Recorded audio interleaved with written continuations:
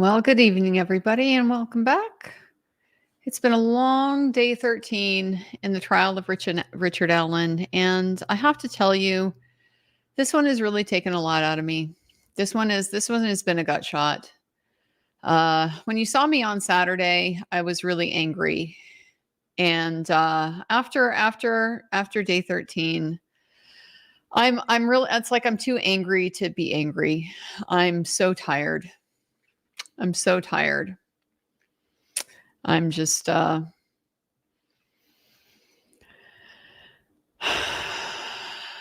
just horrified. I'm really horrified at what we're seeing here. This trial was always meant to be about Abby and Libby and about justice for two young girls whose lives were taken horrifically far too early.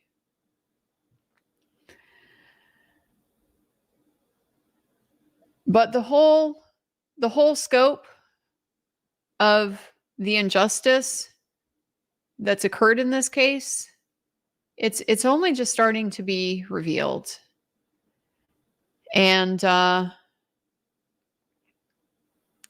we're never going to be able to look to this trial for justice without confronting head-on the state's treatment of Richard Allen. And that was our subject. That was our subject of the trial today.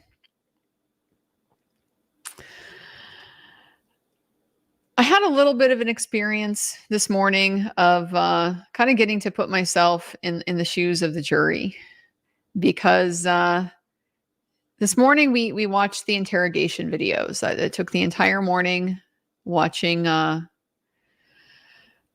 first investigator Mullins and Tony Liggett take their shot at Richard Allen, and then watching Jerry Holman give it his best shot. It took us most of the morning. And one of the biggest takeaways I had from that was how differently everybody saw it. It was like we were all watching different things, taking away different bits and pieces. Not sure if what we heard was correct or the person who heard the opposite was correct. This is one of those reasons why this trial being public is so important, because we need to be able to have some kind of reality that we share that enables us to make sense out of what's transpiring.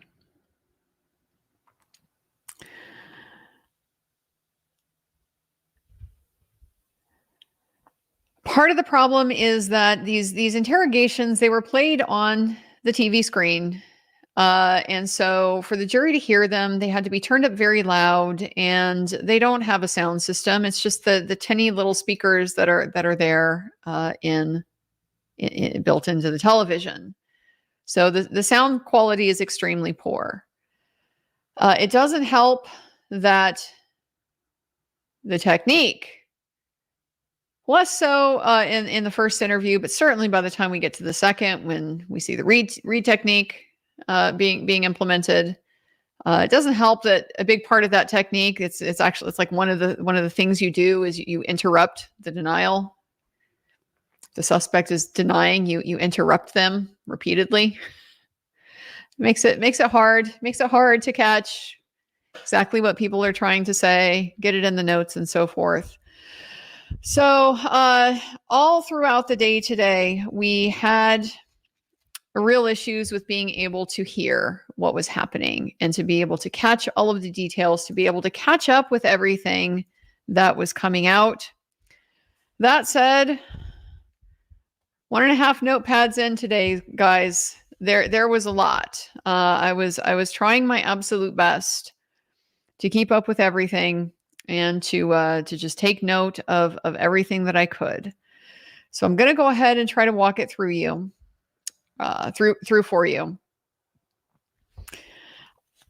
I've said this a million times, and I don't, and then I don't. I really do want to try to keep this one short, if at all possible, because what I have seen today has really put me over the edge on how important it is for everybody to be able to see this.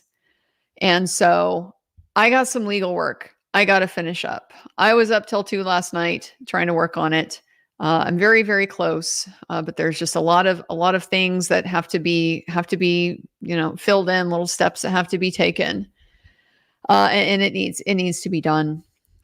So I would really like to keep this one a little bit short and sign off. I'm still going to be up late tonight, but I want to move this forward. It's so important.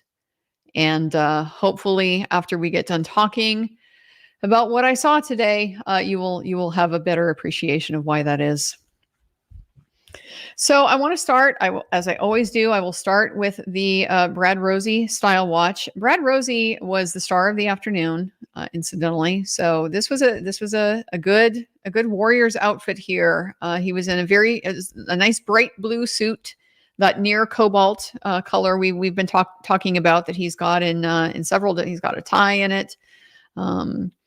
A white shirt, and then his tie was like I would describe it as like a tangerine, almost like an orange sherbet. It was an orange, not quite a peach, but a little bit in that yellowy, more in the yellowy tone than real red. So very, very attractive, very flashy, and attention catching. So we started off with the announcement that by agreement, the state was going to introduce both of the statements. They had been redacted. There were going to be parts taken out. So I had kind of suspected that this was the reason we didn't get to hear them right away. And the judge indicated she's going to advise the jury, and she did in fact do so, that there would be portions that were redacted that did not relate to the investigation or just dealt with extraneous matters. They didn't spell out on the record exactly what the redactions were, but we did hear the part where he was actually arrested, like visually, on screen, handcuffed, taken into custody, and so forth. They had agreed that would not be shown, and instead, the judge would read that portion of the transcript at the conclusion of the hearing. So with that, the jury came in. They had once again had their access to their devices to talk to their families. So everyone is still continuing to avoid contact, communications, research, so forth about the case.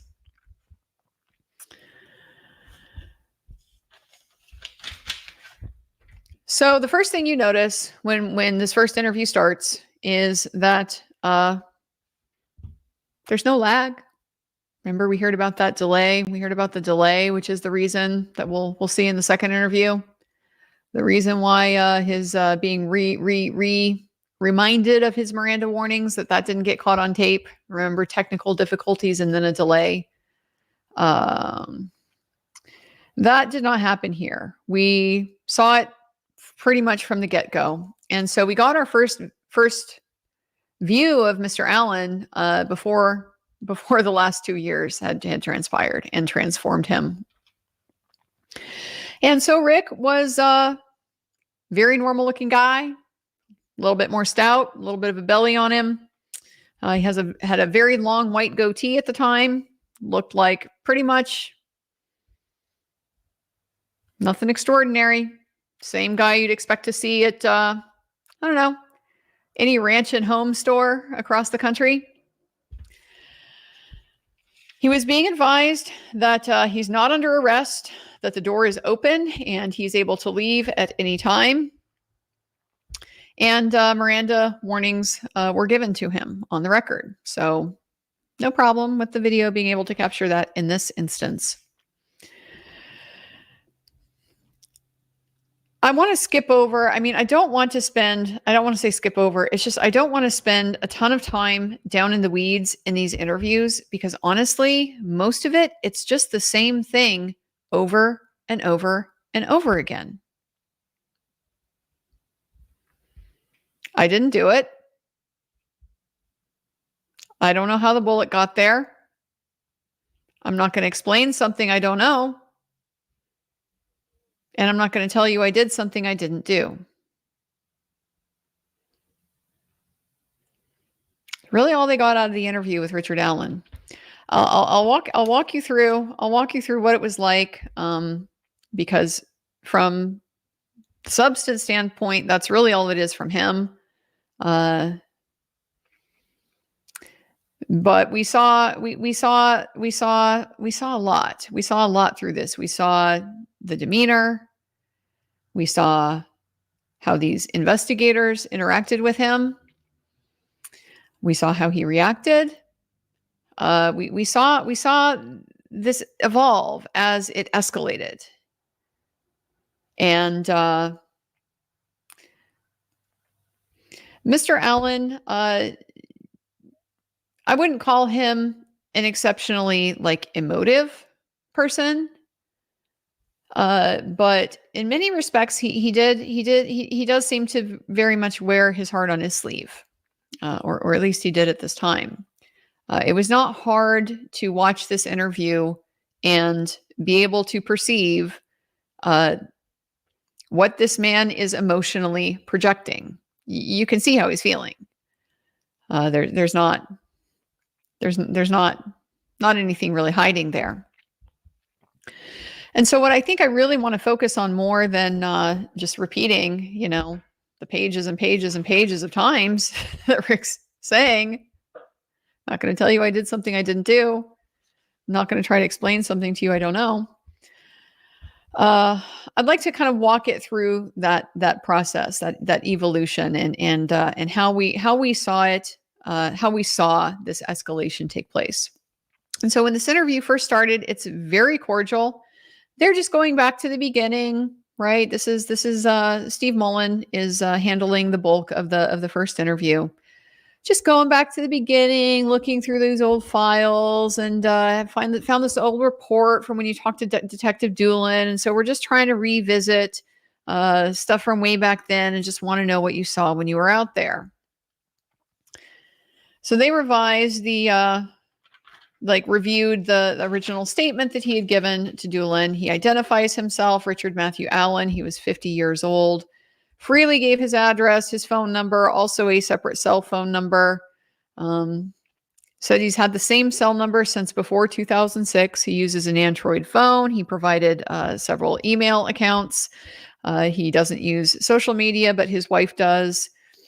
Apparently one child is his daughter, Brittany, who has a different name. She is married, discussed not having grandkids, just the family scenario. This is that rapport building thing. Remember that we heard about that.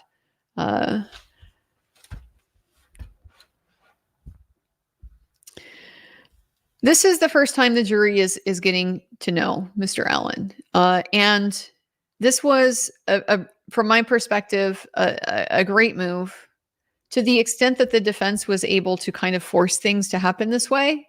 This was really important, that they see him like this. How he was before everything else that we saw unfold today happened. I was sitting behind Kathy. Kathy has been in court every day. Kathy is Rick's wife. She's had a variety of different people with her in court today, just all over the course of it. Today she was with a friend. She had Rick's stepfather was present in court with her. And Kathy has been very stoic. She has been a consistent presence, but she has not been particularly reactive to what is going on. And today really seemed like the first time that we started to get a glimpse of Kathy, and just the terrible wear that all of this has had on her. So Kathy, from the outset of this interview, just looked so sad. So sad.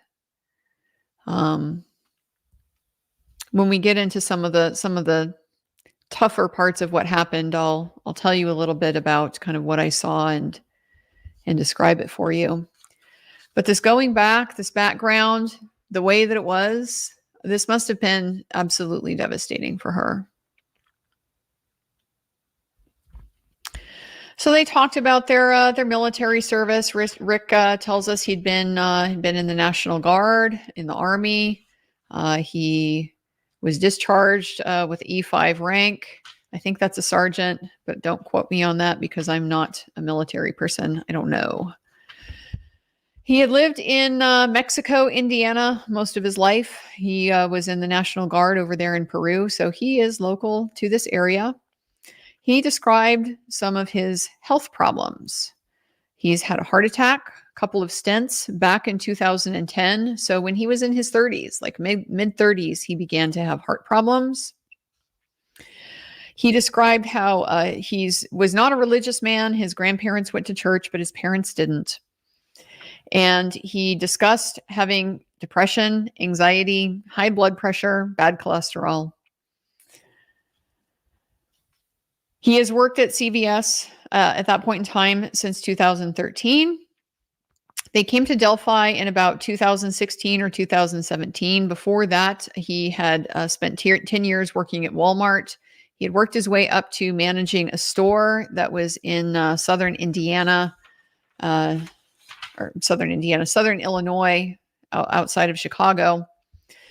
And he described how he started to look for something different because the job, it just didn't turn out how he would like it.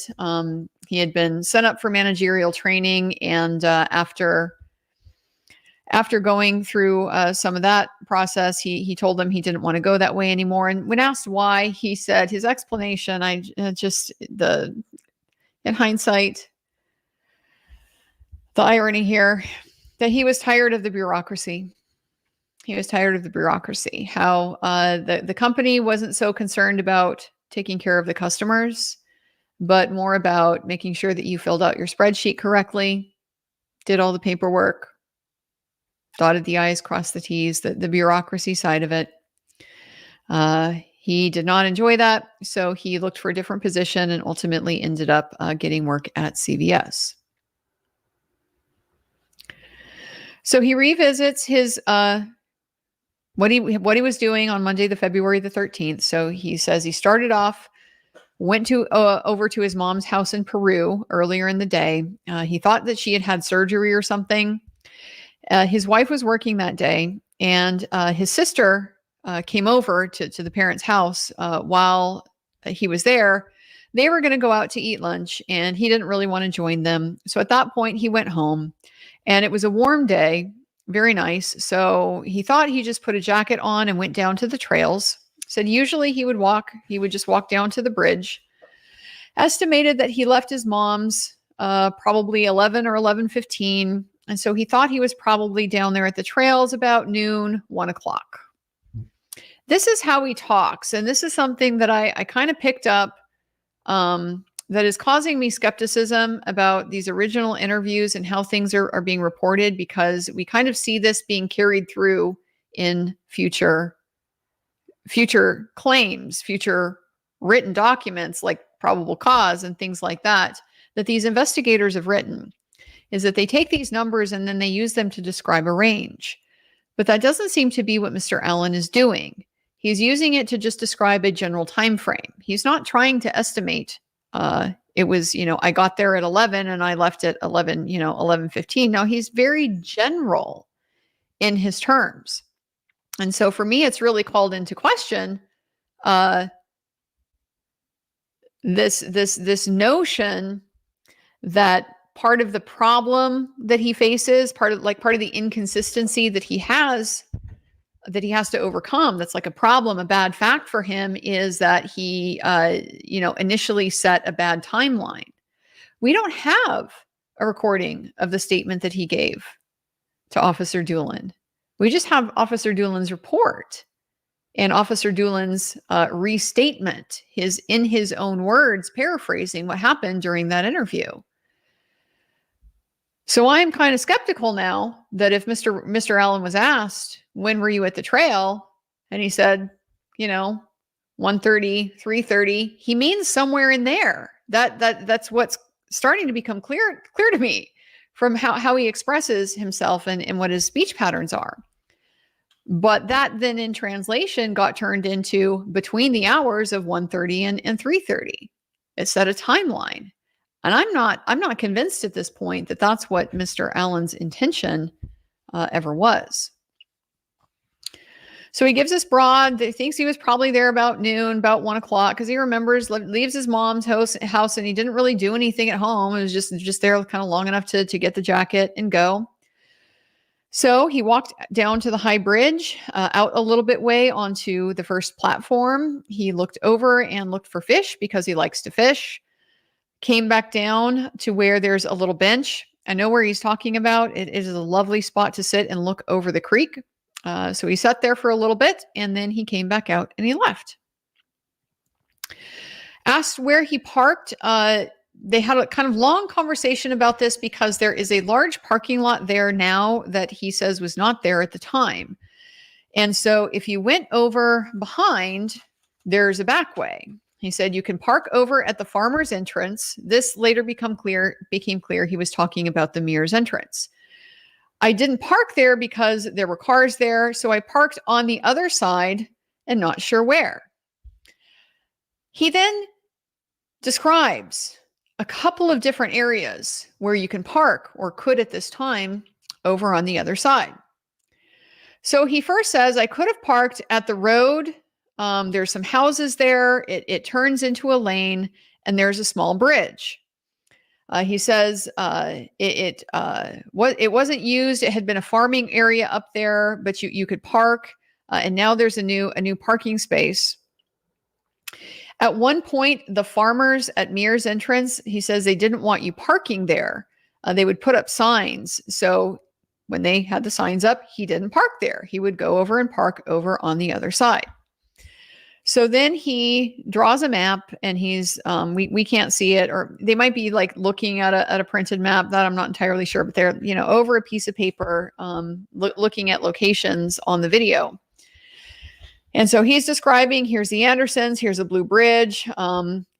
Here's where it would have been right here somewhere. We can't see where he's indicating, or there's an old building back there. He would have parked either here or there. So then he was asked which way would he travel to get to that building. They're still looking at the map. We can't see what he's referring to, but he says this way loops around, and the road goes out basically the same way. That he's giving this description we can't really comprehend because we're not looking at what they're looking at.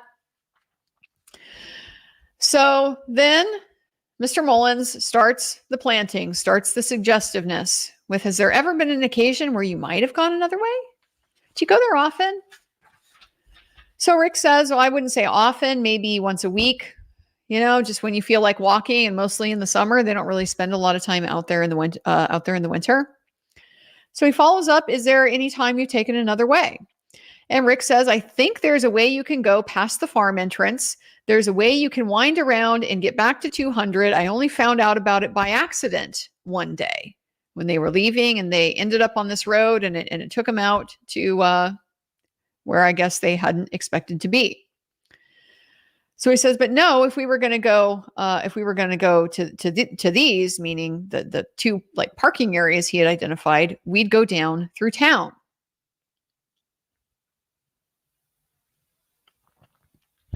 So the first thing I notice is that he hasn't committed to any of the things that Steve Mullins has said that he committed to. That he said he parked at the CPS lot. He hasn't yet. He didn't. He made it clear there's two parking areas there, and he thought he went to the other one. He describes the other one first and in more detail. That's like the first thing that comes to his mind. The CPS lot then is kind of an afterthought. The old building is just kind of an afterthought.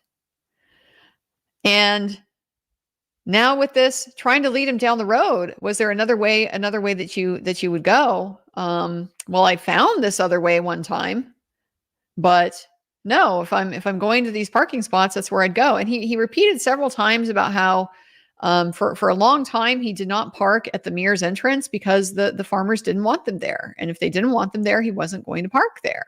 So he would go over and he would park at these other entrances. He was asked what prompted him to speak to Officer Doolin, and he says he doesn't specifically remember, but it was shortly after they were asking for help. His wife had said that they were wanting to talk to anyone out there who was out there on the trail. He had told her that he was out there, so she knew.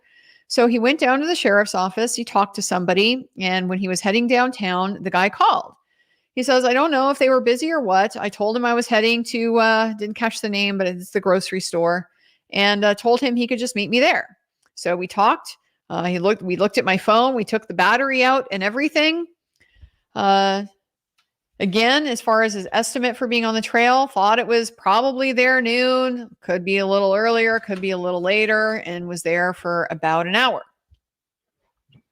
Now he describes the 3 girls that he saw on the trail. Remember, these 3 girls are supposed to be mistaken for, these are supposed to be the same people as Rayleigh Voorhees, her sisters, Bree Wilbur.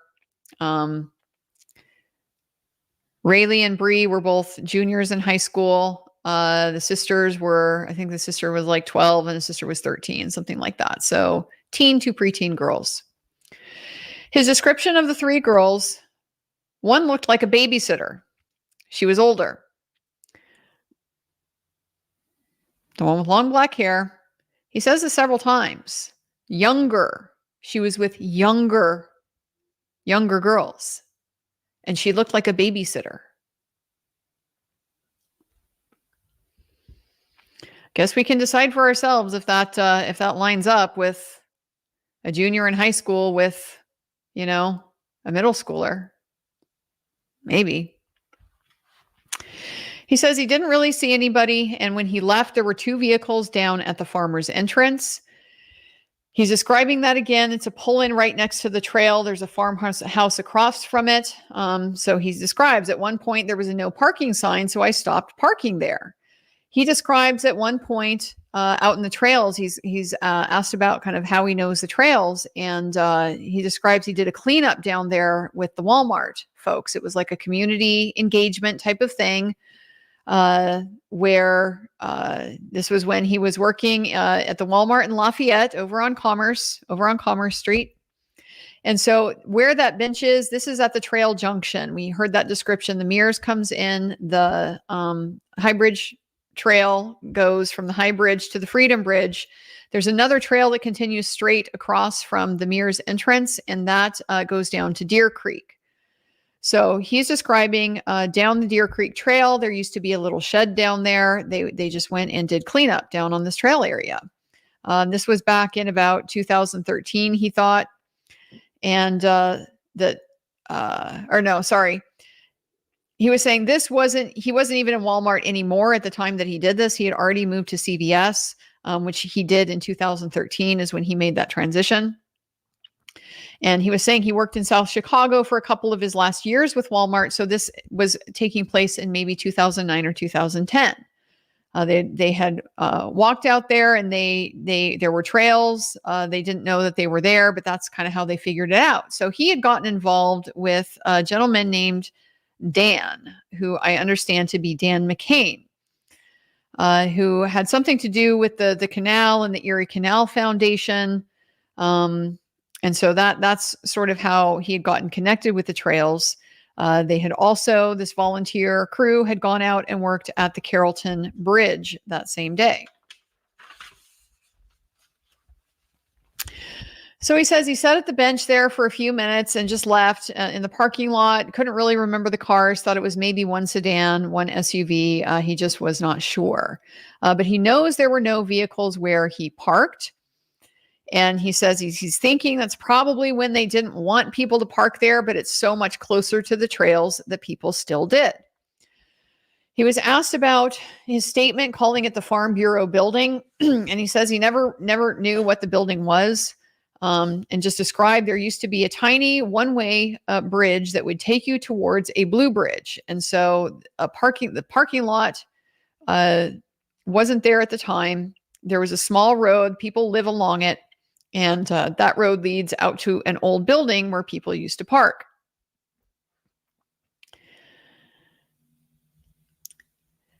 He was asked how many feet high the bridge is. He says he has no idea. He has been across the bridge before. Back around 2006 to 2010, when he says it was in much better shape then, but now he would not go across it anymore. He would just go out to the first platform. He would look for the fish, and then he would turn around and be on his way. So then he was asked to describe, if you're parked at the building, how do you get on the trail? Where do you walk?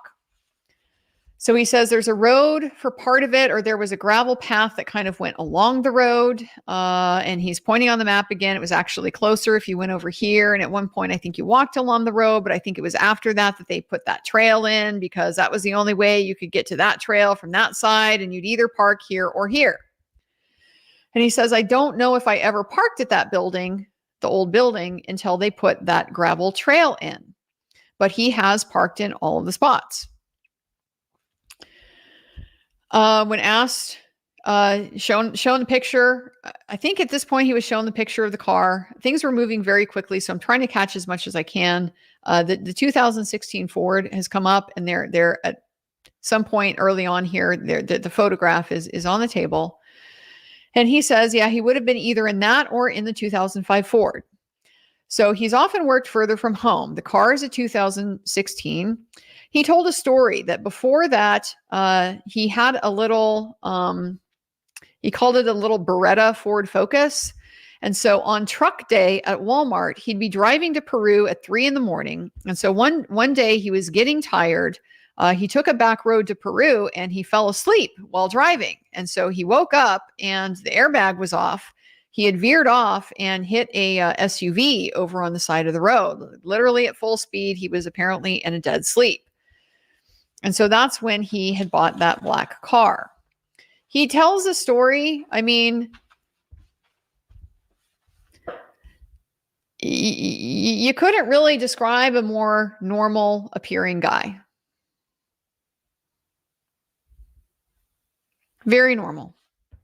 Very normal. He's like, showing the emotion. Yeah. And then the cops came, and then I was just dead asleep, and everything you would just expect. A perfectly normal, perfectly well-adjusted, functioning human being to say.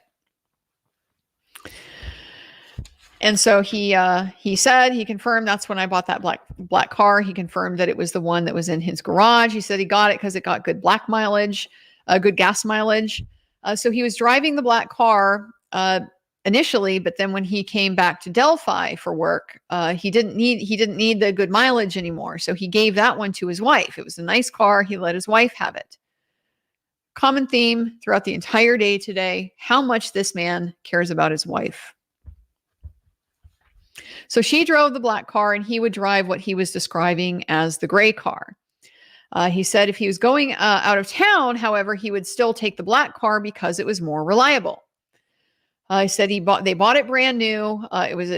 He said 2006, but he just misspoke. I think he meant in 2016. He said, my car is old enough. If you're going to drive it somewhere, you don't want to get stranded. So the girls that he encountered, he said, were up around the trailhead. He didn't interact with them. It looked like they were leaving. If they did see somebody, it didn't click with me. Asked if he'd seen anybody on the bridge. He said he might have, but I'm not sure. The only one he remembers is the girls. It was the older one with 2 youngers. Figured that she was probably watching the kids.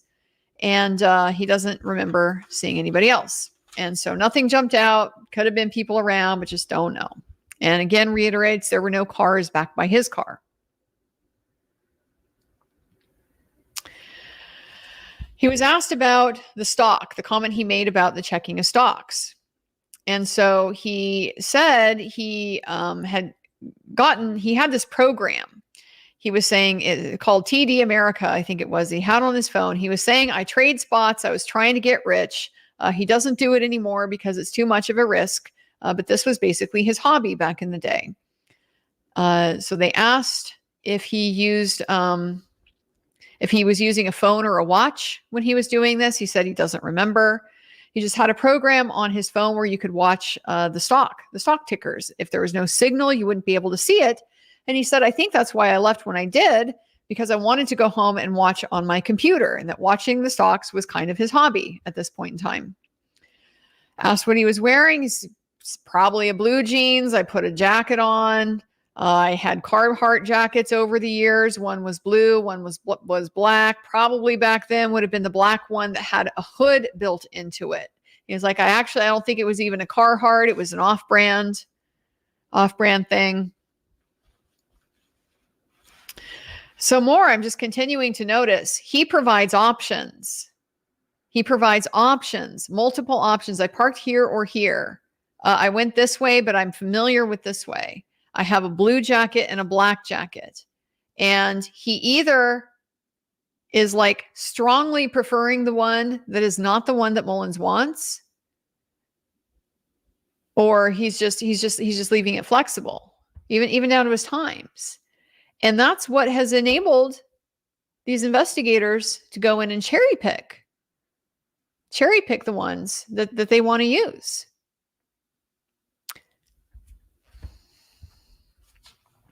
He said, additionally, he was wearing like a sweatshirt like he had on today. He was wearing a sweatshirt in this video. Asked if he was wearing headgear or anything like that. He said, I always kept a cap in my pocket. It would have been like a skull cap. He never said I wore a hat. He just said I kept a hat in my pocket. Asked about his shoes. Said shoes, I've had my shoes for probably 10 to 12 years. I was probably wearing tennis shoes. He said, I have military boots, the old military boots that I used to wear, but they don't really fit. So I don't know if I was still wearing those or not. It was probably tennis shoes, maybe work boots. The phone. Asked about the phone from back in 2017. Said it might be back in the closet somewhere. I've got this one now. He's showing it off. I've had it for a few years now. He's got it sitting on the table, just right there out in the open. He's gotten this phone since then, but he doesn't really know when for sure. It hasn't been a super long time. So at this point, Mullins says, I'd like to examine your phone. It can just give us information. We can extract it. And that would allow us to, confirm. That can give us information that can help us confirm somebody's claim. And so they ask, would you allow us to do that? And Rick says, well, how long are you going to have my phone?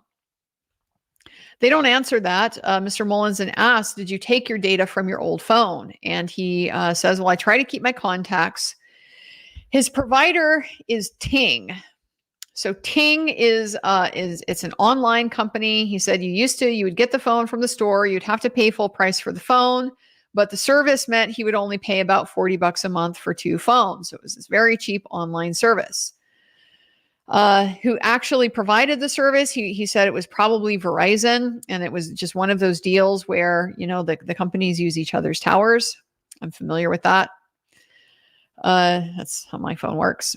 And so he said he's pretty sure his phone number is based on Verizon now. And when asked what provider he used back in 2017, he said, I had Ting for several years now. It probably had Ting. And that since he had their phone, he's never like gone and changed providers. He said that it could have been the AT&T that serviced the network at one point that his phone would connect with. He said because he was working at Walmart, he'd get his phones and his service through them because he would get a discount.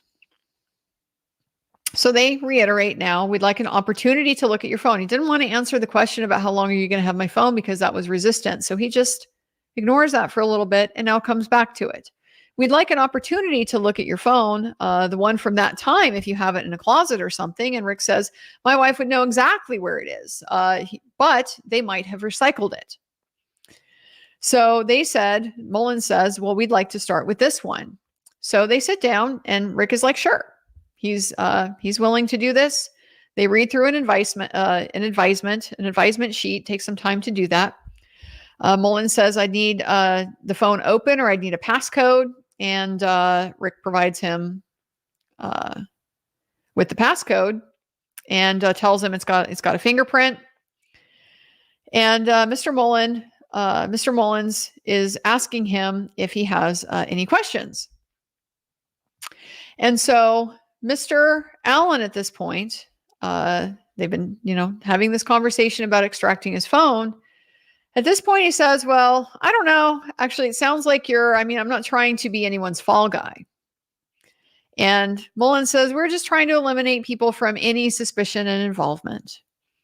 And Rick says, well, honestly, it's just been such a long time. I just don't want to be, looking through pieces of puzzle, looking for pieces of puzzle that don't fit. He's already on it. He's already figured it out. We hear in this interview, he likes Dateline. He and his wife watch Dateline. So they're on to this process. They know what the police officers do. They've seen these horror stories. Imagine your nightmare. You watch the shows and you're like, wow, what a terrible thing to happen. Thank God that's never happened to me. Yeah, now your worst nightmare comes true. You're like worse than any Dateline episode. So he says, at one point, just by the conversation we're having, it kind of sounds like you think I did it. And he kind of chuckles when he says that. It kind of sounds like you think I did it. Like it's absurd. And Mullen says, we just want to show that what you're saying is true. They're, being very helpful. They just want to be able to rule them out. Well, Mullins continues to say, yeah, and we'd also like to look at your car and your house. And so at this point, this is now where Mr. Allen backs full on out of this situation. He says, well, I know how things work if you want to go get a warrant or something, but I'm not going to let you come and just go through my house.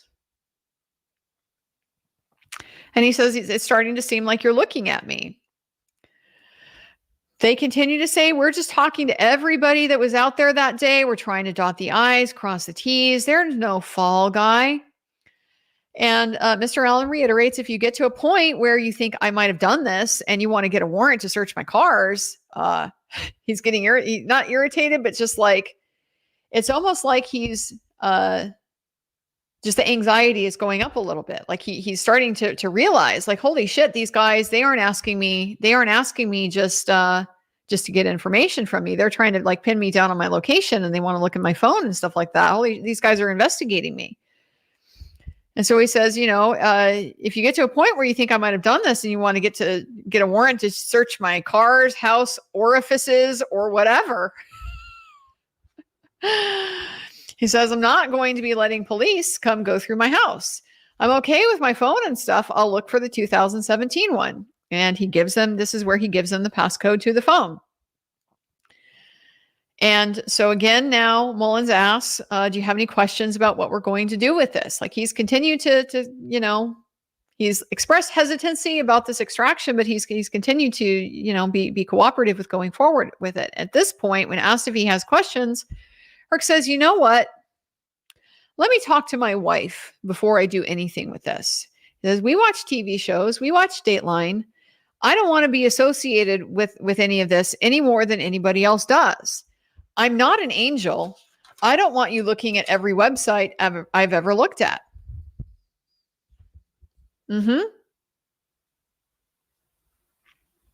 Yeah, the phone that contains nearly your entire life, all of your secrets. Maybe you don't want police to look at that. They keep saying, oh, we're not trying to give you a hard time. And Rick's saying, I get that. And I'm not trying to question anybody's integrity. And you just really want the closure for the family. But you also can't say it's never happened, that you just go looking for pieces to fit together. He knows. I don't think you're coming after me. And Mullen's like, well, you've been completely honest with us. So now they go back and they start talking about the timeline, about what he originally first told Officer Doolin. He says, I don't know what I told him, but I know I wasn't out there until 3:30. Like that was way too late. He's like, 1:30 was more about the time that I left. I remember it was about 11 and I left Mom's because they were all going to go to lunch. So I left. I was going to go watch the stocks, but it was a nice day. And so then he's reading through his first statement. And Mullins is just telling him, we're just trying to get any pieces that you missed in that statement. That's all they're trying to do here. Just get pieces that he missed in that first statement. And then that will, Mr. Allen is still, very like, as far as searching my house and phones and stuff, And Mr. Mullins is trying to persuade him. Well, that way we can say that we looked and we didn't find anything. Say, look, we're here because we didn't find the guy who did this. And Rick says, I don't want to turn into that guy. We watched Dateline. I'm not worried. There's nothing that will tie me to it. But I want to talk to my wife. I know you can get a warrant. I'm not stupid.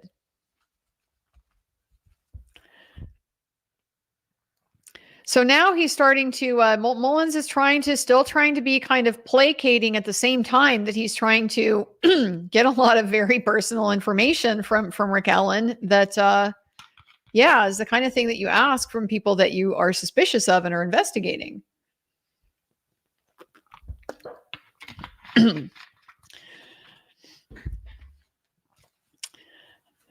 So he says, I have nothing to do with it. I haven't been any part of the investigation. I'm being questioned more about it here now. I don't want to be any more involved in it than I have to. And Mullins is trying to tell him that's why we want to look at your phone. And that's why we want to look at your car, because there can be traces left behind that could help us do a forensic investigation. And then we can say we looked at Rick and there's nothing in his car. And Rick is adamant. I'm going to talk to my wife before I do anything.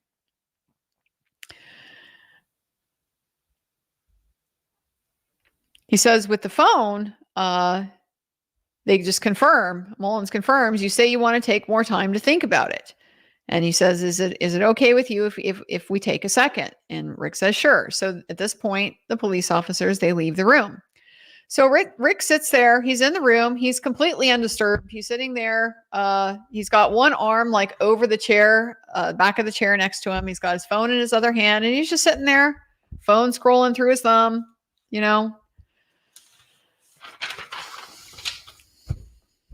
Takes a little bit, puts the phone back down, sits there quietly, picks it back up. How you behave in a room when you're kind of bored and you're waiting for something to happen, like when you're waiting in the doctor's office, for the doctor to come or something like that. That kind of character, that kind of activity, really just to a T. Playing with a little pen, kind of shifting in his seat a little bit. And towards the end of this, he looks back at his phone and he yawns. Yawns. You don't yawn when you're stressed. You yawn when you are relaxed. So this is a man that is not nervous sitting back here. And he does not display any signs of agitation or nervousness or stress or really anything at all. So then the officers come back in and they say, we're going to show you some of the stuff in this file here. And we have a picture of your car showing it was going out to the trails that day. And they want to help him work through this whole thing. Now he says, I've been real honest with you. We've talked to your wife and daughter already. And we know you've had some issues about when you threatened to do something to yourself. You guys hear that? We knew you had some issues about a time when you tried to do something to yourself. This is so far beyond. They just knew that he was fragile because he had anxiety and depression. He'd been in the hospital. He tried to do something to himself or threatened to. So they show them the picture of the bridge guy. Tell him this is a photo of a guy out there that day. You put yourself in a jacket and jeans and a hat. This is a photo taken from the girl's phone. Is that you? Rick's like, well, if it's taken from the girl's phone, it's absolutely not me. I've never met them. I've never seen them. He's now getting a little agitated. He's like, my psychological thing, my psychological issues, I've been dealing with that for years. I know how a gun works. I wasn't going to shoot myself that night. It was more a cry for help.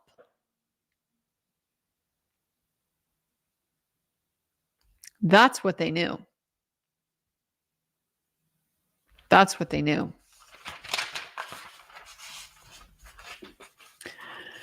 So he says, I said I was wearing blue jeans is probably a normal thing to wear. And I said I was wearing a blue or a black coat, which he did. He never committed. They have already pinned this down to, and the hat. So Rick is starting to be, he's starting to show, he's like incredulous. He's like, wait a minute. I never told you I was in the blue. I said it was a blue or a black coat. showing him the car. So at this point, in the room, Mr. Mullins changes his position. He moves his chair so that he is now blocking the door. He is now sitting in between Rick Allen and the door. And they're looking at the picture of the car, and he says, "You want me to say that that's my car?" And Mr. Mullins says, "It's zero doubt that it's you." This is the first time Rick says, "Well, I guess we're done here." He's realizing they're suspicious of him. They're pointing at him. We're done here. They tell him, "We have lots of info. We haven't told you everything we know.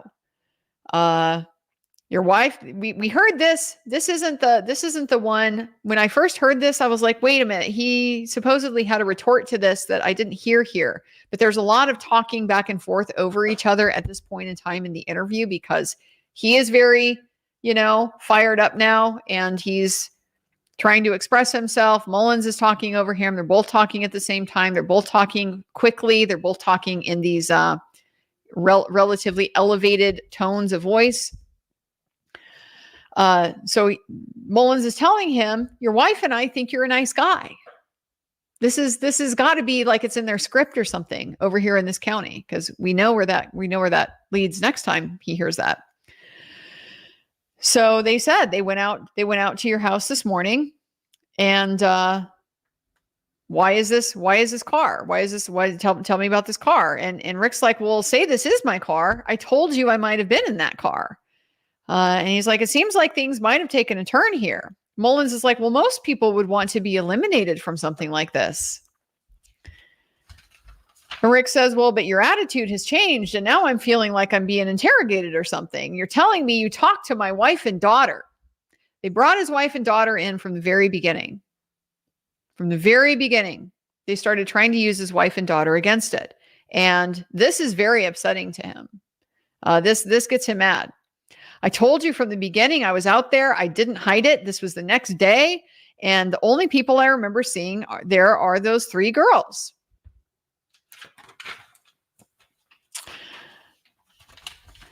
"Well, we just want to get to the truth." And Rick's saying, I thought I thought I had something that was going to help you. And Mullins says, "I have other questions here." And Rick says, again, "I think we're done. You went and talked to my daughter and my wife." He's upset. He says, "I can't tell you anything about this picture, the picture of the bridge guy." He says, you can say that they're wearing these clothes, and Mullins says, "But you put yourself out there. You said you walked out on the bridge, and so we just want, is that person you? We know this person followed the girls to the other side of the bridge and told them to go down the hill." And Rick says, "I don't even know what you're talking about." And he reiterates this again about the photo. "If it's the girl's phone, it's not me. I never met them."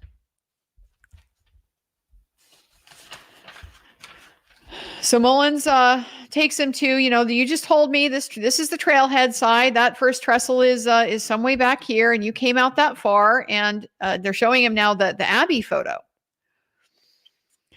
that you walked all the way back out there. And he says, "I didn't go anywhere near that far. I haven't gone out that far for years." So they ask him, "Bridge guy, is this you?"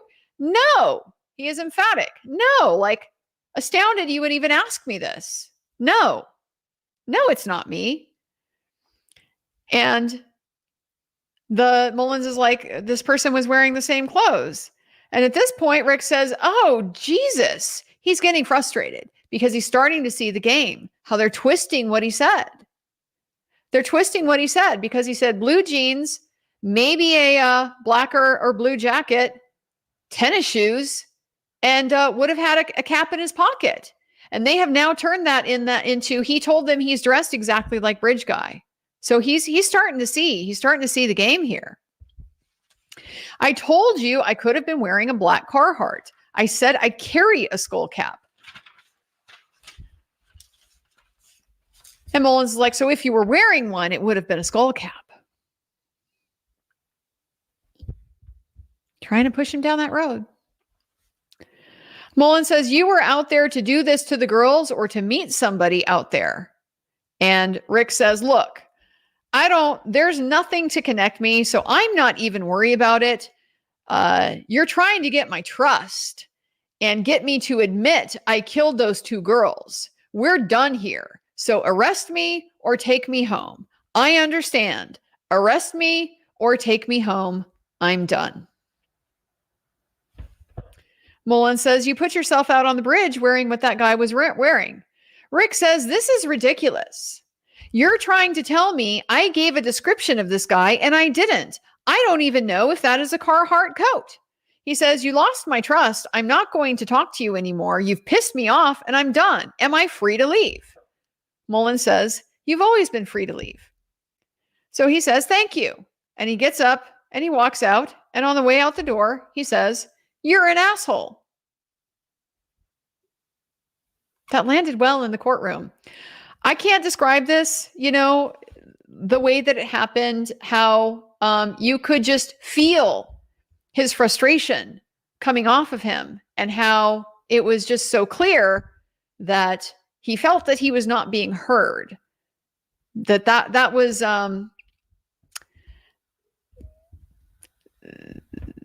it was just, you could tell he was seeing that this is futile for me to continue talking, and they're continuing to try like all these different angles, all these ways to try to manipulate him and then, push him and then pressure him and just whatever they needed to do to get him to say something incriminating.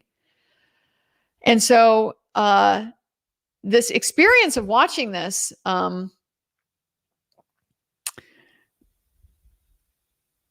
all I can really say is when he walked out the door and says, you're an asshole, everybody in that courtroom had a little chuckle. And at least one of the jurors was smiling when he said that. So after our recess, we are then at the October 26, 24 interview. This is in a different room. The interview, as we've established, has already started. They're already seated at the beginning of the video. Throughout this recording, his demeanor is really incredulous the entire time. He cannot believe what's happened. He cannot believe what happened. It's blown his mind. So they start off with Holman is showing him a piece of paper and says, this is a property record we received. And we basically took the clothing that you might have been wearing, some knives, your car, and your SIG.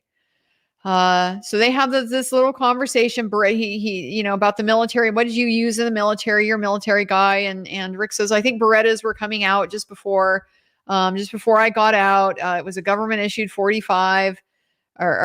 Steve Mullen says theirs was a government issued 45, and Rick says I think we had 40 Berettas. This is when Holman says, if I could build an indoor range, I'd shoot that thing every day. And do you shoot much? Rick says, no, I'm not much of a shooter. Not even sure when I shot it last. Not even sure when I shot it last. So some tests describing about, the property we took. Some tests take longer than others, but the lab have a few questions. They have a bunch of swabs. They took a bunch of swabs off everything. And so they want to know, have you ever loaned out any major items for a significant length of time? We heard Holman describe all of this on Saturday from his perspective and how he tells this little buddy story about this time his friend, borrowed a truck and it was only going to be for like a couple weeks and it turned into 6 months. And if his buddy had been in the car, that time that his DNA would have been in it because he had it for so long. And Rick says, nothing I can think of. If I did, I certainly don't remember. Most everybody in my family has vehicles. And so Holman's, I'm going to let the lab know that. And then one of the tests that we got the result back. Oh, but he cuts that off. This is part of read technique too. You jump around, get him to want information that then you don't deliver them because that makes them not want to leave the interview. They want to stay to be able to get the information that you've teased them with. One of the tests, we got the results back. Oh, wait, just one thing. Did you have knives or your gun out there on the trail that day? And he says, I don't. I just went for a short walk. Okay, so now they go back. That's all he has to say about that. So now we want to talk about the results from your handgun. You know, guns are very specific. The lab told me they're like fingerprints. And so we took your gun to have it matched to an item we found at the scene by the girls' bodies. And the extraction marks on that round match your gun.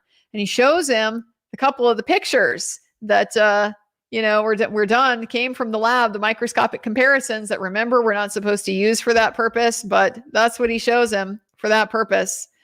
So here's the pictures, and it's all very scientific, and here's a report, and you can read it. And Rick says, I don't need to read it. This is where Holman tells him the prosecutors, well, I think I might have called him Mullins just now. This is Holman now. The prosecutors want to lock you up and throw away the key. You said a couple times you don't want to be the fall guy. But you've said things like, I don't care, it's over. And you said something like there's no, or Rick says, you've started something there's no coming back from. That's what I meant. Holman tells him, I have experts saying that's your face and your phone on the video. He's starting to confront him with this stuff. And when he does it, Rick is just going, okay. I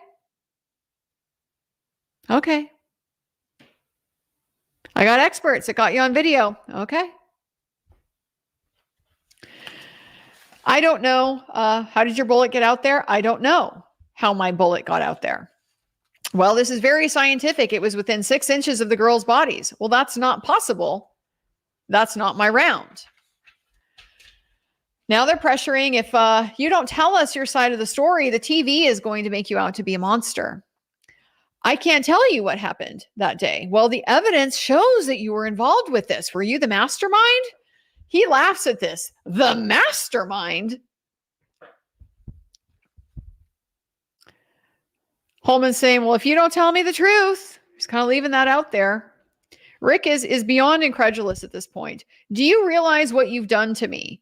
You talk to people I work with, my neighbors. I've got anxiety and stress. People out there already know you think I did something. Reiterates, yes, he owns that gun. It's his gun. Nobody, Holman saying you had it or someone else did. And Rick says nobody. There is no way around, for my gun was anywhere near the girls, near the bridge. It didn't happen. You're trying to get me to say it's me in that picture. It's not. Arrest me. It's already done. I don't know what it is that you want me to explain. Holman says, I want you to explain, why did you kill those girls? Rick says, everybody who knows me knows I could never do something like that even if I wanted to. How am I supposed to tell you what happened? More, we're done. I don't know. We got to by this point, they're really like going back and forth like so much that it's rapid fire and they're on top of each other. And this is where like Holman is starting to kind of interrupt his denials and stuff. He's saying, I don't know what else to tell you. I am not going to tell you I murdered 2 little girls. Holman says, I've been so nice to you.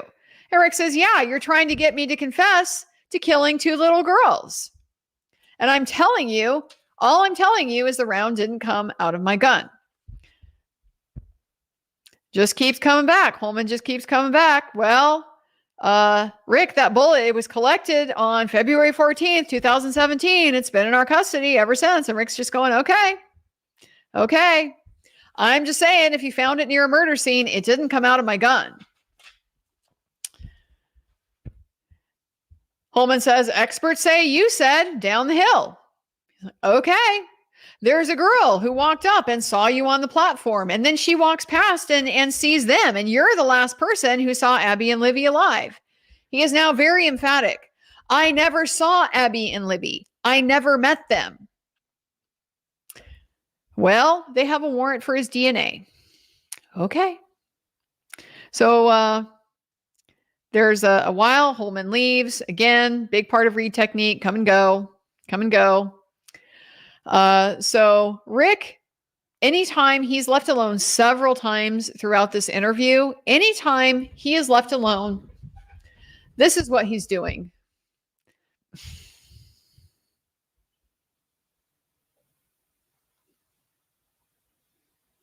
He's shaking his head. He's shaking his head in disbelief. He stares up at heaven at one point, like, God help me. What is going on here? The entire time this first break, he's sitting alone. He is sitting there, shaking his head. So now Holman comes back in. He moves his chair to the other side and blocks the door. Remember that technique? Just like old Mullins did it. Vito comes in. He's gloving up. Holman's reading him the advisement for the swab, the DNA swab. Vito is going to administer it. Asks, is anything in your mouth? No. Go ahead and turn your body. He does. Open your mouth. He does. He's extremely compliant with the entire process. Doesn't resist in any way. So they finish that. Vito picks up and leaves, and Holman says, "The ball's in your court, Rick." Rick says, "You just took my DNA," and he kind of chuckles. He's having a hard time believing what's happening. And Holman says, "I'm sorry. You think this is funny." "Why is there all this evidence clearly indicating your involvement?" Rick's like, "I don't think this is funny. This is just, I don't know. Like, I don't even know what to tell you." "Well, why is there all this evidence clearly indicating your involvement?" "I can't tell you that." And he's saying, you're just, all you're talking about is a bullet. And Holman says, "No, it's more than that. There's experts. There's 5 witnesses. See you out with the girls." Suddenly now it's 5 witnesses. See you out there with the girls. Rick says, "I'm not lying to you. It didn't happen. I'm telling you, they didn't see me anywhere near the girls because I didn't see them. You're trying to trick me. I'm not going to fucking confess to something I didn't do. There's nothing you can have that's going to implicate me because I wasn't out there. I know a round from my gun didn't end up at a murder scene. You're not going to prove I did something I didn't do." Holman's saying, "Rick, we know you're involved." He's saying, "Involved? What's my involvement?" Holman says, "You tell me." And Holman says, "Well, my gun wasn't found, a round from my gun wasn't found 6 inches from the girls." And Rick says, "Mine either." He's adamant. He's unshakable. So Holman's telling him now he's going to turn to the manipulation, right? He's tried the confronting him with the evidence. Rick has not been affected by this at all. He is insistent. It's not his bullet. It's not happened. He never saw the girls. So Holman says, "I'm showing you some of the evidence I have so you can tell your side, because once the media gets a hold of this, let alone social media, there's not going to be anything that I can do, and people are going to think." Rick says, "I don't care what people think. You've already done the damage." They have a little pause, and Rick starts to say something, and then he just stops and shakes his head. And Holman is telling him, "Your conscience is trying to tell you this is the day, this is the time." This is the whole premise of the Reed method. The whole premise is that somebody who commits a crime has a guilty conscience, and they want to free themselves from their guilt. And like, these people have never met a damn criminal. Okay, not a lot of guilt, not a lot of guilt, not a lot of remorse. Just taking it from a bit of a connoisseur in criminals. Okay. All Rick says to that. Okay. Like, he's just had it. He can't communicate with this guy. The guy is not hearing him. He's just on his own. He's on his own thing. "I'm not going to tell you I did something I didn't do." Who is this guy who's been saying I helped him? Holman's saying, "You tell me." And Rick says, "If you've got someone telling you I helped him, they're fucking crazy." Holman, "I just want you to tell me the truth. Rick, I'm done. If you're going to arrest me, arrest me. This is ridiculous. I'm done talking." Holman, "If you don't tell me today, I can't help you. Rick, I don't need your help." Holman, "I'm telling you I have it. Rick, you don't. It isn't possible." Holman, "It is possible." Rick, "Whatever." You can kind of, like, I can't act it out like it happened, but you can just kind of get the tone. Like, he's just, whatever. Like, what can you do? What can you do in this situation? He's not going to listen. It's become perfectly clear. He's not there to listen to you. He is there to wait for you to say what he's wanting to hear. He's not there to listen. You are not being heard. It's very frustrating. What can you do? For all of you out there, you can leave. Better off, better off yet, not even be in that situation in the first place. Such a shame. This is going to be the takeaway from this case is don't be a good Samaritan. You just can't afford it. You just can't afford it. Rick says, you already talked to my neighbors. I'm not going to sit here and do this. So Holman leaves again. Rick's shaking his head. When he comes back in, reiterates, I didn't have my gun out at the trail. Nobody's ever borrowed your gun. No. Holman's now trying to, revisit. Well, I'm not a scientist. You're not a scientist. They say this extractor mark is from your gun. It's like a fingerprint. Rick, I'm telling you, there's no way a bullet from my gun ends up at a murder scene. Holman, well, we tested other guns and they don't match the extractor marks, but yours does. Rick says, I've never shot anybody. I've never even pointed my gun at someone. So it's not possible. Holman, it is. Rick, it's not. Holman, how is it not? Rick, because I wasn't there. Holman, you told us you were there. Rick, deep sigh. I told you I was on the trail, not at a murder scene. It's more of the same. I'm done answering questions. Just arrest me. I'm done. How many times has he said this now? We're on like 5, I think, just in this interview. Holman, you and I both know what happened. The evidence clearly indicates it. Rick, it's this deep sigh. Oh, God, I'm not going to tell you I did something I didn't do. He's so frustrated. I've never seen them. I'm not saying anybody didn't see me that I didn't see. But the very day that they said they wanted anybody who was out there to come out and tell them, I did. My wife's going to tell you. Holman's talking about now, bringing his wife back into it. Well, we're gonna talk to your wife. My wife's going to tell you there's no way I'd ever do this. So we're good.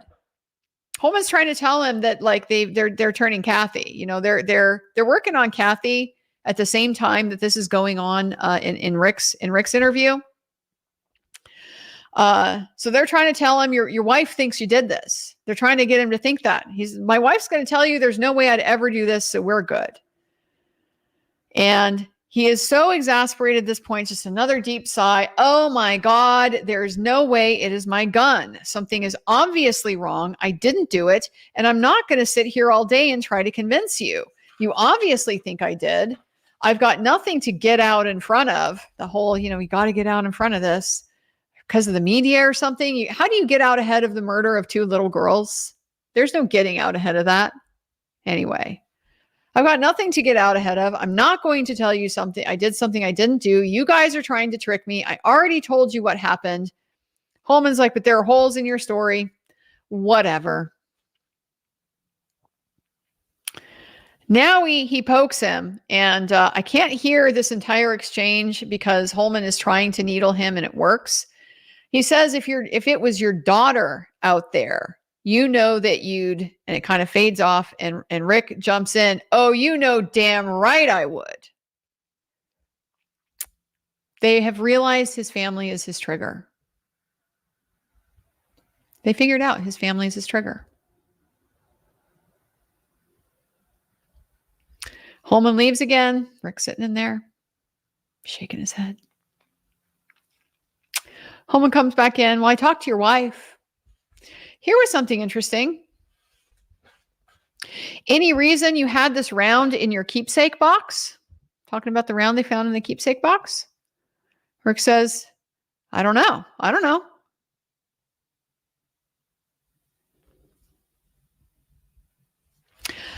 This was interesting because if this is Rick's keepsake box, what's in your keepsake box. It's a keepsake box for a reason. There's things there that have some type of sentimental value to you. There's, probably a story associated with them. There's some kind of history there. There's a reason why you're keeping it.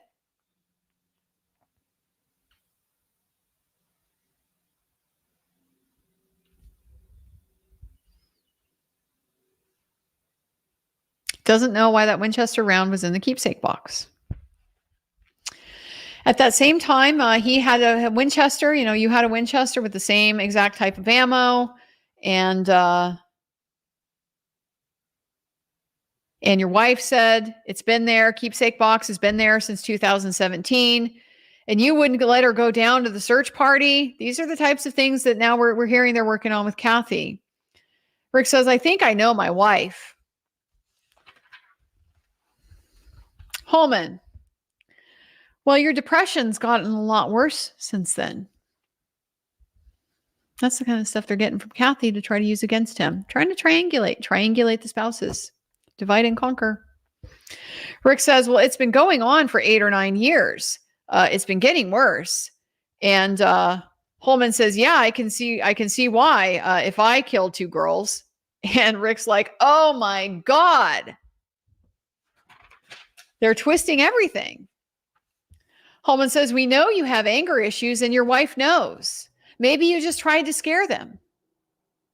And he starts going through the scenarios. Maybe you just tried to scare them, so you racked it, and it left a round. And then asked, when you carried, would you have a round in the chamber? Yes, he would have a round chambered when he carried. Holman's, well, if you racked one, the round would come out. And Rick's like, I guess. Holman says, well, this is your opportunity. And Rick interrupts him at this point. Would you stop giving me opportunities? I'm not going to tell you I did something I didn't do. And it just goes on. This is ridiculous. I've already told you. I went for a walk on the trail and I went home. Now Holman asks, what about Ron Logan? Do you know Ron Logan?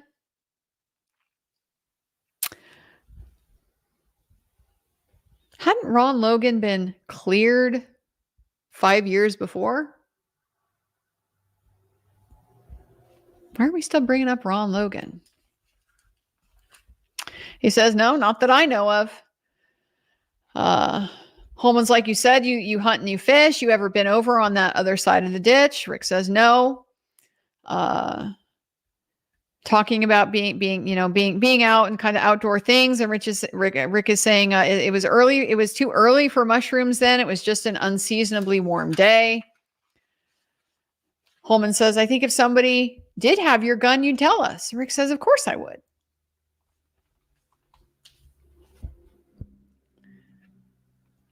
Do you believe in science? Rick says, I don't understand it all. I'm just telling you, bullet didn't come from my gun if it's at a murder scene or up by a bridge. Holman keeps saying, try to explain it to me. Rick says, I'm not going to try. And Holman says, you can't. And Rick says, I am telling you, any round in this didn't come from my gun. Holman, I'm telling you it did. Rick, okay. Holman's saying, I'm all ears. Rick, I got nothing to say. I don't carry my gun. I carry my gun if I'm going out fishing. I carry my gun if we're going out mushroom hunting. And Holman asks, were you out mushroom hunting? Rick's like, it was February. Mushrooms don't grow then, right? Asked if he ever racked his gun down there. No. Said he would used to go fishing down at the dam in town. He doesn't shoot a lot. He's not out there target practicing. Holman's like, well, you could be fishing in February. And why would you carry a gun while you're mushroom hunting? He's like, I carry it for dogs or something. Yeah, good answer. Good answer. Been out on my bike on some rides sometimes where some not real friendly dogs could get someone real hurt. He says, I have a side holster. I love dogs, by the way. Love dogs, but dogs can be dangerous. He says he has a side holster. He's asked how he carries his gun. He has a side holster. So Holman says, well, we're just going to see what the prosecutor thinks. At this point, Rick just rolls his eyes up to high heaven and just kind of scoffs at this. He's like, okay. Holman, well, what do you want me to tell him, Rick? I don't care what you tell him. I'm not lying. I'm not making, I don't care what you tell him. Holman now is like, well, I'm not lying. I'm not making this up. This is a legal document. He's referring to the certificate of analysis. It's what they've been waving around. Rick, it didn't happen. He's just rolling his eyes out. He's throwing his hands up now. It didn't happen. and just these deep sighs. He's reaching the end of his rope here.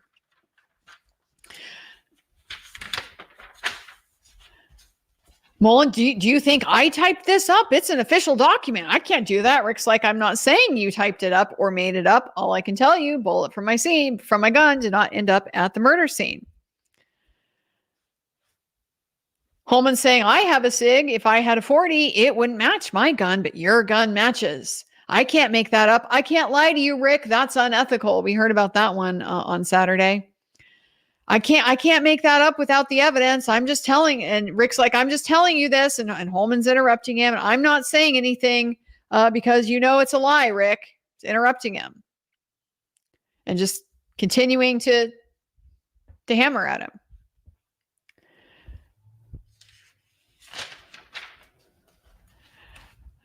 Bring the family back into it. They'll say you're some crazy monster. They'll say that to your daughter, to your family, to your friends. Rick says, you've already done that. Holman leaves. By now, Rick is there. He's still shaking his head, but his eyes are closed. And there are points where he just hangs his head. He's tired. This is exhausting. It's exhausting for us watching it. It's exhausting for us watching it.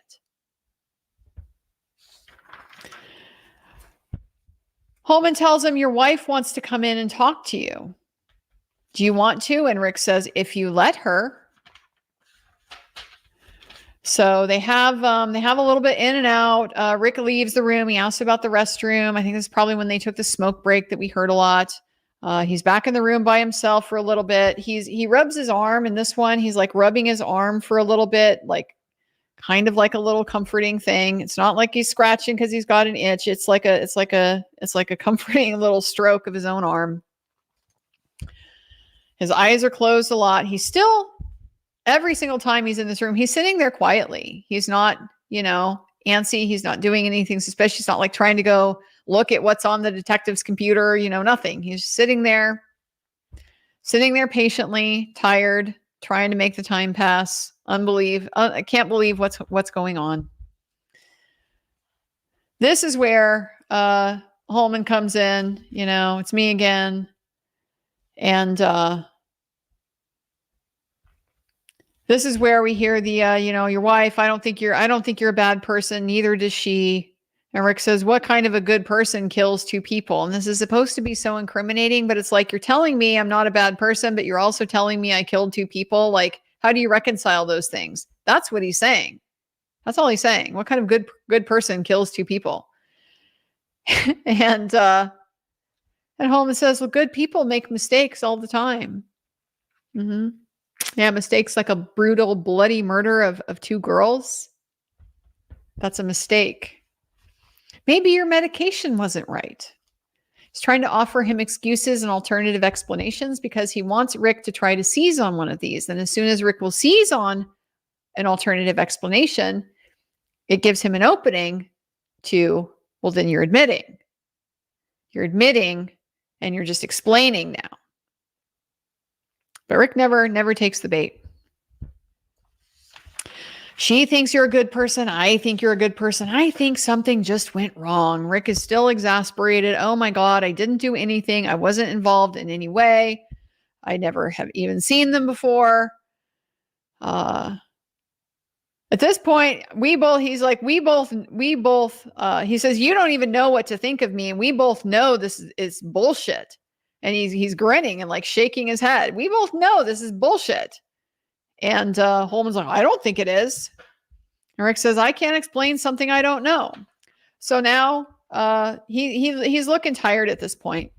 Okay, so at this point in the video, the jurors are wrapped. They are focused on this video intently the entire time. There's one particular juror who I have been a little bit nervous about because from all the way back to when she was first selected, she seemed really annoyed. She seemed like she didn't want to be there. And my kind of just impression was that she was kind of blaming the defense team. She did not come across as sympathetic to the defense team. I had seen a couple times, particularly with Ms. Auger. Ms. Auger would be speaking or doing something, and she just... does a lot of that kind of thing, that hard blink, very just the whole thing. She looks like she's very put upon, and she did not want to be on this jury. Incidentally, she was, she's got children, had wanted a hardship, didn't get it, ended up on the jury, not happy about it. At this point, this is where I'm starting to notice total change in her expression. Total transformation in her expression. And she is now just softer, not annoyed. It's like a dawning realization. She is like, her eyes have been opened and she's going like, oh, watching this.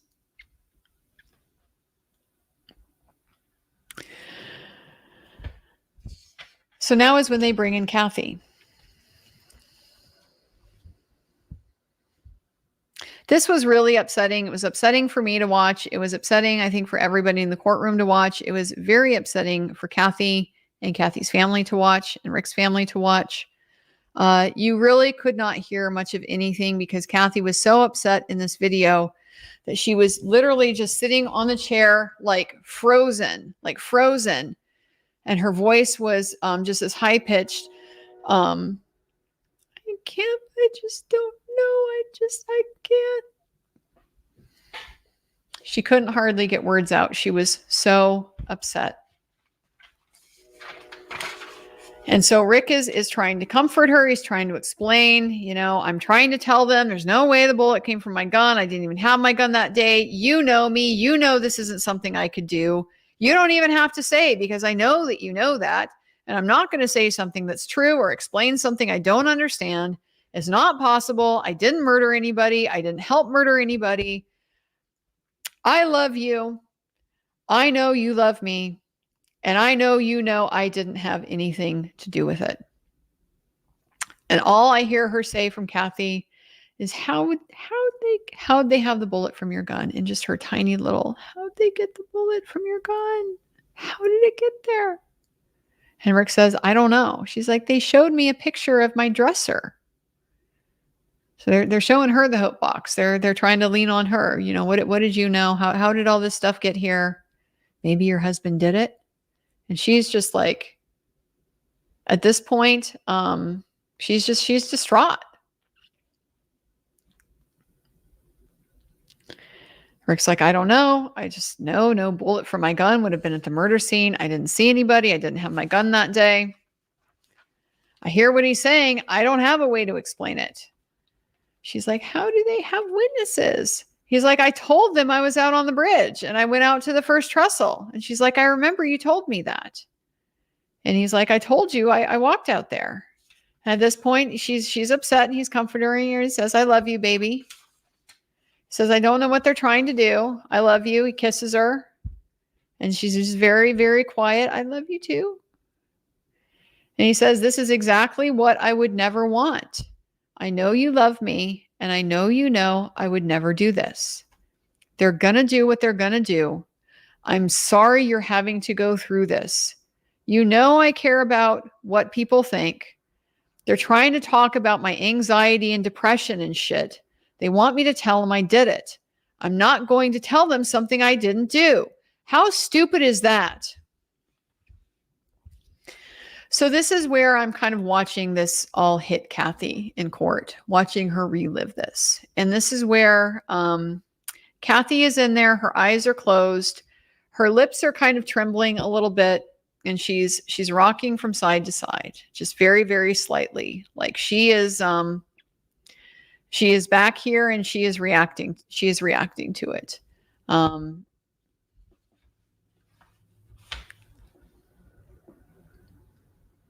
You could see her reliving this and just showing how that affected her.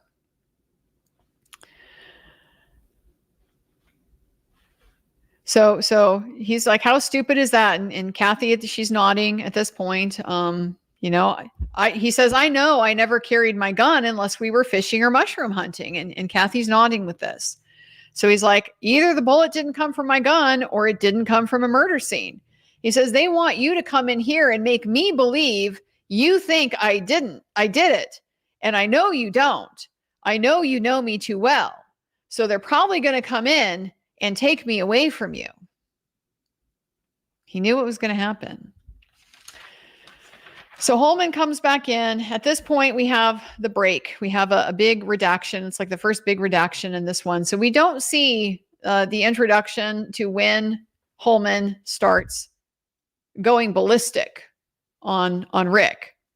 From his Saturday testimony, Holman's explanation was, well, I just used his language. I just matched his tone. There was no tone matching in what we saw in this part of the interview. This is a detective who is enraged, who is berating this man, who is saying, fuck every other word. There's no way you're going to, he's up on his, like slamming the table. He's being extremely aggressive. You're going to drag your fucking wife and daughter into this because you're too fucking bullheaded to get out in front of it. It's been secured in the fucking lab. The fucking lab analyst will explain it. You think we took a fucking round and threw it fucking down. This isn't fucking TV. I'm telling you, the fucking analyst will tell you. At this point, Rick says, can you please respect my wife? She's still in there. Holman is saying all this, doing all this right in front of her. Can you please respect my wife? So Kathy gets up to leave. She's going to leave. Rick asks, can I kiss her? And he does, gives her a hug. And at this point in the courtroom, you heard a very loud, deep, ragged sob coming from Rick's stepfather. Because they knew this was the last time. According to the testimony we heard later today, he's had two in-person visits with Kathy the entire time that he was in prison. This was the last time they saw each other for over a year and a half, and everything that he went through.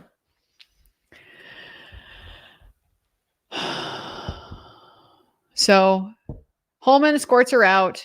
Rick is sitting in there shaking his head. Now Rick is mad. You're bringing my wife into this. Did you see her? Holman, well, did you see those two dead girls? Breaks again. There's an edit. And now we just have to just absolutely shouting, screaming. All I have in my notes is like, holy fucking shit. Like this is unlike behavior from a grown human I have ever seen in my life. Like just enraged, spittle, like gonna have a freaking aneurysm. So angry in Rick's face. Can't even tell what he's saying. And so Rick finally says, arrest me. I'm done. He says, I'm happy to. I'd be fucking happy to. And that's basically where we stop. That's basically where we stop. And at this point, I see Rick, and he turns around and he looks at Kathy, and he smiles, and he's just got just softness in his eyes when he looks at that woman and smiled at her.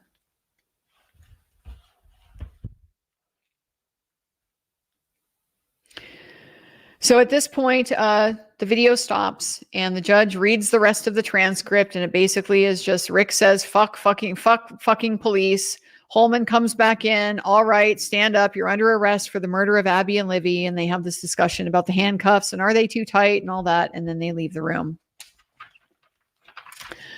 I saw one of the jurors blowing their nose. Couldn't tell if this was like I'm crying blowing my nose. Hadn't seen the juror blowing her nose before. But the juror is blowing her nose at this point. And that's when we broke for lunch. So that's what the jury got to sit with. That was their morning that they got to sit with. They got to see Rick. They got to see how he handled it. They got to see his just growing incredulity and how the police got more and more and more aggressive, trying to hammer him, trying to manipulate him, trying to turn his family against him.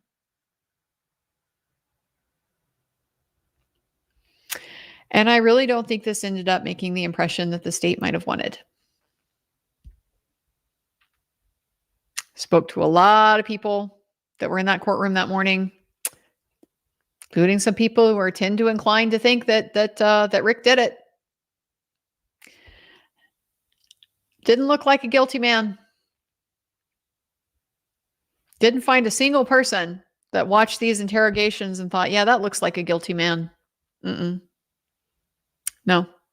He looks like exactly what you would look like if you were being wrongfully accused of something and you're trying to assert your innocence and nobody will listen to you. And you're getting more and more incredulous.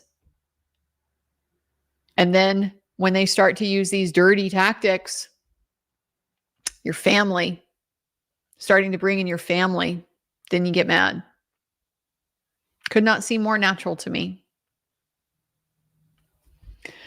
So this was a lot. This was a lot. This was a lot to get through just for lunch. But then we got to Westville. So as you know, if you've followed much of the background on this case, certainly they talked about it in opening statement. Rick Allen was not held in a local county jail as 99.999% of all pretrial detainees who are held in custody are held. He was taken to a Department of Corrections prison. He was taken to a maximum security prison. He was taken to the maximum security wing of the maximum security prison, and he was held in isolation, having not been convicted of any crime for 13 months by himself in a cell. And so we spent the afternoon learning about what that did to Rick Allen and what that was like. And I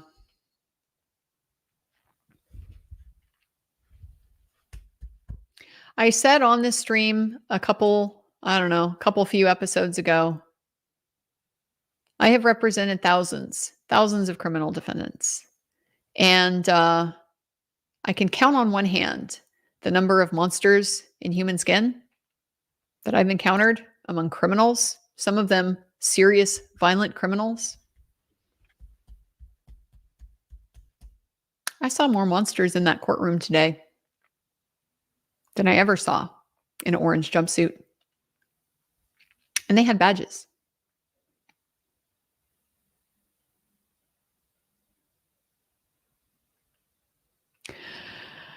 First thing we noticed after lunch, there's been this table in the back of the courtroom, and it has a reserved sign on it, but nobody's been sitting at it.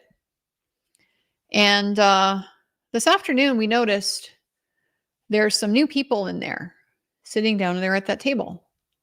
And when you're a lawyer, you can spot a lawyer. They're pretty easy to spot. You know how they dress. You know the kind of bags that they carry. You know what they bring, to meetings and so forth. Lawyers in there sitting at the back table. We'll get back to that. First witness of the afternoon. Let me back off real quickly before I go there. The afternoon was extremely long. I'll just go ahead and get to the meat of that. The afternoon was extremely long because we heard from, I believe, what I expect to be all of the Westville Correctional Facility employees that we are probably going to hear from in this trial. And the reason why I think that is the case is because that was the lawyers. One of them was with the Attorney General's office. We were able to find out after the fact. Spotted him right away. Lawyers are here. Department of Corrections is extremely worried. State's worried about these guys, this situation, what they're going to say, what they're going to reveal, what's going to come out on cross. So they had lawyers there in the courtroom to make sure that they were aware of what was happening. So that's why it took so long, because they had to get through everybody, and it was a lot of people. We ended up getting out of court like around 6:30. So that's why I'm late with the stream. Ran a little bit late on that one.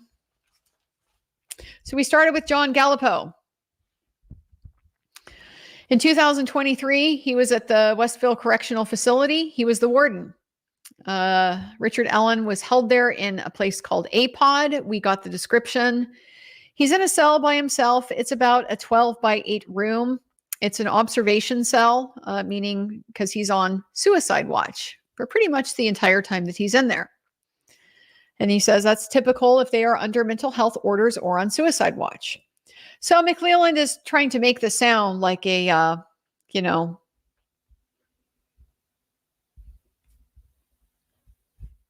fabulous place. It's not bad at all. He even had a bed and a mattress. The frame is bolted to the floor. Gallipo said he was on suicide watch when he came in, but sometimes he wasn't. But we also heard later testimony that he was on suicide watch the entire time he was there. He was allowed to shower 3 times a week. He had a toilet in his cell. He had 3 sets of clothing. He was provided with a tablet that would let him download apps and make phone calls. He would get rec time 5 days a week, not on Tuesdays and Thursdays. He doesn't get to leave the cell on Tuesdays and Thursdays. He's seen by medical daily when he's on suicide watch, and he also saw mental health professionals. He had face-to-face visits with his family twice in 13 months there. Other people that were in this max wing of the max wing, they weren't allowed those types of visits. So he got an accommodation like that.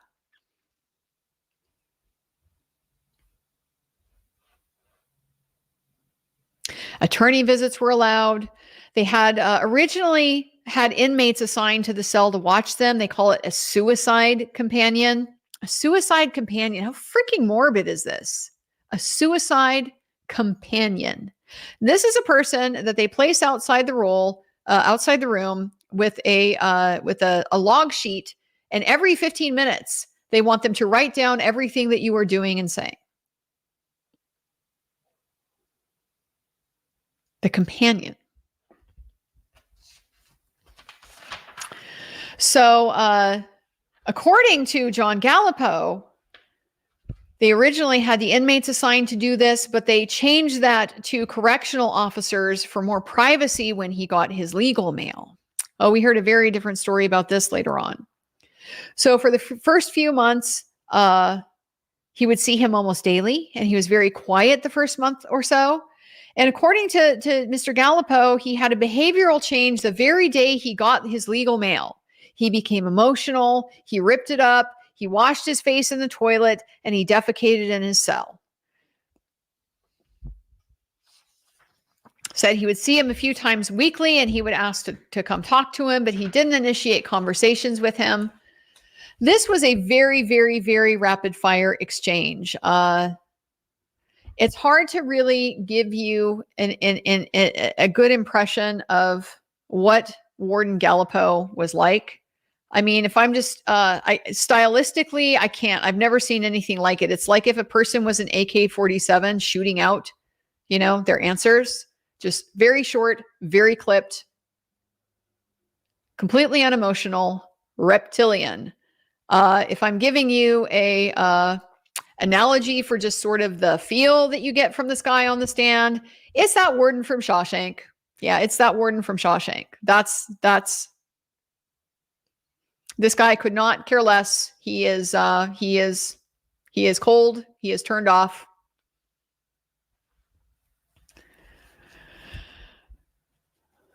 Sometimes Rick would confess what he did. Sometimes he'd ask for a Bible or a chaplain. He confessed at least 2 times in person. He confessed some more in notes. We introduced an exhibit that was a letter ostensibly dated March 5th of 2023. I'm ready to officially confess killing Abby and Libby. I hope I can finally apologize to the families. Other times, sometimes he would admit it. Sometimes he would apologize. There were other times that he did these things. As far as details he said that he stole a box cutter. He killed the girls with a box cutter that he stole from CVS and had to dispose of it in a dumpster. He didn't actually, I take that back. He said he stole a box cutter from CVS, the CVS that he worked at, and he had to dispose of it in a dumpster. But he didn't say what he used it for. So these are, remember, the information only the killer would know. Oh, wait for this anticlimax. Wait for this anticlimax. Stole a box cutter from CVS and had to dispose of it in a dumpster. This is supposedly inside information that only the killer would know. Did they find a box cutter? Did they link a box cutter to the murder of the girls? Did they find one in the lot of the CPS? Is any of this verifiable?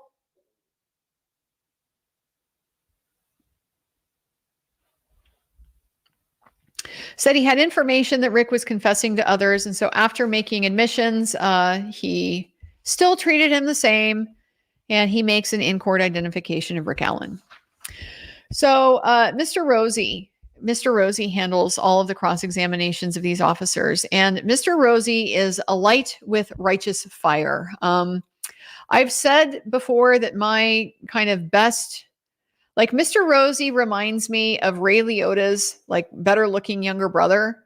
And he was leaning into that Goodfellas. He was leaning into that today. He was not pulling punches with these guys. So first he goes through and establishes he's the warden at the facility in October of November 22nd from the time that Rick first showed up there. So the buck stopped with him. If there were any problems, the buck stopped with him. He says, I sure hope so. So established that the safekeeping order was what landed Rick there. That had resulted in Department of Corrections taking custody of him while the case was pending, as opposed to him having already been committed. Gallipo's job was to ensure his safety and security. And so to the extent that that didn't happen, it falls on Gallipo. And he acknowledged this. So we discussed Westville a little bit. This is a medium maximum security facility. It's got about 3,000 offenders in it. They've committed a variety of felonies, including serious violent ones like murder, rape, arson, robbery, etc., etc. These are the worst of the worst. It has a max unit within the medium unit that is called the MCC, or sometimes we heard it called the WCU. I don't know what these acronyms for, but for all intents and purposes, this is their segregation unit. This is their solitary confinement. This is what in my state we would call ADSEG, administrative segregation. There's only 3 of them around the state, one in Westville, one in Wabash, one in Pendleton.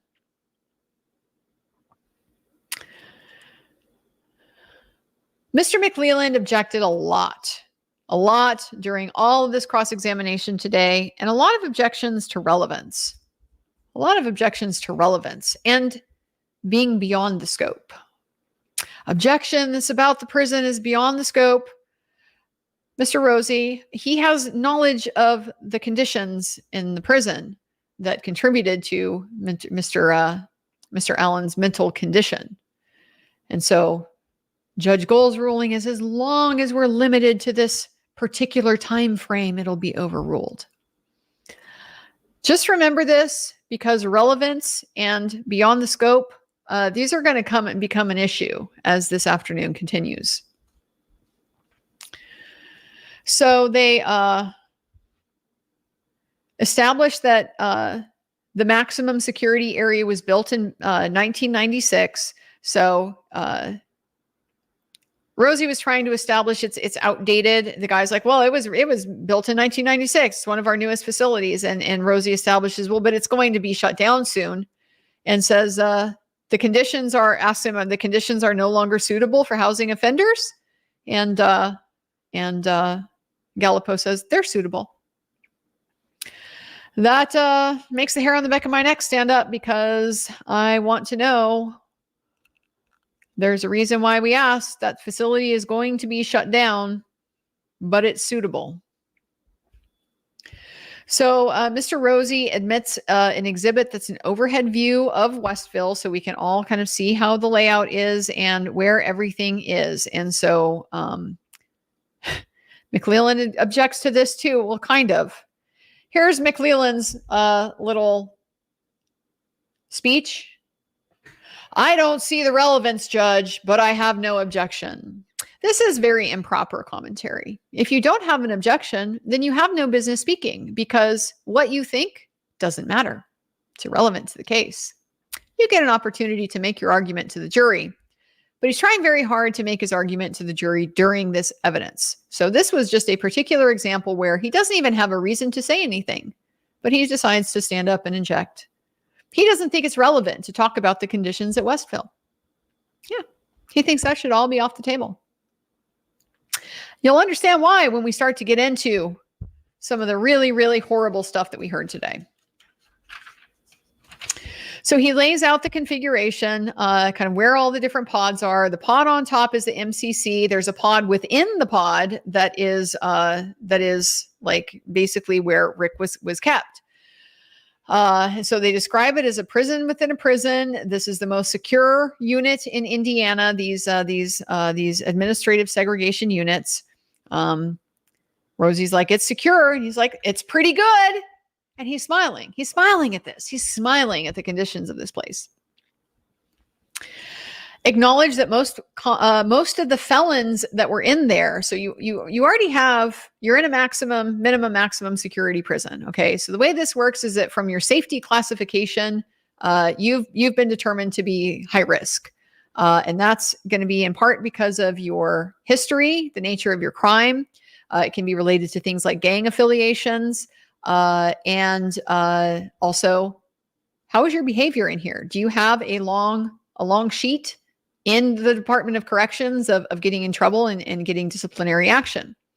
So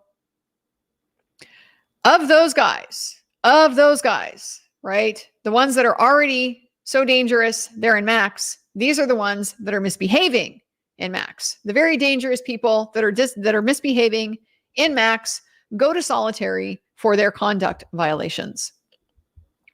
He acknowledges that people refer to this kind of place as the hole. It's the hole.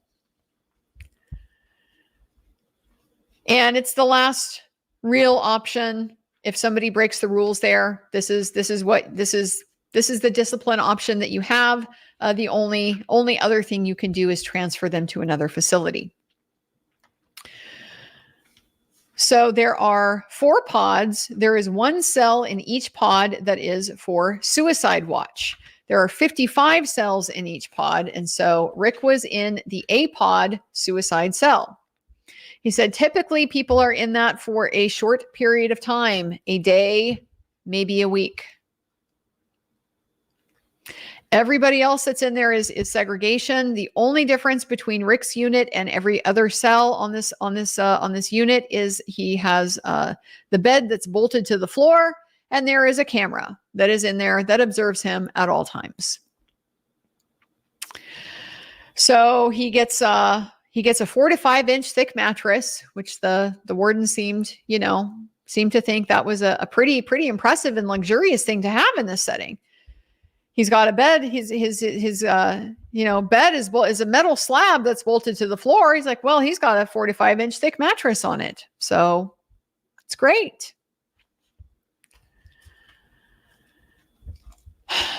He had been in Department of Corrections for 28 years and the warden at Westville for 5 years leading up to Rick's detention. And in that time, he had no knowledge of any other pretrial detainee ever being held in the solitary confinement like Rick was.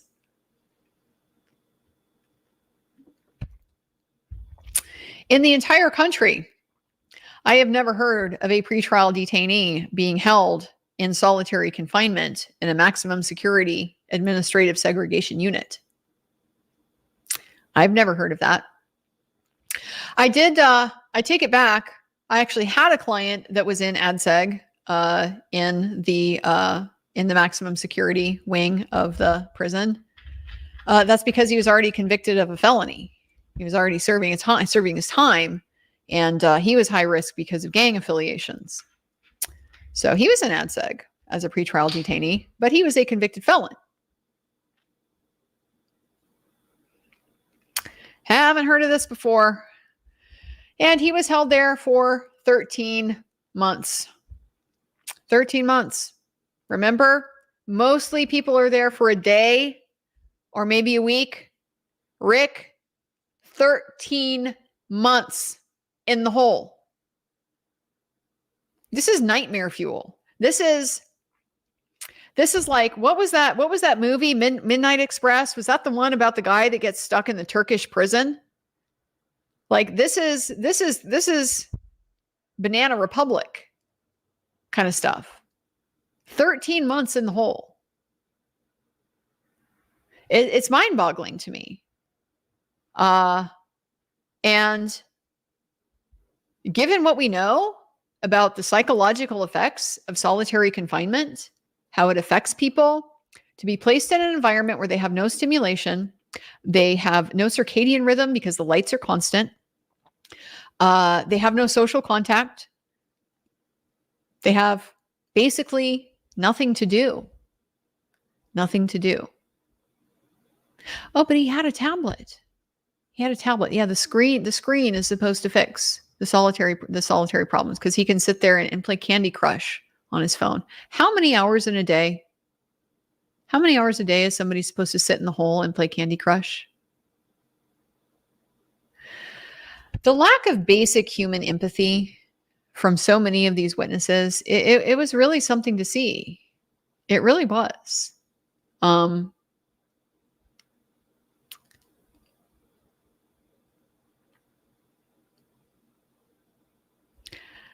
I've known, because of my opportunity to go in and visit prison and spend time in prison and see how people in prison are treated, see how staff in prison talk about the people that are in prison, see how they dehumanize them, see how they treat them like animals.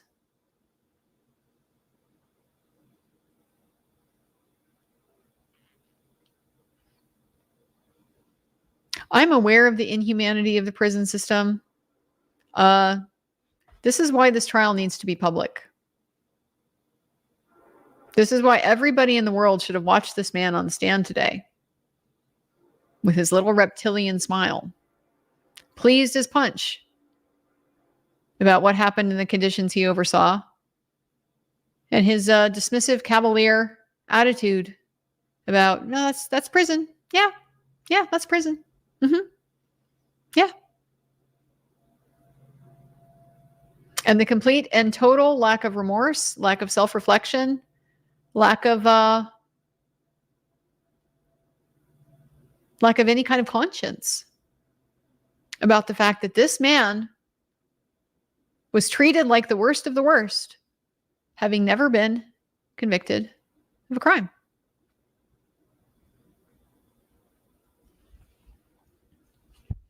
He was not aware of any other situation of a pretrial detainee being held like this in the state. So he indicated that they applied equal rules to Rick, right? Rick followed the same rules as he was subject to the same rules as everybody else in the unit. Mr. Rosie says, and they'd all been convicted of heinous crimes. Yeah. So Rick was on suicide watch when he came in. He was on it for most of his stay. They had no particular information that he was at risk of self-harm. You got that? He's on suicide watch nearly the entire time that he's there, but they have no information that he's at risk of self-harm. He said he was aware of some mental health notes. We'd have to defer to Dr. Walla. But this guy, the warden who is housing the only pretrial detainee that's ever been held in pretrial confinement, ever been held in the hole in his institution, he's so not at all curious about this extraordinary, unprecedented arrangement. He never even bothered to look at his chart or learn any of his history. He says, I never look at history. We have 3,000 offenders. He don't care. None of them are people to him. None of the offenders are people to him. And that's why I do the work I do. Because the absolute bare minimum that I can do and that any human being can do is that recognize that everyone is a person. They are a human. They have basic human dignity. And every human person has the capacity for redemption. And if you don't believe that,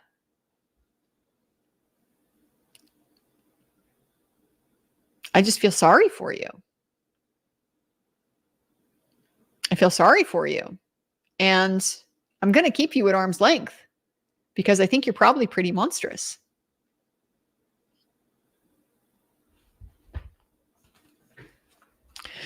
We established his bed is 22 to 4 inches off the floor. The camera is on the ceiling on the right-hand side. It's out of his reach. He's filmed 24 hours a day. He has no privacy. The cell is 8 by 12. The lights are always on, but he does have access to dim them some. His window is a little narrow slot. Outside the window is a razor wire fence. The toilet is right next to his bed, near his head where he would sleep. It's a concrete cell. There's no inmate. There's not supposed to be inmate contact in the MCU. They're not supposed to communicate with each other, but he acknowledged they can yell at each other through the doors. The other side of the facility, outside of this MCU, is the general population, Gen Pop. And so, unlike the MCU, in Gen Pop, they have contact with others. Rick was isolated in his cell without physical contact or significant social interaction with another human being for 13 months. In Gen Pop, the inmates, they have contact with each other. They live in a dorm type of setting, a military style barracks. He described it. It's an average 80 of them per dorm. They have a common area. They can watch TV. They have a separate bathroom with a closing door. They eat meals together. Whereas Mr. Allen, he would get food through a hole in the door. He did not have a table. Warden says at one point there was a cardboard box for his TV, but we later heard some discrepancy about whether he actually had a TV. There was no desk, no chair. In general population, the inmates can move around unshackled in the dorm. Rick, anytime he leaves his cell, he is in restraints. He would get rec 5 times a week, except for Tuesdays and Thursdays. They would be locked down. Gen Pop can go outside for recreation. They have this concrete slab. They went through, at this point, what Mr. Rosie did is he went over the map that he had introduced of Westville, and he pointed out on the map all of the different recreation facilities that the general population inmates would get to use. And he pointed out, Rick didn't get to go there. Rick didn't get to go there. Rick didn't get to go there. Rick didn't get to go there. So where did Rick get to use? Where did he get to go for his rec time? It was an indoor room about 10 foot by 15 foot. It has a screen. It's like a cage. Screen over the top so that they can get fresh air, but it's just another walled-in room. It's another walled-in room with some roof ventilation. That's his outside rec. The indoor rec space is probably about twice as big. Neither one of them provides any opportunity for socializing or for physical interaction with others. It would have a pull-up bar and a basketball net, small room with like a couple things you can do in it.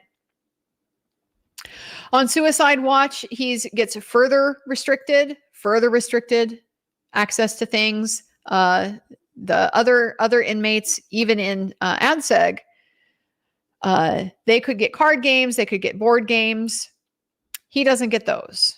Well, he gets the games on his tablet. He can get some movies, but he has to pay for them. He can get music, but he has to pay for it. He gets phone calls. I guarantee he's got to pay for those. Those are recorded, but not to his attorneys. He can't talk to his wife in private. His messages from his tablet are monitored. At one point, he broke his tablet, and he could have gone without the tablet for a month or more.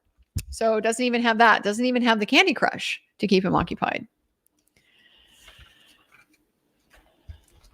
Because he was under a mental health order, he would be monitored when he was in the shower. He would have his rec time reduced when he was on suicide watch. They would also change his access to his clothing when he was on suicide watch. They would put them in a smock, which is basically similar, like a hospital gown. Like I'm having visions of One Flew Over the Cuckoo's Nest. You know, when I'm hearing this, he's in He's in a gown thing. He's in like a loony bin gown. So he got 2 visits with his family. They remembered his attorneys visiting there a couple times. The family visits would happen in a different building. So he was fully shackled for them. Mr. Rosie and Mr. Baldwin were there for him. So we heard about the nature of restraints. He would have the hand restraints, leg irons, a transportation lead. He would have box over his hands. There would be a chain from his waist. In referring to the transportation lead, there was some discussion about what that was. And the warden said, well, I believe you called it a dog leash. And Mr. Rosie said, well, it's very similar, is it? And the guard said, oh, I don't think so. I feel like I trust Mr. Rosie on this one. Yeah, take him around on a dog leash, fully shackled. Unconvicted, legally innocent man. The guards were there while he visited the wife. They were on constant watch. They had no privacy. All of the visits were recorded. If anyone stood up from the visit, it would end. So they all had to sit at the table and sit at the table until it was over. Nobody could get up. You could not go to the bathroom. You could not get snacks. You could not get water. But you treated him the same as everyone, right? We treated him better. That's their position. Their position is they did great because they treated Rick Allen better than they treated the worst of the worst who are being held for conduct violations and then put on suicide watch and even further restricted. That's the baseline. That an innocent man was treated better than. And they're very smug when they say that. Very smirky. He got better treatment.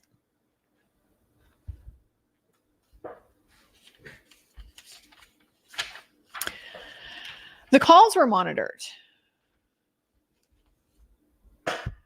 The attorney phone calls are supposed to be screened out, but the warden doesn't know anything about that. That's just something that the system handles. They just kind of take it all on faith, assumes that they're flagged, but really doesn't know. Rick has no communication to the outside world that's not monitored. He received a box of Discovery in March, and it took them 2 weeks to get it to him because they went in through to search it. And Mr. Rosie said, you even checked the documents for controlled substances. Check the individual documents for controlled substances. He said, well, it was 400 to 500 pages. It was a lot of pages. And even the attorneys had restrictions when they would go in and visit. He's mad at this point. Rosie is mad.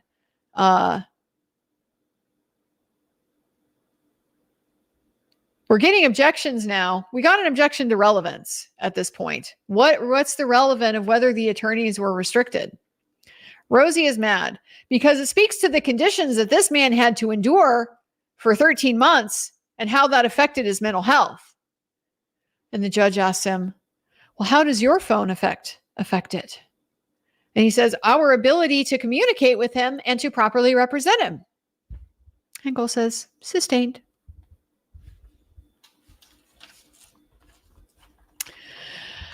They had an officer record their attorney visit with their client with a camcorder that they sat there and pointed at his face the entire time.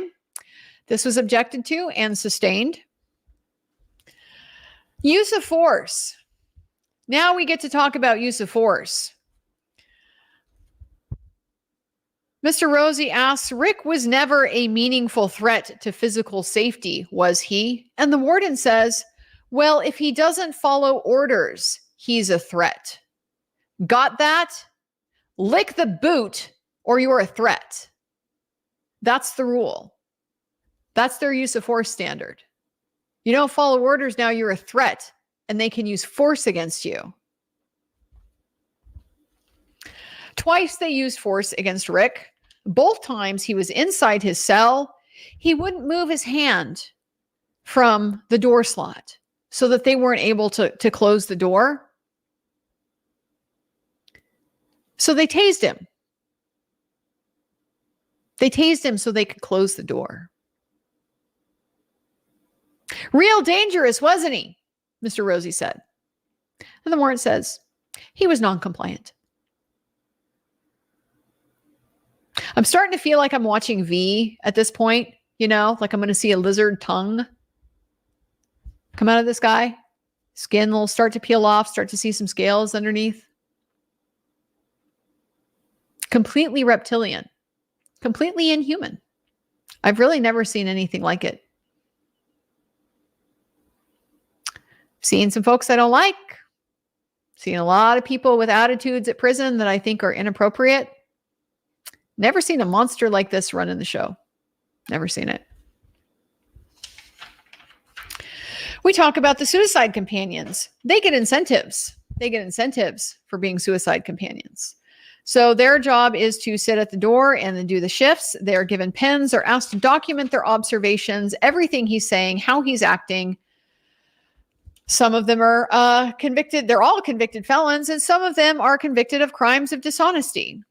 The rules are supposed to prohibit them from actually talking to him, and they are certainly not supposed to take information from him and pass it along to others.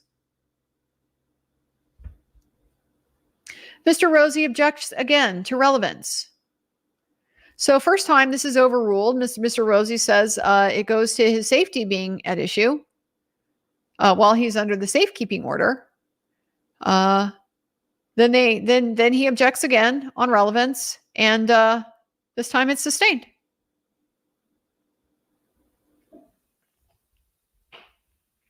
Passing along the information from him, taking the information from him and passing it along to others, and how that might have affected the prison conditions and his mental condition and his safety is irrelevant. Because they don't want us thinking about that when we think about when we get to these confessions. They don't want us to know what this was really like.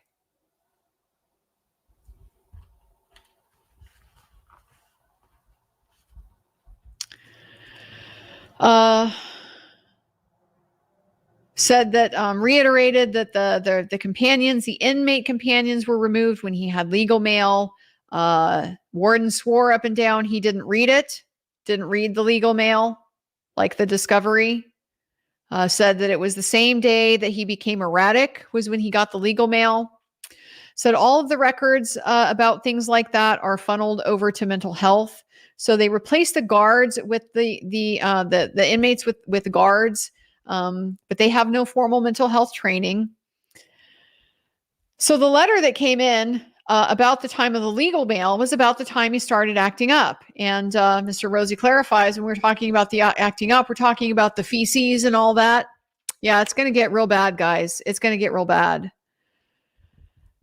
Did not generate a report at any point reflecting the receipt of the letter. This is going to become an issue because what we're going to see, the defense is disputing the date. They don't believe this is the date that he wrote it. This date was added after the fact. That's their position. This was added by the warden when he received it. And I'll show you a little bit how the timeline works through the next few witnesses. So he says he believed he turned a few different letters like this over to Internal Affairs. There was no incident report. It was very common to get a letter like this. The other time when he said that Mr. Allen said something incriminating to him, he did nothing to document it. He will just come into court and say, oh yeah, you've confessed to me orally a couple times. So we just have to take his word. We just have to take his word that happened. And March to April of 2023 is our timeline for when the behaviors started. So most of Rick's statements that he would made, allegedly, according to this guy, occurred at his cell door. The only record of the other statements was what the inmates may have written in their log sheets. So these suicide companions, whose job is to sit out there and monitor him and track him, it's whatever they wrote down. That's the record. Ever asked if there was ever a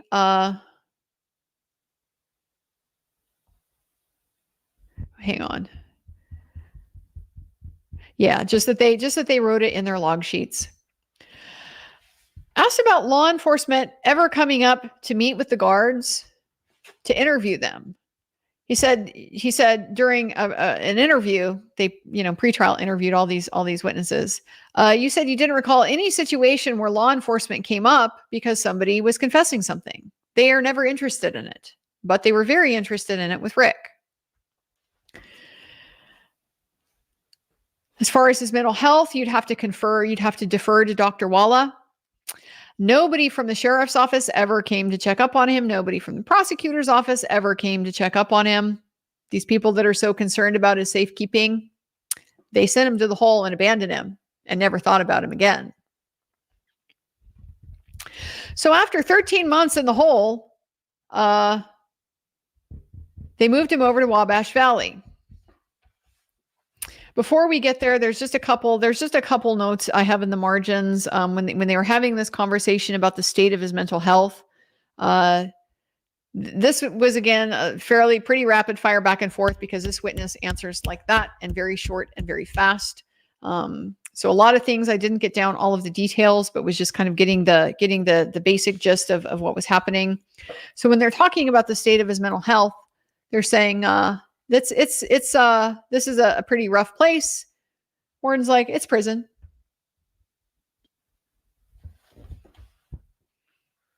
And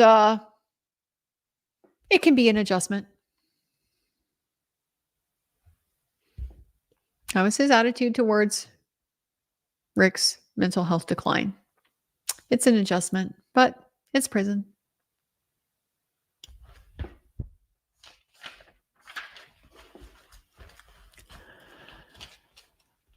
So after 13 months, he was moved to Wabash Valley. Said, just acknowledged he'd been to court 3 times over it, asked if his attorneys had been successful in getting him moved. McClelland objects to this. I don't see the relevance of whether his attorneys got him moved. That's sustained. So in November 2023, he was moved out of Westville and moved over to Wabash. He didn't know why he got moved. Rick, the warden, was not on his medical team. The whole arrangements happened over email as far as he knew. Did you follow up on why he was all of a sudden gone? I wasn't curious. Yep. Wasn't curious. Doesn't matter. Not a human. Out of sight. Out of mind. No connection, no empathy, no attachment, no sympathy, nothing at all. Nothing. Empty shell.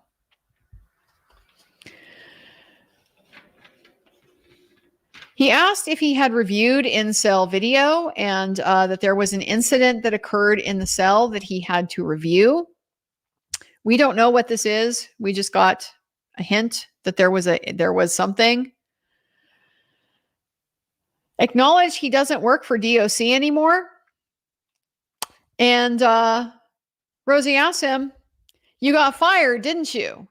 And he's starting to say for something about dishonesty when Mr. McClelland objects to it being outside the scope of direct, and that objection is sustained. And at this point, my mind is blown. The fix is in.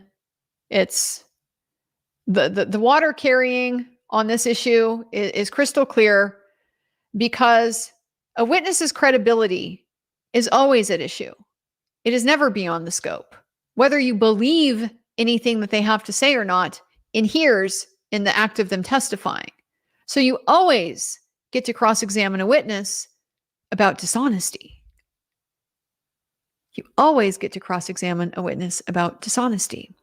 But in Judge Gold's court, it's beyond the scope. So they'd have to bring him back on direct. They'd have to bring the warden back on direct, in her view, to be able to elicit the fact that he got fired for some type of dishonest conduct. This court is unbelievable. Unbelievable. The fix was really in today. Rosie accuses him of breaching the safekeeping order. Warden's like, well, how? And he says, by breaching your responsibilities. Warden says, I didn't breach my responsibilities. Rosie says, you lied and said it was a lateral move. Talking about the firing, you lied and said it was a lateral move. Rosie objects again to being outside the scope. Rosie says it's impeachment. It goes to bias under 607. Judge Gohl says, I decide if it's outside the scope, and it's outside the scope. So there you have it. Showing that the state's witnesses are lying, that's beyond the scope of what you get to do in a cross-examination in her court. Think about that. Think about that for a second. Think about that for 1 second. The witnesses can come into court and lie on the stand, and you can't cross-examine them about it. It's beyond the scope. I can't imagine another court in the nation upholding this rule, because it is entirely contrary to the basic integrity of the court.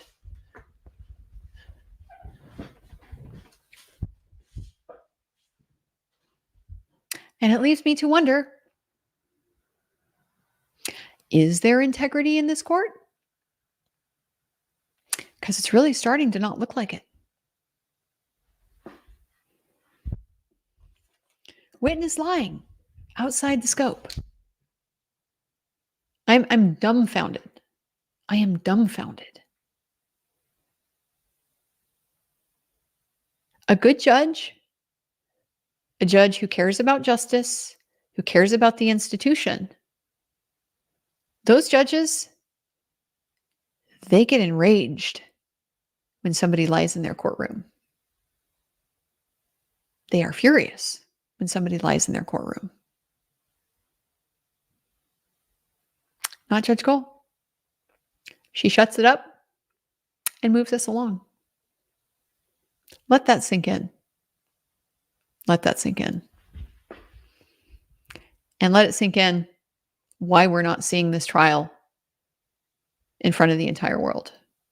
Why it's 24 of us in there that are getting a chance to see all this go down. Is it making sense now? It's making sense to me.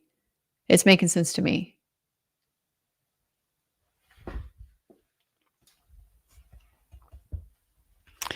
So on redirect, Mr. McLeland establishes that it was spring when he got there. It was Dr. Walla that first put him on suicide watch, and it was based on a conversation that they'd had. He is not a part of those decisions. He just follows the orders.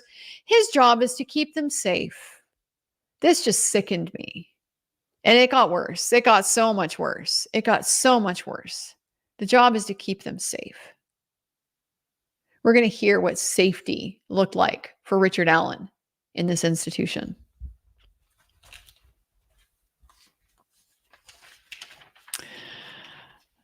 The recording of the attorney visits is okay because it wasn't audio. It was just video. So that's okay. So even though, you'll see us talking, you'll see our expressions, you might be able to lip read. You'll see any documents we're handing back and forth to each other. They'll be in there seeing what we're doing. We draw a schematic, draw a little drawing, something like that. You'll see all that. All of this privileged, confidential stuff. You'll be watching. But that's okay because we just weren't listening. We didn't hear the words. This is like beyond offensive to me. Beyond offensive to me. I had to fight this fight. Going into prisons, they're not used to dealing with attorneys because appellate attorneys don't typically visit their clients when you're on a direct appeal, because the direct appeal is just based on what is in the court record. And so there's nothing your client can add to it. It's already there. You just need to read it and analyze it and write your brief and file it.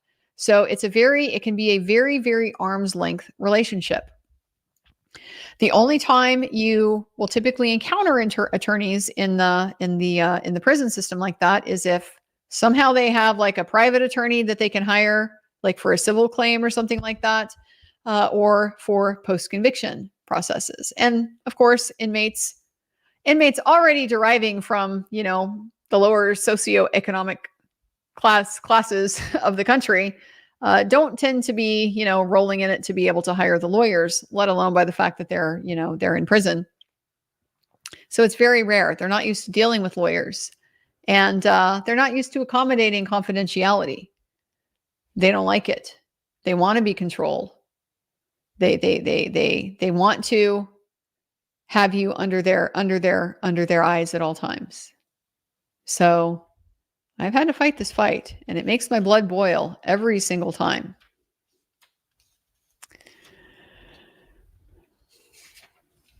So Mr. Rosie started by saying earlier you said he came in on suicide watch, but now you say Dr. Walla put him on suicide watch. And the warden explains, oh, well, this is because we processed him in within about 7 hours. So he came in, and within 7 hours, they had decided we're going to put him on suicide watch. He said other attorneys would meet in a little room with their client. Like these attorneys got singled out. Other attorneys coming here would meet in a little room with their client. The warden says, you're the only attorney I've ever seen in there. He's the only attorney that they've ever seen inside the MCC, the WCU, whatever we want to call it. And the entire time, the prison camera was the prison guard with the camera was pointed at them. They had no privacy when they're on jury watch, on suicide watch. This was like, I mean, my jaw was loose, and I was aghast when this guy was done. These are the things you have to be able to see. You have to be able to see. I cannot communicate to you the soulless nature of this testimony that came from this witness. I mean, I'm just telling you, I have met people who have intentionally killed other human beings who have more soul than this warden does. It was one of the most disturbing things I've seen, to know that this man had that power over so many lives, and to see how they were just, I mean, like not even animals. They were not even like amoebas. They were like blocks to move around, just nothing.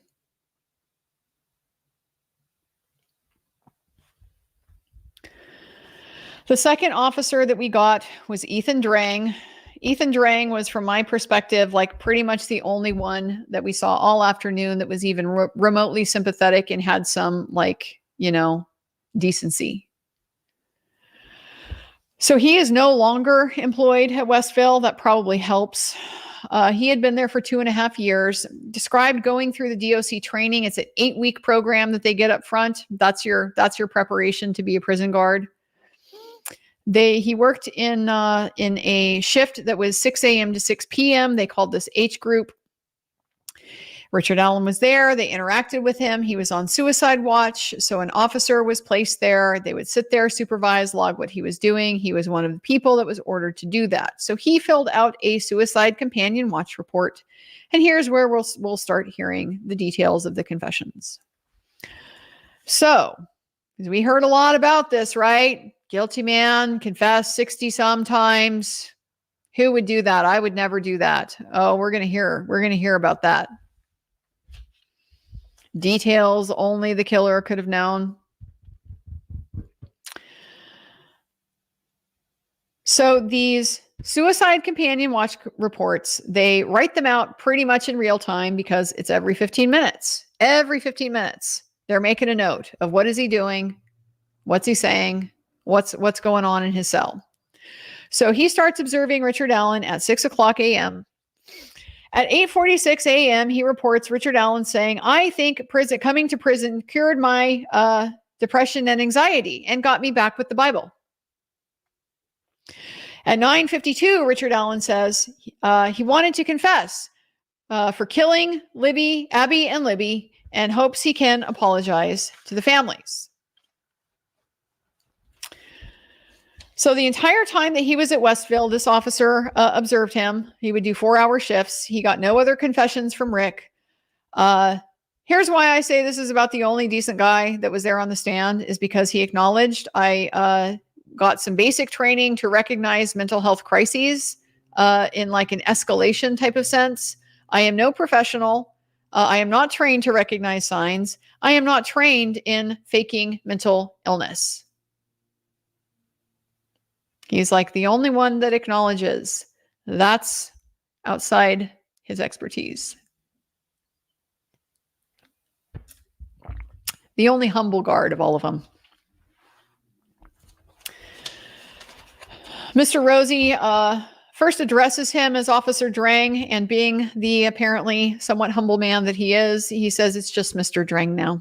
So we correct that. So what else? This is going to be a theme. What else is on that April 5th, 2023 report? At 7:21 a.m., Richard Allen is crying and screaming. Before he says all these things, he's in a cell, he's crying and he's screaming. Asked if he's in a bad way. Well, not a mental health professional, but he is emotional.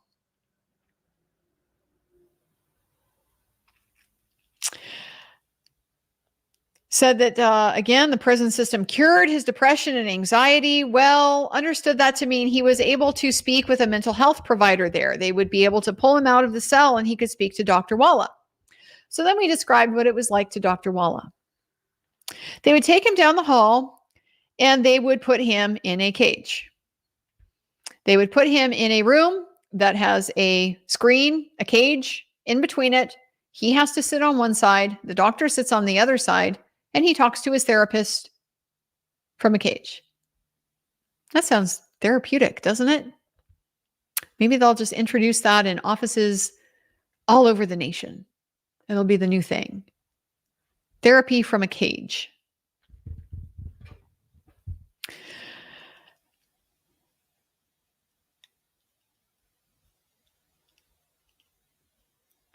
Now he acknowledged, because he had this note, right? The note on his log is April 5th. April 5th. Richard Allen says he wants to confess for killing Abby and Libby and hopes he can apologize to the families. But remember that letter that went to the warden, that letter that is ostensibly dated March the 5th? Yeah, that one also says, sorry, I killed Abby and Libby. I hope I get a chance to apologize to the victims' families.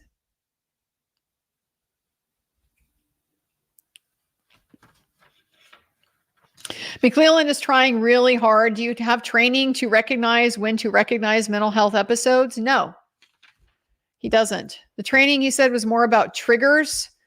So what are the triggers? Things that would trigger somebody who has mental health issues into behavioral changes, agitation. What were his triggers? Well, it was when he'd be on the phone with his wife or coming back from the outside, and the trigger was going back into his cell.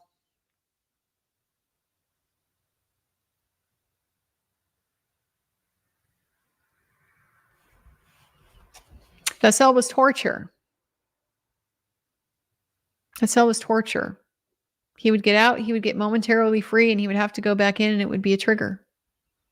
And it drove him crazy. Mr. Rosie pulls this out. So walking outside and back in was enough to trigger these episodes. Sounds like he's pretty fragile, wasn't he?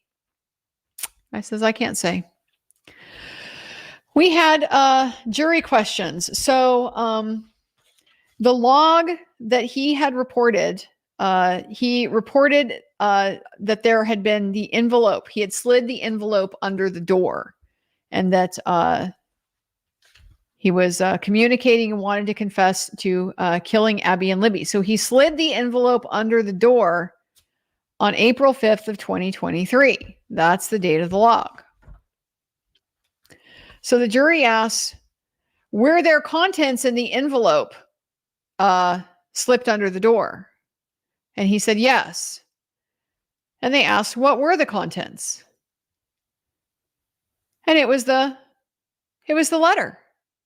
It was the letter that's ostensibly dated March the 5th.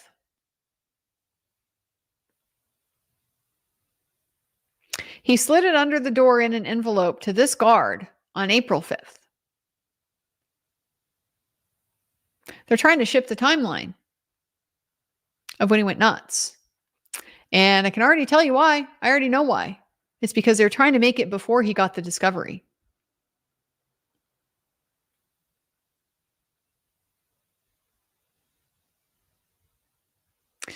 But it became very evident throughout all of this testimony. This started in April, beginning of April. So at this point, Rick was taken into Westville late October. So he spent November, December, January, February, March. He spent 5 months, 5 months in the hole. We're going to be hearing about what happened to Rick after 5 months in the hole. And remember, the jury just this morning saw what Rick was like before he went through any of this. A perfectly normal, perfectly communicative man,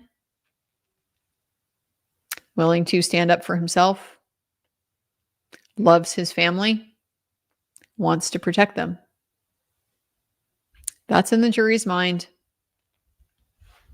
And then we're going to talk about what happens after 5 months in the hole.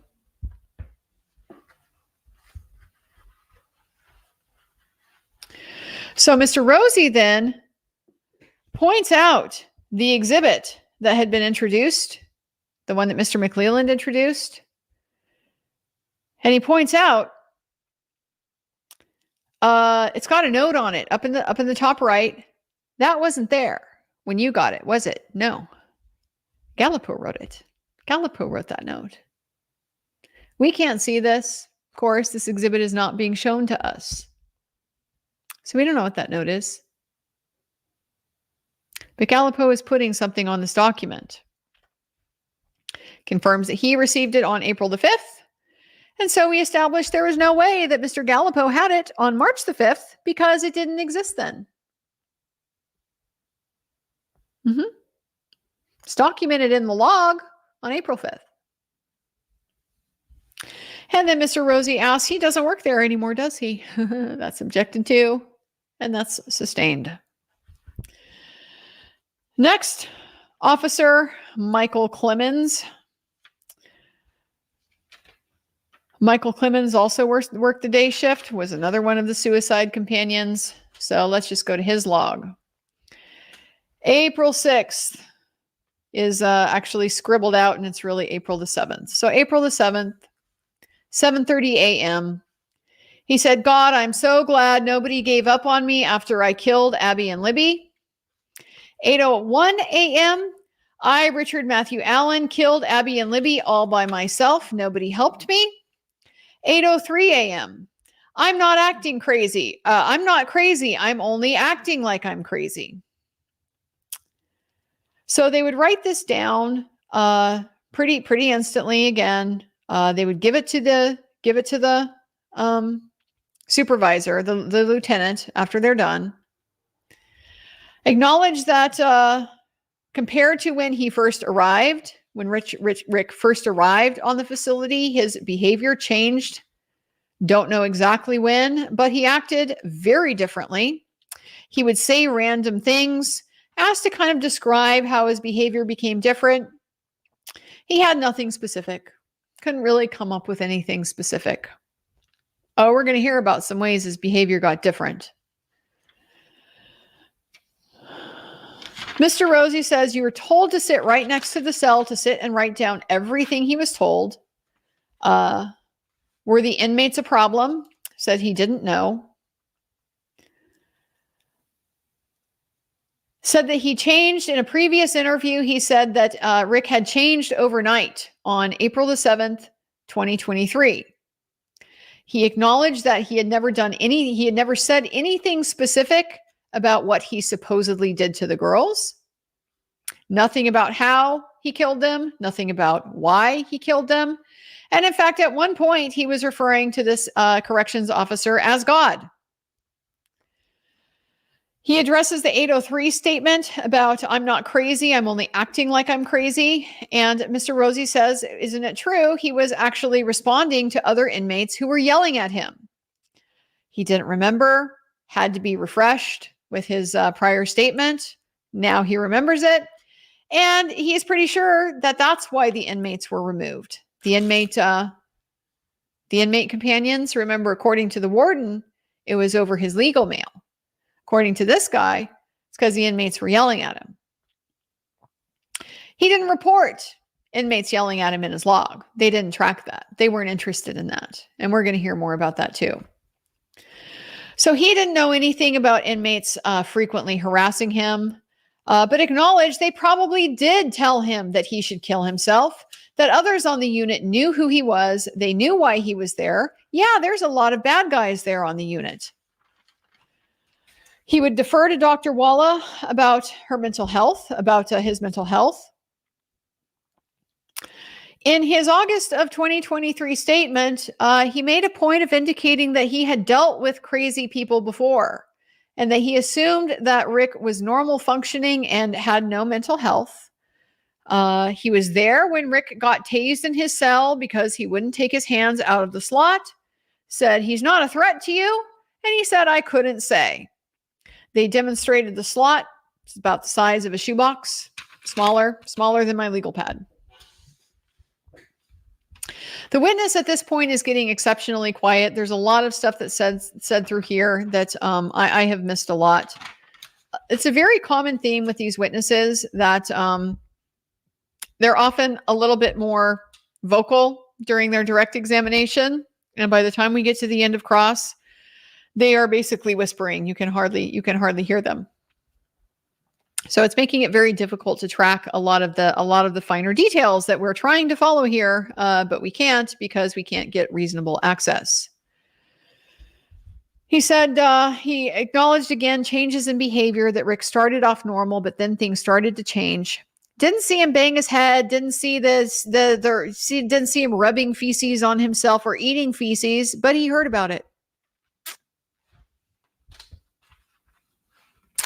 So Mr. McLeland asked, when observing his change of behavior, did you believe it to be genuine? You guys thought I was kidding. You really did. When I brought this up about this whole skilled witness thing in Indiana, a lot of people thought I was kidding. That because this is so horrifying. This is unbelievable that a prison guard with no education whatsoever is going to get to opine on whether somebody is faking mental illness. Yeah, they did. Yeah, Judge Gull allowed that. And he's not the only one. Yeah, he did not believe that the change of behavior was genuine. It was acting crazy. He didn't think he was actually crazy because he witnessed the switch from normal to crazy happen so fast. And he would switch back, switch between crazy and normal. That's the skilled explanation that we got for Richard Allen faking mental illness after 5 months in solitary confinement. Mr. Rosie recrosses, you described it as flipping a switch. You'd agree that prison can get to a man. Yeah, he agreed with that. In August, he said, I don't think he's crazy. And you described crazy people like with a mental health code. He means that just part of that bureaucratic side of the prison and all the way that the people are classified, some of them will receive a mental health code. So crazy people are ones with codes. That's his skill. That's his skill. That's the skilled witness. If somebody else codes it, then that's a crazy guy.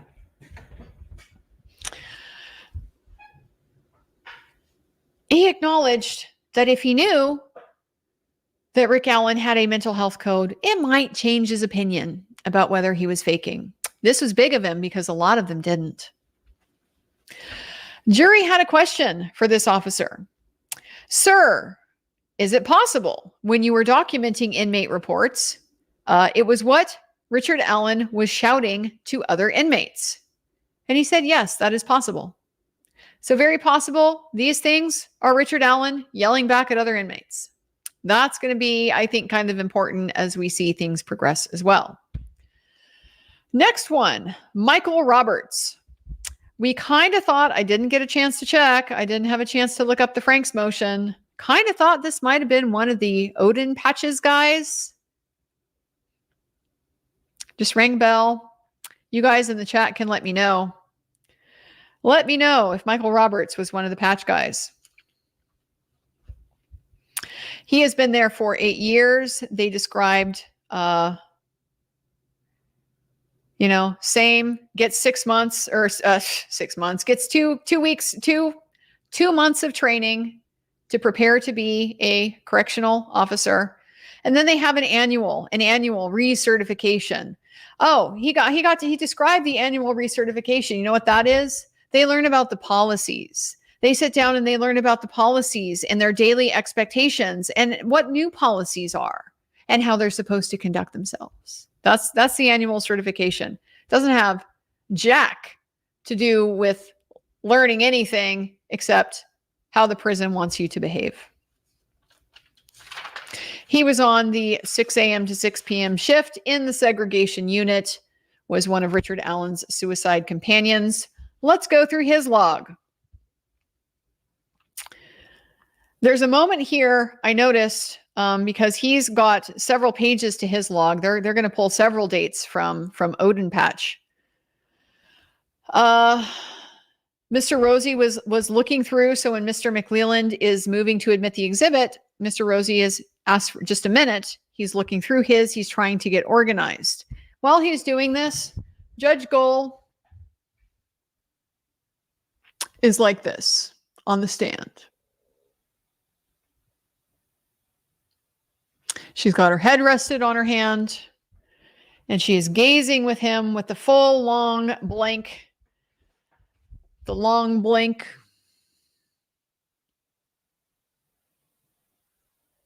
Those little signs of contempt that don't show up on a transcript on appeal. But you sure do see them when a trial gets televised. On April 7th of 2023 at 12:45 p.m., Richard said, "Dear Lord, forgive me for molesting Abby, Libby, and Chris." At 1 p.m., "Dear God, forgive me for molesting Abby, Libby, Kevin, and Chris." At 1:45, "I want to confess. I know a lot more." Who are Kevin and Chris, you ask? Who the hell knows?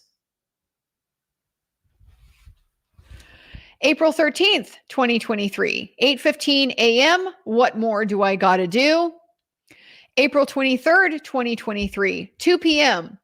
I killed Abby and Libby. My wife wasn't involved. I want to confess. April 26th, 2022, 5:06 p.m. Can I talk? Can you listen? I killed Abby and Libby. 5:13. How do I prove I'm insane? June 18th at 3:30. Why are you doing this? Do you know, God, why I'm here? I killed Abby and Libby. June 21st at 3:15. Do I make you mad? Should I tell you about my wife? I killed Abby and Libby.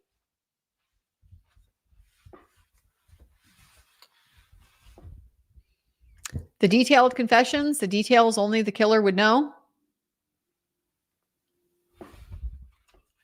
Wait till we get the context.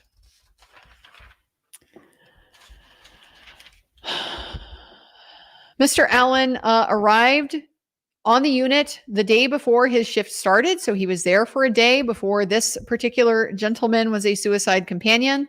When he first observed him, he was normal, talkative, maybe a little bit scared, as one is coming into prison, let alone freaking Max inside Max. And he seemed to be a normal person. After a few months, he started changing his behavior. He would make it seem like he couldn't hear you or like you weren't there. He's been trained to recognize when inmates are suffering from a mental health issue because they will be dangerous one day or nice the next. And so they learn how to recognize and report it. Did Richard Allen have any signs? Oh, yes. He would do more and more outrageous things to make you look at him and to get attention. He would wait for you to watch, and he wouldn't act up when you were not watching. He pointed more to he was acting up than to having actual mental health issues, according to a prison guard with no training in mental health beyond de-escalation. The chaplain would come and talk to him, and lots of times Mr. Allen would ignore him. He would want to talk about his family. Sometimes I gave them privacy, meaning with the chaplain. Sometimes I gave him privacy. Sometimes they'd talk about how their day was, etc. If he said, he's asked by Rosie about a statement, I can't choose God over family. He said, if he said that, it wasn't in front of me. We never heard anybody attest to Richard Allen making this particular statement, but I have to say, it sure goes to the importance of his family, which, as we already established, they already knew. They already knew. They already knew that was how to get to him. They already knew. Mr. Rosie said in his statements there was a repeated theme that his primary concern was his family. And the guard said, but he would mention other things too. This guard thought he had been in the MCU since a year before COVID, and he had moved to APOD right before Rick had arrived, but then said he was in APOD. Yeah, he was in APOD for a year before he came in. Doesn't know the date on top of his head when Richard came into APOD, but it was November of 2022. When he first came in, this was just an issue because the timing. When Richard first came in, he was scared. He was not talking to anyone. He had no altercations with anyone, and he was very quiet. And he was normal from January to April. Then he only acted up when the lawyers came, and it would be the day after they came. He said the lawyers came at least 3 times. Mr. Rosie is dumbfounded to hear this. The guard doesn't seem to recognize Mr. Rosie as one of the lawyers who would come. Asking who would come? Well, it's the 2 that would always come. And they had an intern. The intern was the only one that the guard talked to.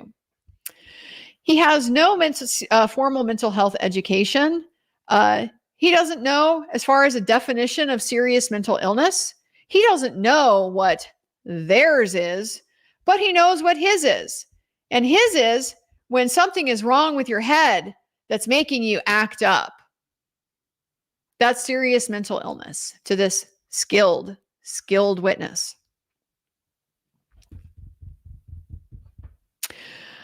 So when you have, acting on your impulses, when you're acting up. He also, some of these details noted in his logs. Also, Rick told him he molested Dawn. Here's a third person. The guard doesn't know who Dawn is. Also, Abby, Libby, Chris, and Kevin. He witnessed Rick smearing feces on himself, saw him throw his food tray all over the walls, described him as a pain in the butt, and that he was doing it for attention. He was one of the ones that was doing it for attention. See, some of them would do it because they have mental issues, and some of them would just want attention.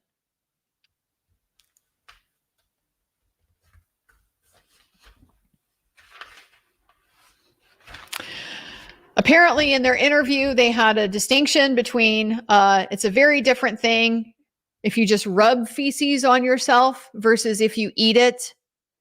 And, they're 2 different things, and eating it, that's a disorder. And he agrees with this on the stand because, it takes a lot more internal will, I guess, to eat it.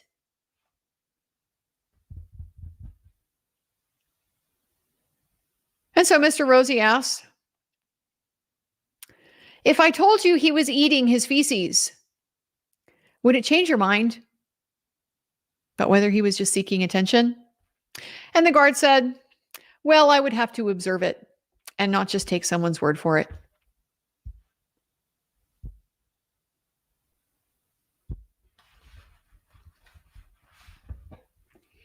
Are we starting to see why this prison got sued for Eighth Amendment violations?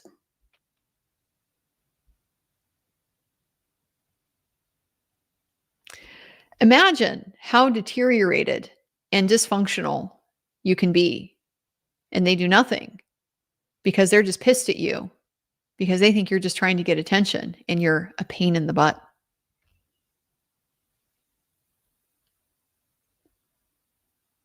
Welcome to prison, guys. Welcome to prison. This is what they call the carceral state. People don't like sometimes when I use language like this, you know, when I talk about criminal justice reform and stuff like this, because it touches on political stuff, and I'm not a political person. I don't care who anybody votes for. I care if you do the right thing and if you're a good and moral and upstanding person. But there's just this idea that like certain language only belongs to certain sides or whatever. This is the carceral state. This is all over our country. Human beings are treated like this. And we have the arrogance to allow this to happen and think that we're good guys, that we have moral superiority.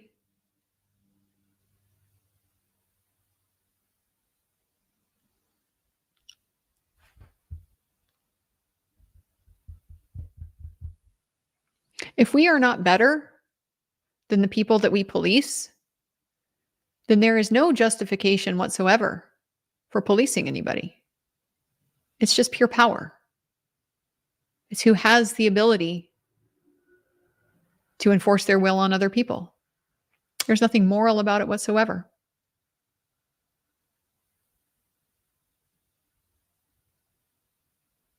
That's the world we've permitted with the prison state that we have in the United States of America.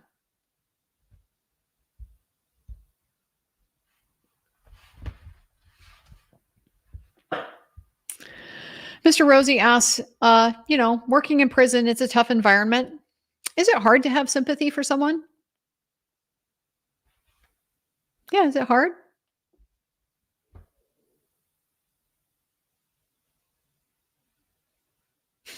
Do you need to train that?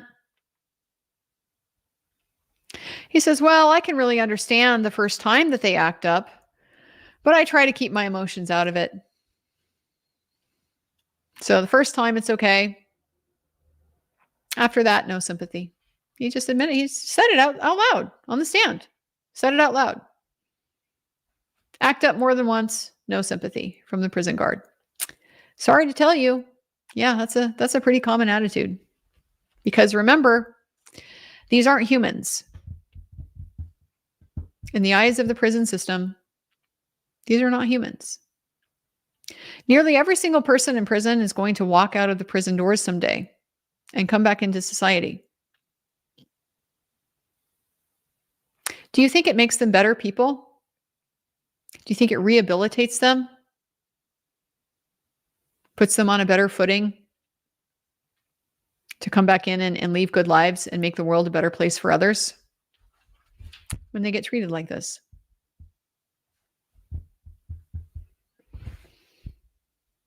Does the recidivism cycle maybe start to make a little more sense?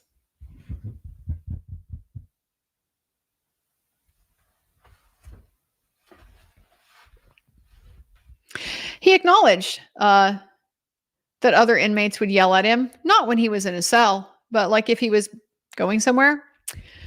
They would tell him to kill himself. They would call him baby killer. And that was just a normal day there. This is the old it's prison attitude. It's prison. That's just what these guys do. It's prison.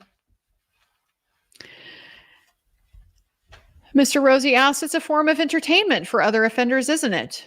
That's objected to as speculative, speculation, and that's sustained. The guy that is skilled enough because he knows something about crazy people, he's skilled enough to opine that Richard Allen is faking mental illness. He's just looking for attention, eating his feces to get attention. But this guy who has spent 8 years in Max, in lockdown, apparently isn't qualified to know what other offenders find entertaining. At some point, according to this guard, Mr. Allen realized that he didn't like the feces on him, that he rubbed on himself, because I wasn't giving him attention. And so after 2 hours, somebody finally contacted mental health. Mr. Rosie asks, how long does someone have to sit there with feces on their face before you would believe that their behavior is genuine? The guard says, well, just standing there with the feces on him wouldn't convince him. You need feces plus. You can't just stand there. Feces plus something else. Then you might be crazy.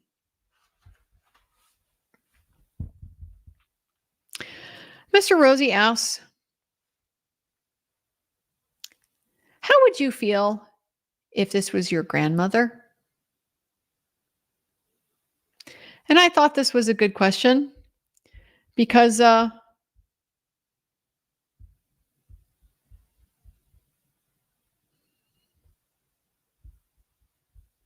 the heart of it, isn't it? These aren't humans, but everybody's grandmother is a human, especially you, Nana. I love you if you're watching. Sorry, I'm cursing a little much tonight. Some of it was the script. I didn't really have any choice. It's what they did in the interview. What if it's your grandmother? And he says, didn't get the whole answer, unfortunately, but something to the effect of, yeah, that wouldn't be weird. My grandma had dementia. His grandma had dementia, so apparently if she was left sitting for 2 hours with feces on her face, he'd be okay with that. I don't think that's really true. I think that's just the kind of thing you say when you have hate in your heart. Some other things that Richard Allen said to him that were documented was that his grandfather molested him, that he wanted KFC, and he even asked the guard to read him his last rites, and that he just wants to die.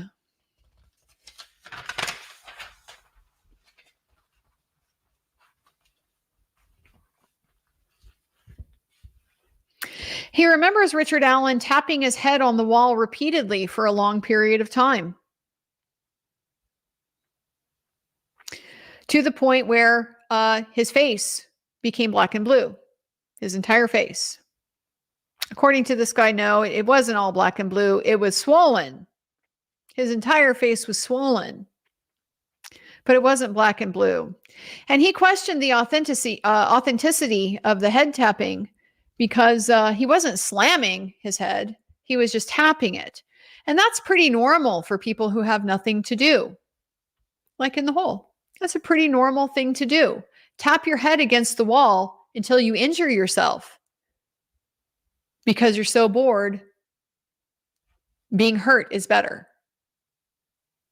Self-injury is better than the hole. It's like they don't even realize what they're admitting. And it's like they don't even realize how people with normal human feelings hear that and react to that. Like what a normal human reaction is to behavior like that. They are so calloused and so uncaring. And that's my big hope for this case, quite frankly, because at this point, I don't think it's going anywhere. I don't think this case is going anywhere. These are the crown jewels of the case. These confessions, all in this, or at least mostly in this this period of April and going into June of 2023, where he's eating his feces. He's tapping his head against the wall until he injures himself. There's more. There's more.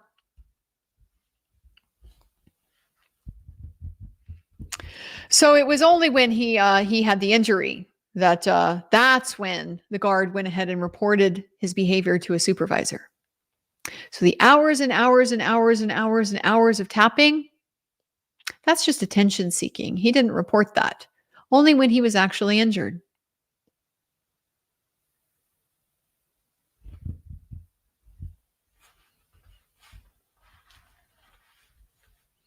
And you know what? This was probably all just fine. Oh, I doubt the policy would say, sure, that's great, go ahead and leave an inmate who's tapping their head against the wall relentlessly for hours. As long as they don't injure themselves, it's fine. You don't have to report it as a mental health issue. I seriously doubt that the policy actually says that. But I also seriously doubt that this choice was ever questioned at all, or that there was any kind of sanction, any kind of consequence. No, everybody was fine with this. Everybody was fine with this behavior.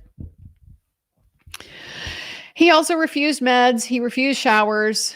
He told the officers that his companions were telling everyone in Gen Pop what he was there for, and it was spreading like wildfire.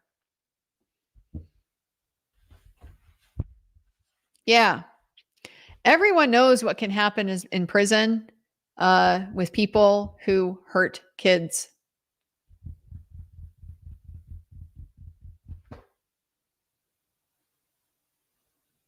Think that maybe undermined his safety a little bit? Just a little. Having those inmate companions out there spreading the word. Oh, this is the guy. Guess what he did to Abby and Libby?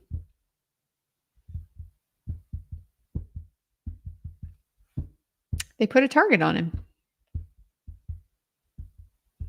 They put him in here and put a target on him.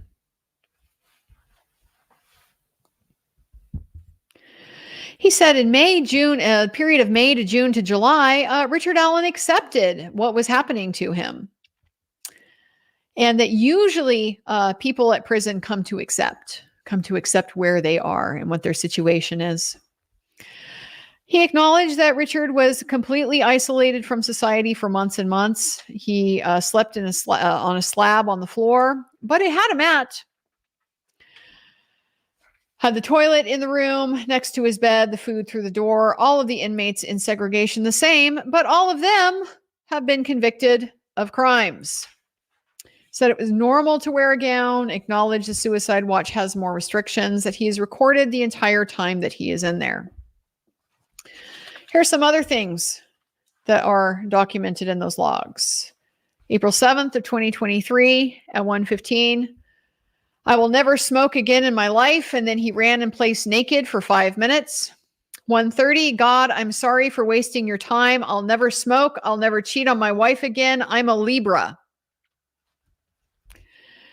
April 13th, 2023 at 8:13, he was rolling around on the ground.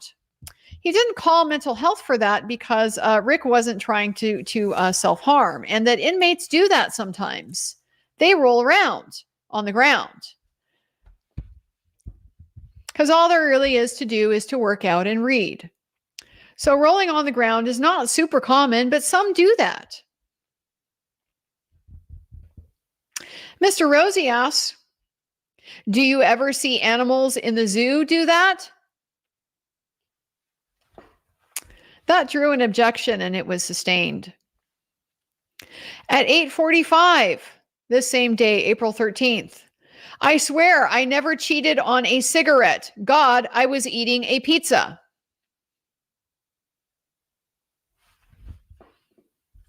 This is the type of stuff that he's saying while he is giving all of these confessions.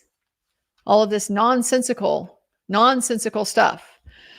I'm still waiting for these details that only the killer would know. Because so far, I hear the rantings of a desperate, broken man.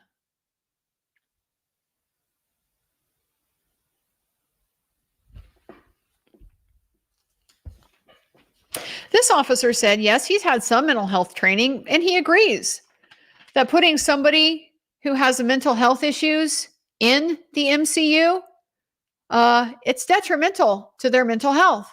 But it depends on how okay they are in their head.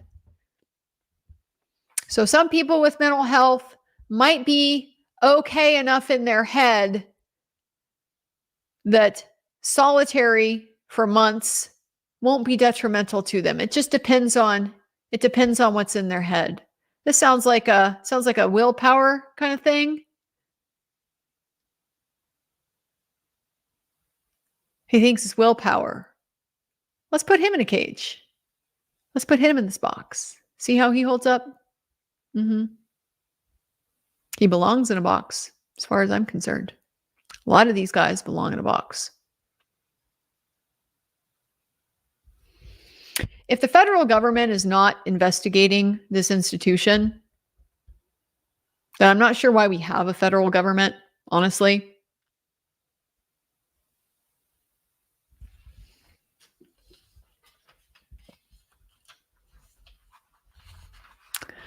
Mr. Rosie asks, is there anything about that environment that is good for someone? Mr. McClelland objects. He's not a mental health professional. Who's getting it both ways, do you think? Mr. Rosie says he has training. Judge Gold sustains the objection. You see, he's only a mental health professional when the state wants him to be one. The fix is in. The fix is absolutely in.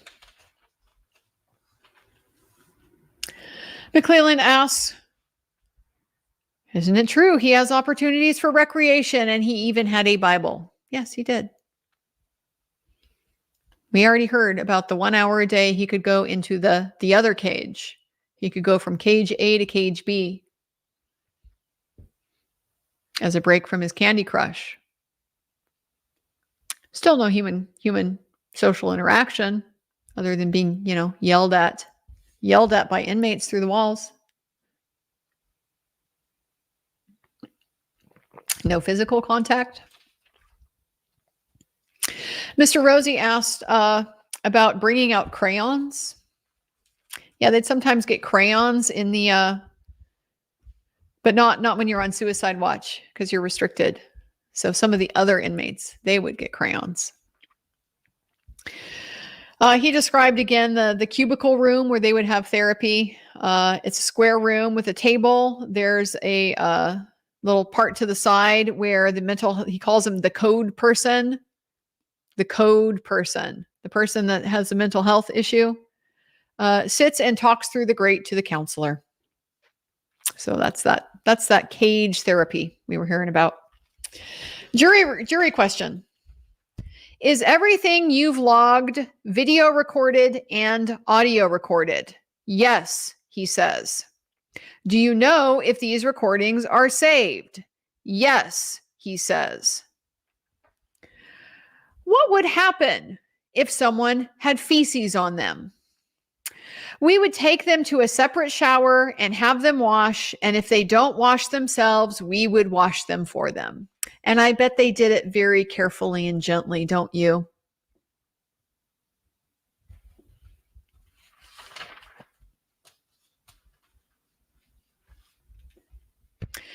You said he looked to make sure he was being watched. When was he not being watched on suicide watch? Loved this question. Thank you, jury. You see it. You see it. When indeed was he not being watched on suicide watch? Oh, when he was writing in his log, when he was looking down the hall, things like that, if there was a noise that would distract him. Mr. Rosie follows up. Isn't it the case that you spent a lot of time drawing anime in prison? And he said, yes, in my free time.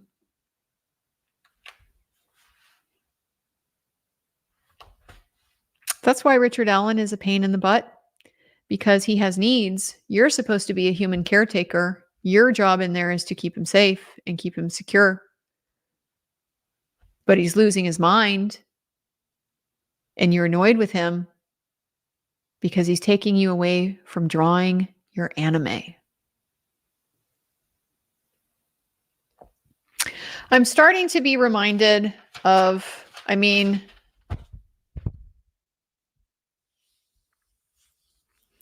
the whole situation is it's Kafkaesque. I can't imagine, like, on every level. Okay. Every degree of Kafka, from finding yourself guilty without being able to figure out how to have a trial, to suddenly waking up one morning discovering that you are actually a bug.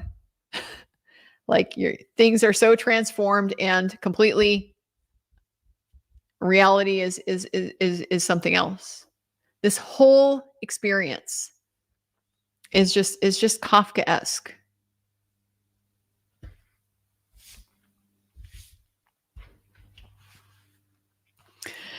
Next witness was James Early. At this point, I made a note because, so what is happening? Part of the reason why we're having a hard time hearing, they do have this microphone in the courtroom. The microphone is primarily there for the court reporter, but if they are close enough to it, it will pick up and amplify to those of us in the back of the courtroom. What Mr. McClelland is doing is he's telling people, the microphone, we need you to speak up, because the microphone only amplifies for the people in the back. It doesn't amplify for those of us here in the front, the parties, the lawyers, the jury. And so people would, understanding that they need to be heard, they would lean into the microphone and give their answer. And Mr. McClelland would then tell them, oh no, you don't need to lead into the microphone.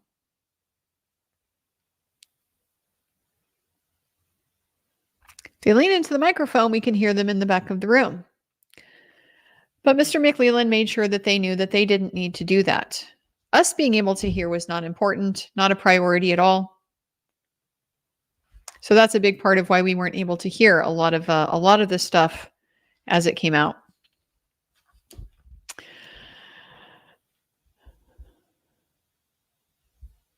James Early was his suicide companion.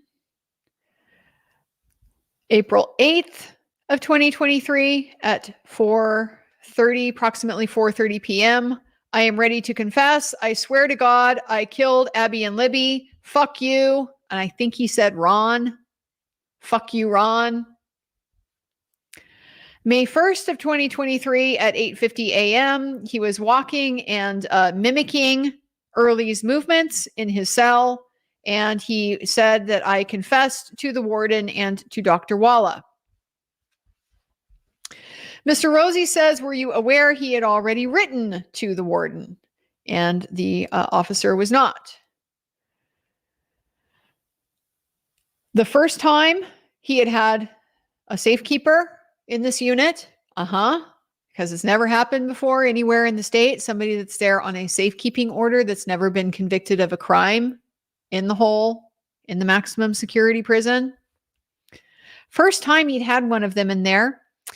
He was quiet, docile, non-confrontational, like a deer in the headlights. But his behaviors changed, and it was like flipping a switch. He was eating a Bible. Somebody told him that. That disturbed him because this man calls himself a Christian. So they said he might not want to go down there. Rich is eating a Bible. He never said anything detailed about the killings. His behavior started getting more dark. This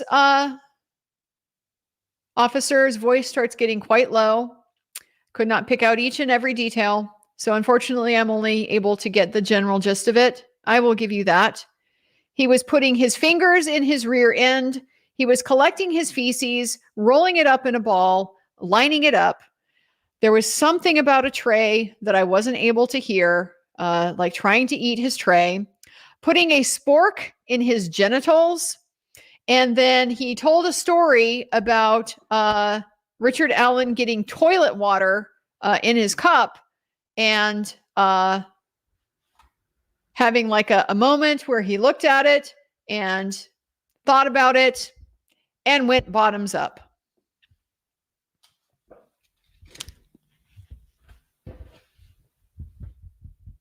Then later in August, he was docile again.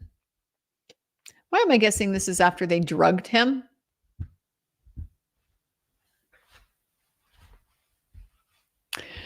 On 4/8, April the 8th, he was yelling, "Trot, foxtrot, foxy lady, fuck you."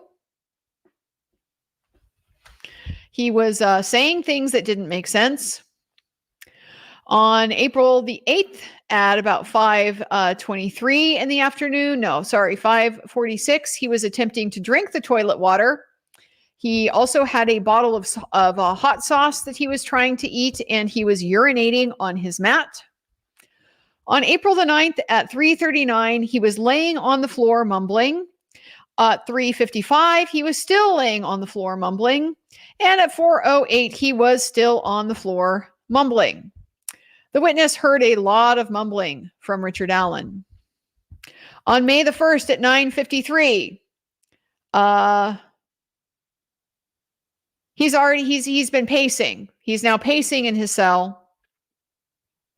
He was told he had already been pacing.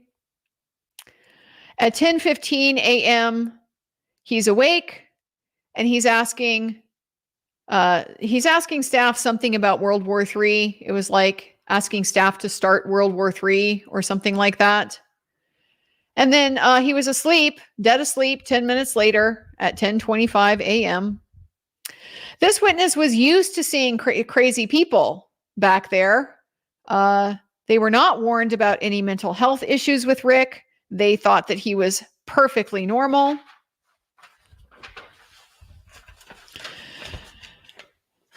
According to Mr. McLeland, his behavior seemed orchestrated. I mean, what Mr. McLeland elicited. His behavior seemed orchestrated. He would have a normal look where he was taking it all in. He gives us his very wide-eyed look while he's demonstrating this. Say, "Yes, sir." And then he would suddenly turn himself to dead weight. He would decide to drool one day, and he would come out of it if he had a question. He was faking the toilet water because he took a big breath before he drank it, like somebody that was going to jump into a pool. Like he didn't really want to and had to brace himself.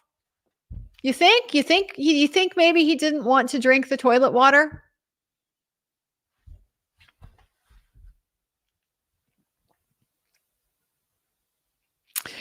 Mr. Rosie addressed the genuineness of his actions, asked if he was aware he would bang his head into the wall until he was injured. The witness says, "That wasn't on my shift." He watched him defecate in his hands and smear it on his body. The witness says, "That's not the first time I've seen that." Let that sink in.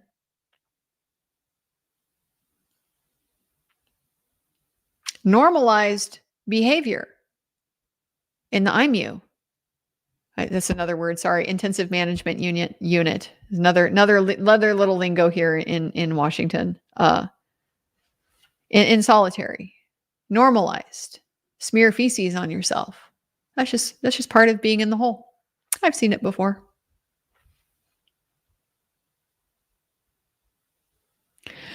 After the spork incident and the toilet water issues, that seemed like an attention-seeking thing. He said with the spork in the genitals, it was like he figured out that wasn't for him, so he went in the other way. Now he's talking about putting fingers in his rectum. He saw it many times. They didn't have as many tools at their disposal in this unit for being able to work with and manage offenders. Thank God for that. You know, imagine what a tool is to these people. I mean, it takes a taser to shut his door.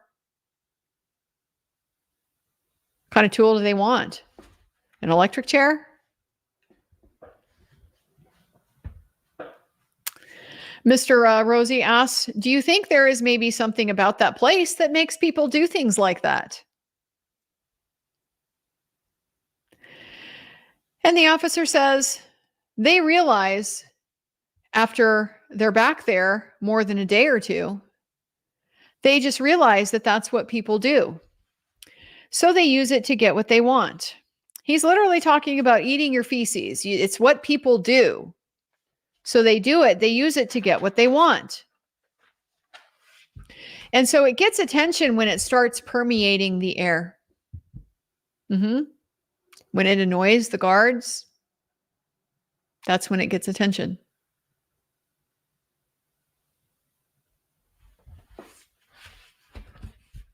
They just take it on a case-by-case basis what to do if somebody is eating their feces.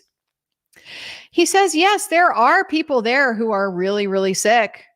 And, asked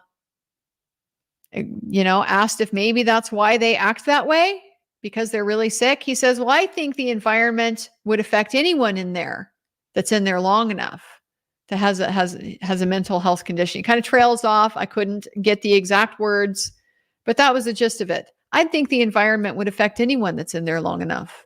Oh, I bet those lawyers in the back love to hear that.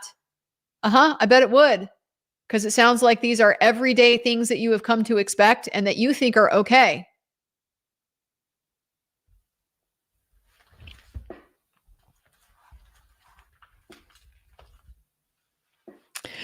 So he's asked if he knew that Richard Allen, same question, if he knew that Richard Allen had a serious mental illness, might that have affected his opinion on the genuineness? He doesn't want to answer this question. He talks around it a few times. The first time he talks about, well, it might have affected the day-to-day operations. You know, I probably wouldn't have changed. I wouldn't have changed anything about how I would have behaved, which is disturbing.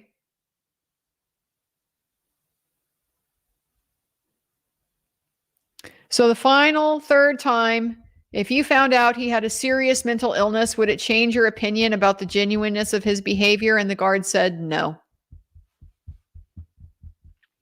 He said the behavior is his concern. His concern is with his safety, other officers' safety, and offenders' safety. And I am quite confident that is the order in which those things matter to him. They treat everybody back there the same. And by the way, let's not forget, he got access to things back there that others didn't. The guy that's innocent, legally innocent, not convicted of any crime, he got access to things that the conduct violators in the maximum security prison that they didn't get. And this is supposed to make it better. That's supposed to be the standard.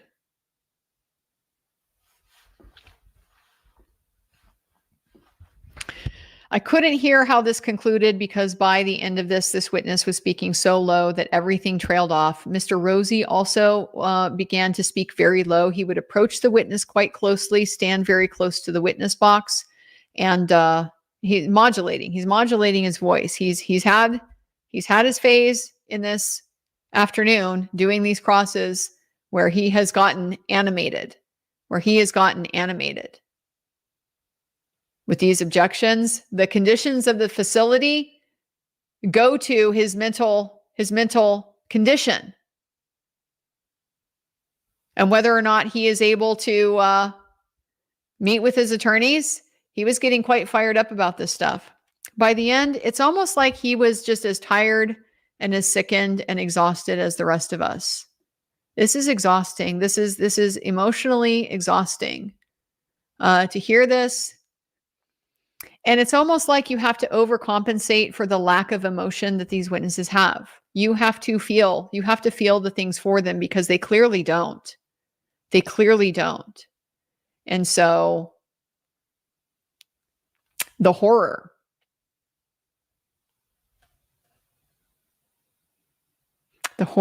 in that courtroom, it was palpable.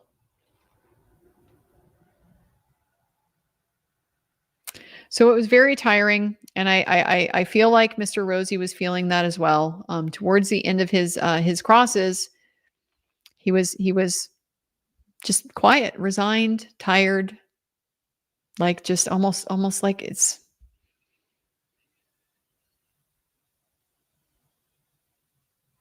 It reminded me of. It is very similar to when Mr. Baldwin was cross-examining Jerry Holman.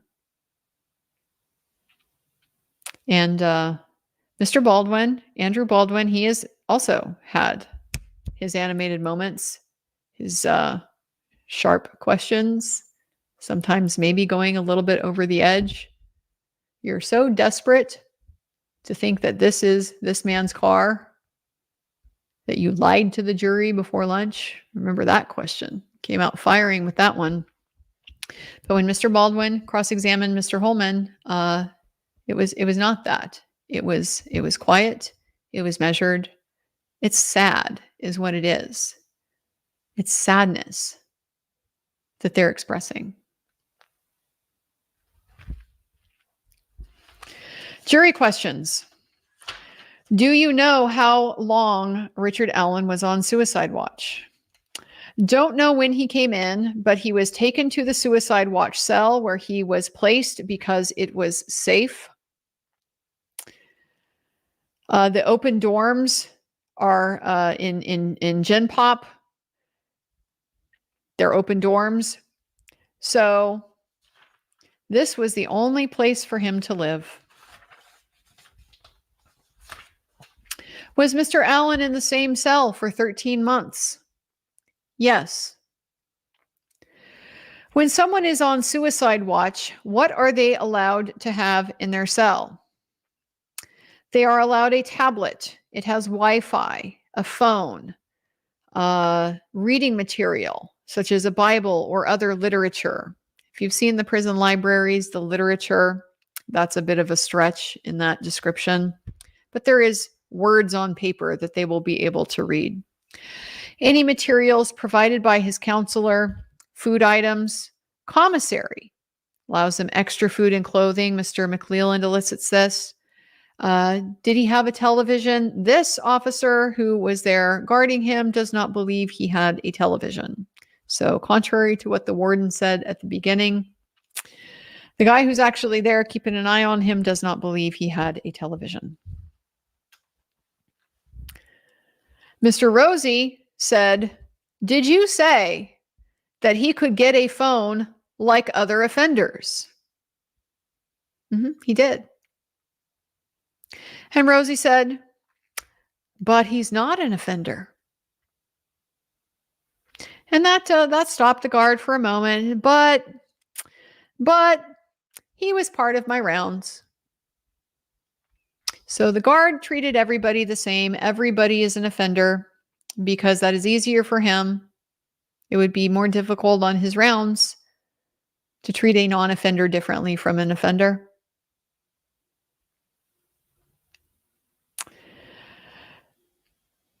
On suicide watch, they wouldn't give him a blanket. They would give him a suicide blanket. And this is like a white smock. This is a smock that we talked about. It doesn't cover very much. They conceded that you'd have to learn how to wear one to not expose your privates. On suicide watch, they would somebody would come and take blankets in the morning.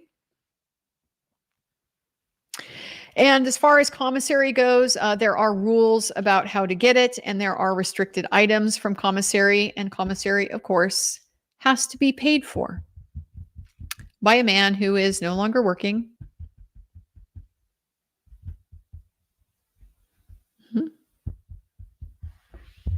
So if Kathy, who's probably trying to pay for her house, pay for her bills, pay for her own situation with her own job, if Kathy can put money on his books, then he can have music, then he can have movies, then he can have commissary.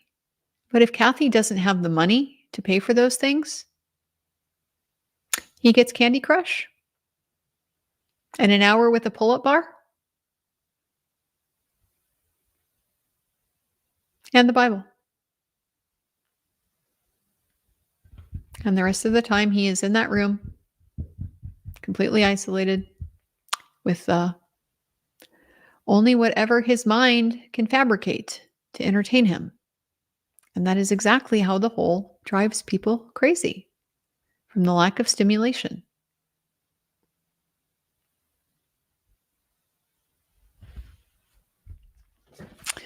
Next up was John Miller. He has been a CCO for 6.5 years there. He says he was assigned to Richard Allen a few months after he got there, but also said he was a suicide companion beginning in January, February. So he did not see Mr. Allen at the very beginning when he was the polite, somewhat scared, docile, compliant, non-confrontational man.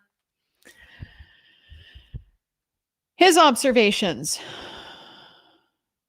April 9th, 2023, 6:58 a.m. I killed Abby and Libby. And then he started flushing toilet paper down the toilet. 7:04. The funniest joke is how I killed them. And he then shouted foul words at his shadow. 7:24. I got what I deserved for what I did, and I hope I burn in hell for what I did. 7:55. I'm sorry for what I did, for killing them. I don't care. And he is crying while he is saying this. And at 7:58, I'm sorry I killed those kids. This is the guy that's on the midnight shift. So when he first met him, he says he had his first contact with Richard in November 2022. So I guess even though he wasn't a suicide companion, he still had contact with him, just not in that reporting everything he's doing kind of context. He was respectful, normal, and stable. It could have been more like April when he began as the suicide companion. Agreed that he had been told of other inmates who watched him, the prisoners who watched him, would be vulgar. He said when he was out there, they wouldn't do that in front of him. They would be quiet.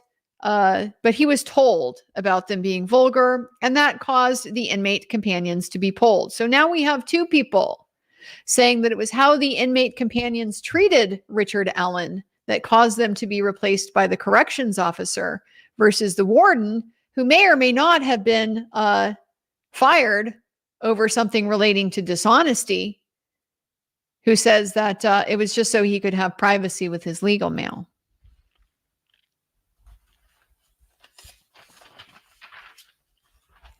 He began refusing meals in March. His personality switched. He'd never seen anything like that.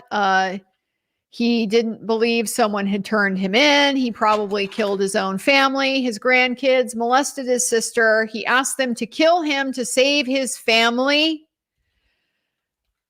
Said he remembered touching his daughter, but he wasn't sure, and that he was getting an erection in his sleep over all of this. And he spoke about Old Bear Claw, none of which the officer knew what he was talking about. He was pacing around his cell. He would hit the door with his head and with his hands. He would curse. He would yell. He would sing for days, maybe for weeks. He would mumble a lot. Agreed that people on the unit have mental health issues, and that if somebody on the unit had a serious mental illness, could it be detrimental? Well, that was objected to as speculation, and it was sustained. So he acknowledged that we got some foundation, the mental health component to their training. They recognized the signs of mental illness, and agreed it could be detrimental to their health, make it worse to be in this environment. You think?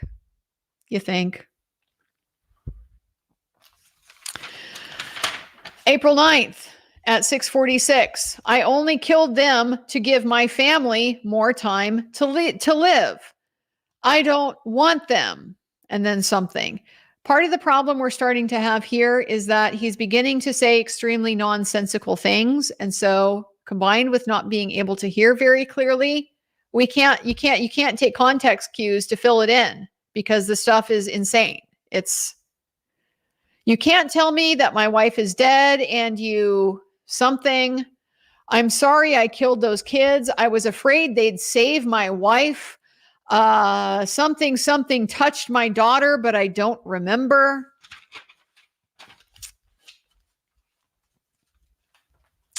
His behavior became strange, but it wasn't genuine. You don't go from normal to changing completely in a few hours. Got that from the expert, the skilled witness here. You don't go from normal to changing completely in a few hours. That means you're faking.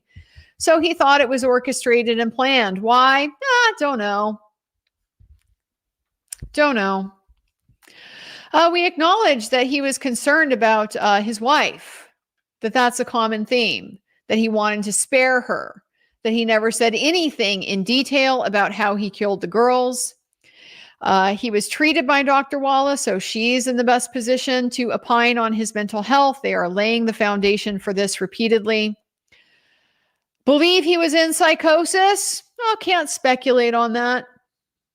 Can't speculate if the stuff that we're hearing is about being in psychosis. Can't say why someone would stick a spork up their genitals. Don't know. Don't know why someone would put feces on themselves. Maybe is there something wrong with their mind? I don't know. I can't speculate. Well, would it be reasonable for someone to think that there's something wrong with their mind? Yes. Very important point. Very important point. Reasonable for that jury to think there's something wrong with his mind. So these confessions, these are junk. These are junk. These mean nothing. Jury questions. Do you think it would be normal for someone to act like Richard Allen while refusing to take their medications for a while? Yes.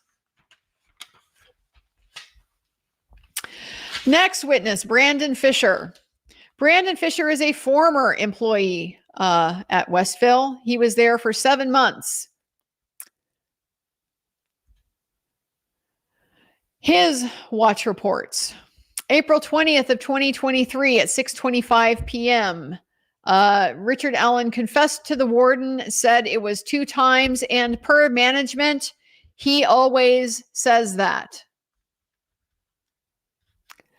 April 29th, 2023 at 6 o'clock, reported that he killed 2 girls in Delphi with a box cutter that he stole and threw the box cutter in CVS and is tired. At 7:45, he was lying down, then he got up and took meds. May 18th at 8:45 p.m., I killed Abby and Libby. At this time, he had a small gash on his head from banging his head against the wall, which he didn't do hard. It was just a thing he would do. April 29th, 6:30. He continued to talk about Abby and Libby. He said he tried to rape them, got scared, and killed them instead. Is this supposed to be the detail that only the killer would know? Because this is a prosecuting theory, and none of this is substantiated. This is supposed to be inside information only the killer would know? Oh, they better do better than this. This is just a delusion that Mr. McLeland decided would be a good explanation of his motive. And now wants to bootstrap that into calling it special knowledge that only the killer would know. Mr. Rosie on cross asked him if it was true that he had gotten fired from the Department of Corrections for putting false information in his report. Mr. McLeland objected to this as being beyond the scope, and that was sustained. Once again, the honesty of the witnesses, always at issue anytime they get on the stand. By opening up your mouth, you have invited. The scope always includes your truthfulness. Not in this court. She don't care if they lie or not. And you only get to ask them if they lie or not, apparently, if the prosecutor asks about if they lied or not. Gee, I wonder if he's going to do that. Ask his witness if his witness is a liar. Do we think he cares? I don't think he cares. Seems pretty obvious he doesn't care. And he certainly doesn't want us to know, or the jury to know, that his witnesses are liars.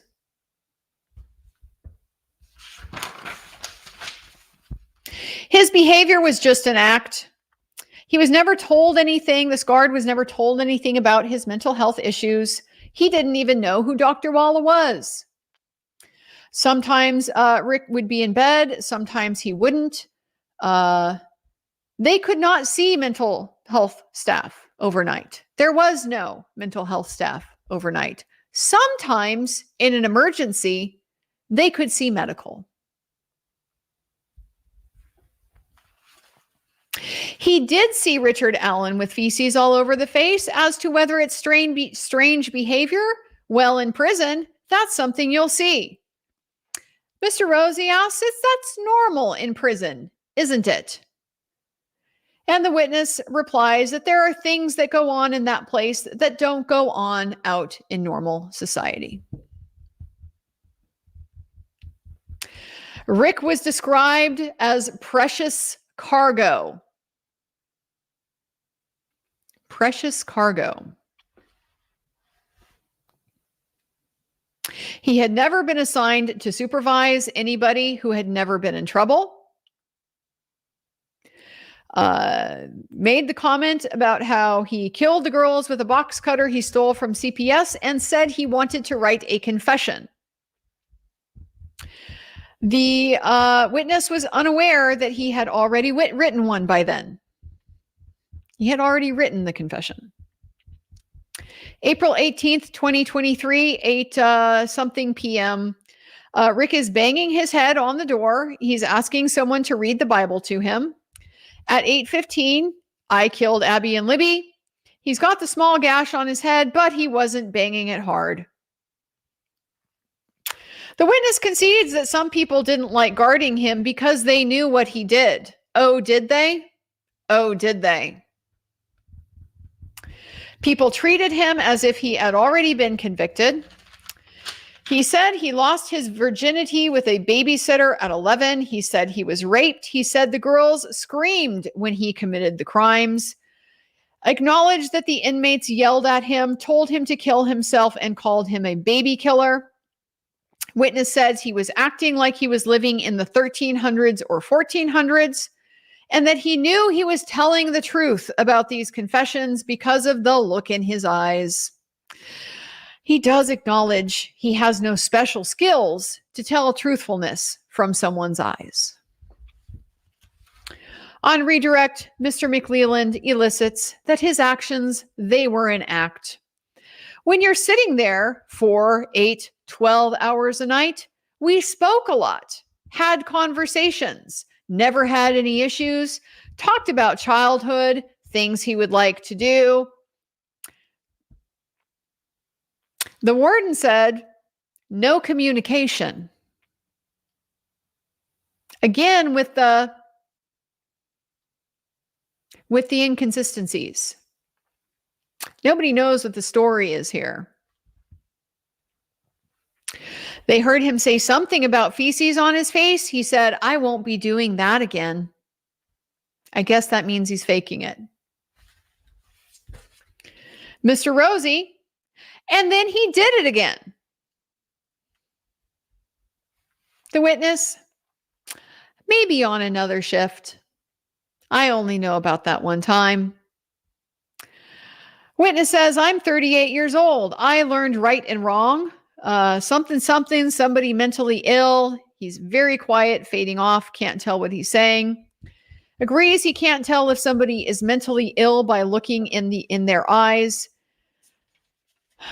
When asked if Richard Allen had mental illness, would he agree that being locked in a cell would be detrimental? And the witness mumbled some type of answer that we were not able to hear.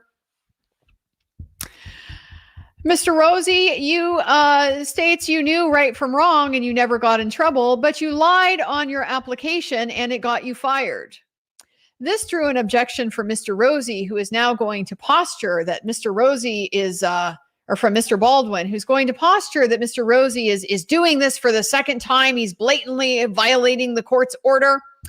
And Mr. Rosie points out he opened the door by saying he was brought up with morals, knew right from wrong. You bring your moral character into question? Yeah, that is opening the door. As if your credibility wasn't already at issue anyway, you kick the door open with that answer, but no, it's sustained. It's sustained in Judge Gold's courtroom because we don't care if these witnesses are chronic liars. We don't care. Jury questions. On page, they would ask these questions sometimes. On page 1, who is Jerome Brody? This is just somebody that's referred to on these exhibits, these watch sheets. That was another guard. So we know eventually someday these exhibits will be public, and we will now know that. The companions were allowed to talk to and interact with the offenders? And he said yes. Mr. Rosie said, the warden said early on, it was observation only. Would he be wrong? Witness mumbled some kind of answer we could not ascertain. Does your training tell you to de-escalate or merely report? And the witness answered, observe and report. All they are supposed to do is sit there and write down what they see and do nothing about it. That's their policy. That's their training. And maybe we don't wonder anymore why Westville had that 8th Amendment civil rights lawsuit. Next witness, Raymond Smith. Another one of his suicide companions. 4/10/23 at 3:24 a.m. He licked the window of the door, said, Kathy, I did it. I'm guilty. Run, Kathy, run. I did it. 4:22 at 7:55. I killed those 2 girls, so I have to kill myself. Mr. Rosie said, elicited that Rick told you, if I fucked those girls, I fucked them. If I killed them, I killed them.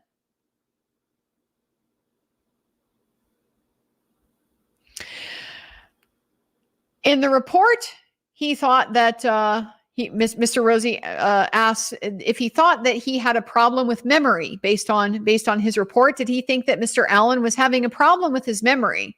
And he said he didn't know. He wasn't sure of the context. April 10th at 2:50 a.m. Okay, this is the middle of the night, remember, because you have no circadian rhythm in the hole, and this is part of what will drive you crazy if you're in there for an extended period of time. Your sleep patterns are disrupted, and losing sleep will drive you nuts. 2:50 a.m. Rick is awake singing God Bless America. At 3:12 a.m., he is masturbating in front of the door, singing Mamas, Don't Let Your Babies Grow Up to Be Cowboys. 3:35, God Bless America, I'm Guilty. 4:05, running in place, singing God Bless America. This particular guard simply recorded these things because there is no mental health provider until earlier, like the early morning hours. Apparently 4:05 is not the early morning hours enough.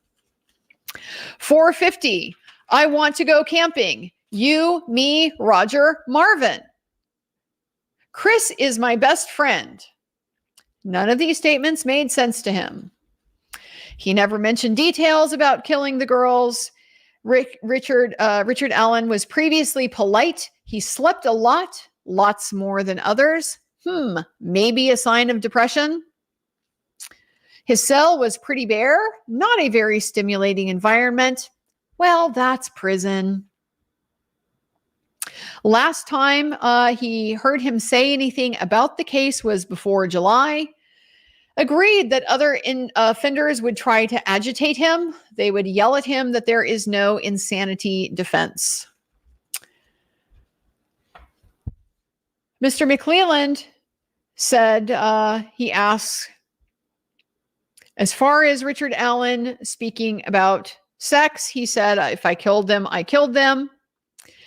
It seemed like he was having trouble remembering or almost saying that it didn't matter. What kind of behavior required them to notify the mental health professional that's on staff?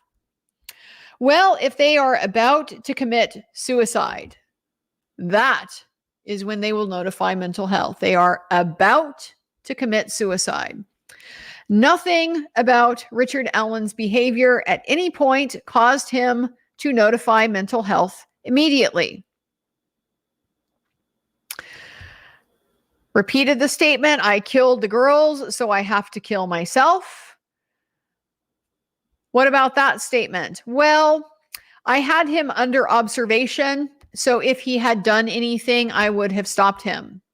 So no need for a mental health response. Because they don't really have the capability to do that immediately. There's only nurses on the floor, nurses and supervisors. So they can't get mental health in there even if they want to. Even if somebody is trying to kill themselves in the middle of the night, all they will do is apparently restrain them and wait until morning.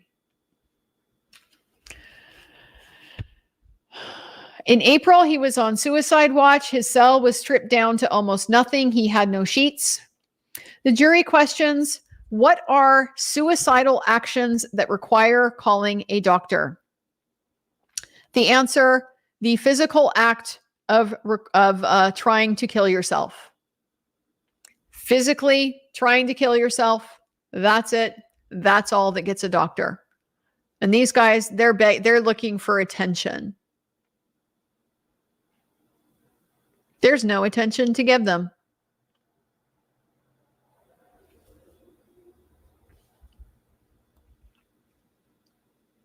Another question from the jury, just on the log, who is MM? It's somebody identified as Mark Moneypenny. Last witness of the day, guys, Jason Bedwell. This guy is from Wabash. He's the only person we've heard from Wabash.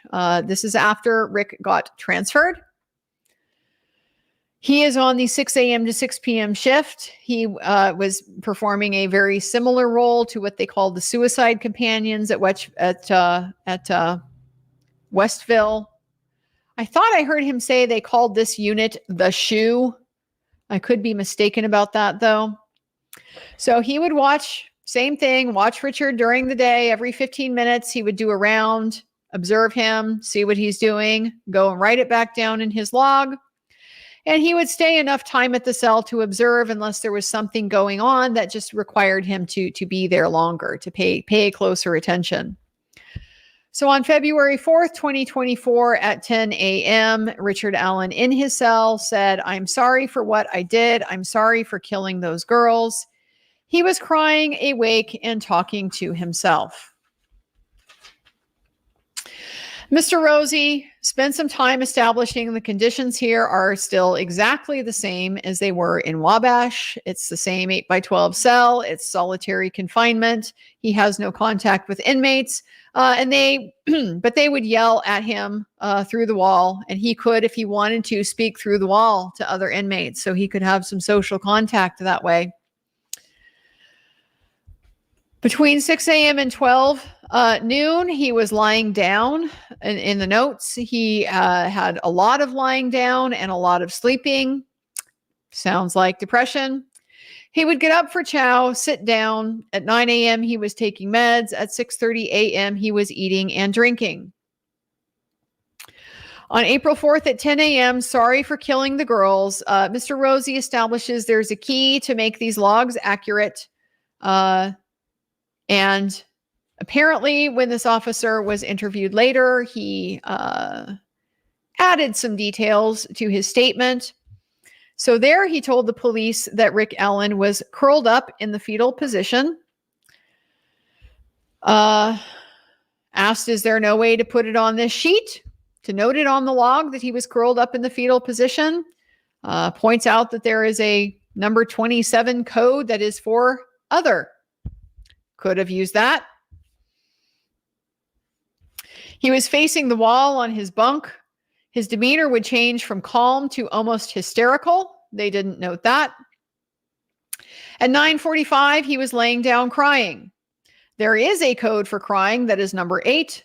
The officer put down what he observed. He didn't note the crying. That's just a statement that he later made in the interview. 10:15, he was lying down talking to himself. And there was not a whole lot of activity that was happening on the end of this statement that he made. He told the police, I'm sorry for the things I've done. I'm sorry for killing those girls. But the log doesn't say for some things he's done, just sorry for killing those girls. So yes, when he spoke with police about this, he added some facts to the conversation. The room is a rectangle. The bunk is on the back. Rick was facing away, so he was not able to see his face. Just establish the conditions again. There's a window to the side. The inmates can put something up on that when they're using the restroom. Said he was standing there about 10 minutes for that statement. It's the only thing that he said. And Mr. Rosie says, so your log entry isn't very accurate, is it? And he says, well, it's just a brief log of what he's doing. And when I had to also help out other officers and do insulin checks in the chow run, if I, in between those things, I could have maybe made a more detailed entry. He's very put upon all of his heavy responsibilities that prevented him from documenting the condition of a man who's deteriorating under his care. Jury question, is the info on the watch flow sheet documented in an electronic record? He did not know. Says he turns it in at the end of the day, and that's about all he cares about his watch flow sheet. Was Richard Allen under video and audio monitoring? I believe the witness said no. So, constant monitoring in Westville, no monitoring in Wabash. We'll see. We'll see. that remains to be seen. So this is what we've been waiting for. This is what we've been waiting for. This is what the case has been building up to. This is what the prosecution has held out as these little juicy tidbits that we're going to get. That's our context. That's what they're giving us. That take anyone beyond a reasonable doubt?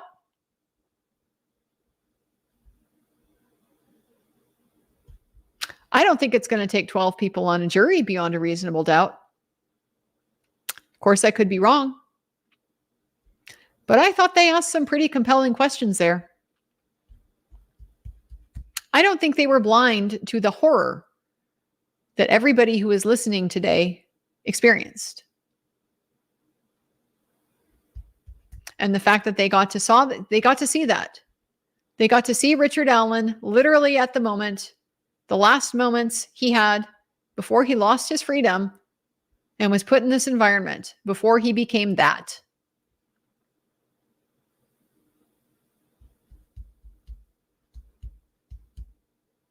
They're going to have that right in their minds, just like we all did sitting there today.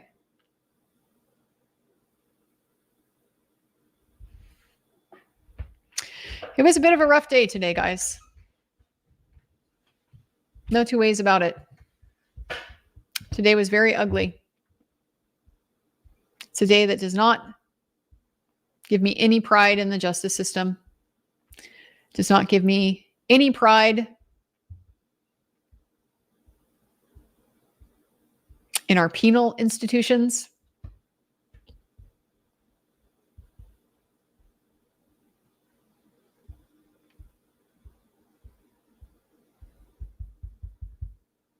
Sometimes it's just sickening to be a human, you know? Like if that's all okay,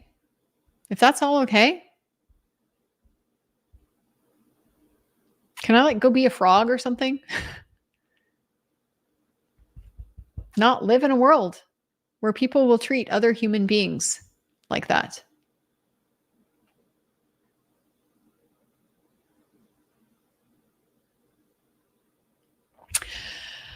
I want to just say something real quick because, again, I know that this trial is about Abby and Libby. And it's just so unfortunate that we have to also now, that can't be our only focus. After what we saw today, I'm telling you, even the family looked pretty grim at the end of the day today. Abby and Libby always should have been the focus. And because of this, they can't. They can't. We got to worry about Mr. Richard Allen now too, and his justice. And his justice now is just as much as part of this process as theirs. And sadly, every day that goes by here, I'm just less and less confident that there is going to be justice for Abby and Libby. It's a shame. This didn't have to be a zero-sum equation. It really didn't. It never did. It never did. We didn't have to pick. We didn't have to pick one or the other.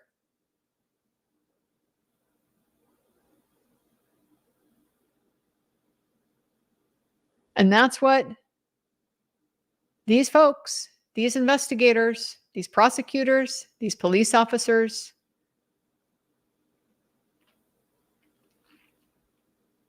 that's what they chose to make this avenue for justice for Abby and Libby. That's what they chose to turn it into. And so it just goes to show it was never about them. It was never about them.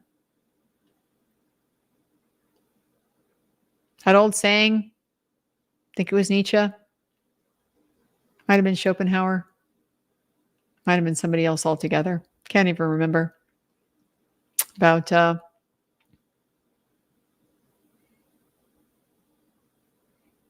spend too long fighting monsters, Got to be careful you don't become a monster yourself. This town, these folks running this town, making these decisions, they need to look real deep.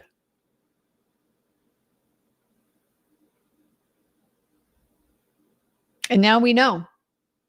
Now we know why they're hiding it. Now we know why they want nobody but the 24 of us for whom they are making it as difficult as possible to get in that courtroom door. Now we know why we're the only ones who are seeing it.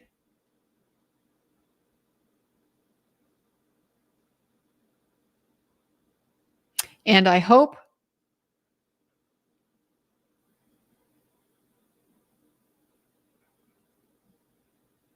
they're ashamed.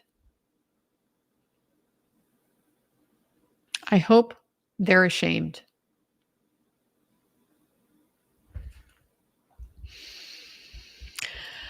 Let's get into your comments, guys. Kiyoka is a new member. Welcome so much to the channel. Freedom Lover. I don't normally do super chats, but I really enjoy your videos and appreciate all the time you've devoted to bringing us this case. Thank you. Well, thank you for your support. I really do appreciate it. Really kind of need it on a day like today. Attorney Melanie Little. Hey, Melanie, I've been waiting to meet you face to face. We got to do something sometime. Somehow we need to connect. Andrea, your passion is palpable. Thank you for the personal sacrifices you have made and continue to make to ensure that your worldwide audience receives accurate information about what is happening inside this courtroom. We are outraged. The world needs to see this. The world needs to see this. It's unacceptable. It's unacceptable. I don't know how we're tolerating this. It's barbaric. And it's just one of those things where it's like we're slaves to the system. We're just trapped. We know that these things are problems. We know. Just like we knew for decades the problems with the Reed technique. We've known that solitary confinement for extended periods of time is torture.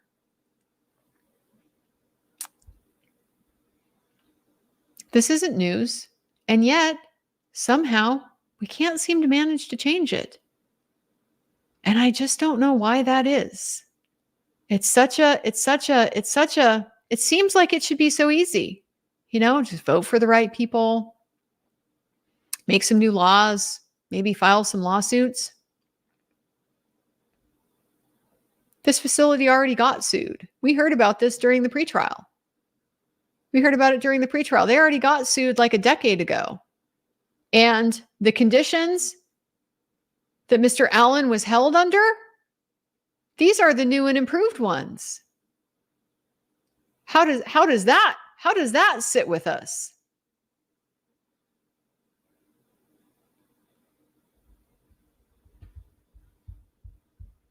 I really appreciate you, Melanie. Thank you so much. It means a lot to me because I know that you see what I see. And I know that you care like I care. So I really appreciate your support. Chop Trials. Been here a long time, been sending you PayPal since Delphi finally took that extra step and logged in from my computer so I could be a member. You are the person I strive to be. Thank you for this, Delphi, and fighting for social justice. Well, that is very kind. I assure you, I am not a saint or perfect or anything. It's when I see stuff like this, stuff like what happened today, it's just so disillusioning, because I don't think I'm anything special. I'm just a person. But I try to be a good person. And That's really all I look for in others. And just try to be a good person, even if you haven't been in the past. It's okay. You can be in the future. Everybody has that potential. Redemption is available. And so when I see stuff like what happens today, it's just so discouraging and so disillusioning, because maybe I'm just naive, maybe I'm just Pollyanna over here, but I just didn't think the floor for human morality was this low. I thought maybe we were past that.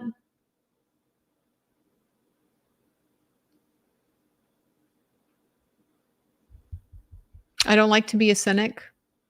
I mean, I like for fun, like just because it's funny, haha, black humor kind of thing. Stuff like this, it just takes the wind out of my sails for that kind of attitude. There's nothing funny about it. It's not black humor. It's just black. It's just dark. This is evil. Maybe that's what this case is all about. This case really is about evil. What happened to the girls? What happened to Rick? This is evil. Michael Osbrook, original action filing fee. Michael, you didn't have to do that, but thank you very much. I appreciate that. Now I just got to get the brief written. Okay, so I was already up late last night. I really wanted to get this done. I wanted to be able to get it all. You have to send it off so that they can review it before you can file it. I don't understand the process. But anyway, I thought I had it all ready to go. I was reading back through the rules because the issues are very simple. It's not a complicated argument. The argument is essentially read the rules. They're quite explicit. It's not hard. So, I laid it all out in my petition. I thought I crafted it, if I may say so myself, thought I crafted it pretty well. You have to do all these supplemental things. I have to have a record that I create with the trial court. It's got to have special verification language. It's like all these little things that you have to do. But I really thought I had it all tied up. So I'm going back and I'm reading back through the rule. No, you have to also file a brief. You have to also file the brief. Like, even though I've put my argument in the petition, I have to put it in a brief also. So that's pretty much what I have left to do. The good thing about that is that means it shouldn't be that difficult. I mean, it's not a difficult argument. It seems pretty straightforward. The words say what they say. So thank you for that, Michael. It is still, a little late, but I'm going to be working on it as soon as we get off here. And that's going to be my goal. I'll get that wrapped up soon. The world needs to see this. This is just appalling. Jim Green, thank you, Andrea. I will save my question to tomorrow so you can continue your work and get some rest. Thank you, Jim. I appreciate that. DB, no one will complain about a short stream. We all want to see the OA. Jeff, make sure you water the plants and get Andrea's doc fees sent in. Well, here I am, once again, not delivering a short stream. It's fine. The short-term suffering I can deal with. I mean, it's not suffering, it's pain, right? Because suffering is all in your attitude to pain. We talked about that in the two arrows conversation. I can endure pain really well. And so if it gets a little discomfortable to get everything done, that's fine. I can manage that.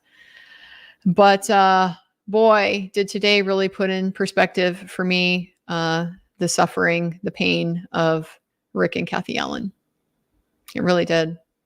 I've long had, since this trial started, it's very easy to sympathize with the pain and suffering of the families of Libby and Abby. It's very easy to sympathize with their suffering.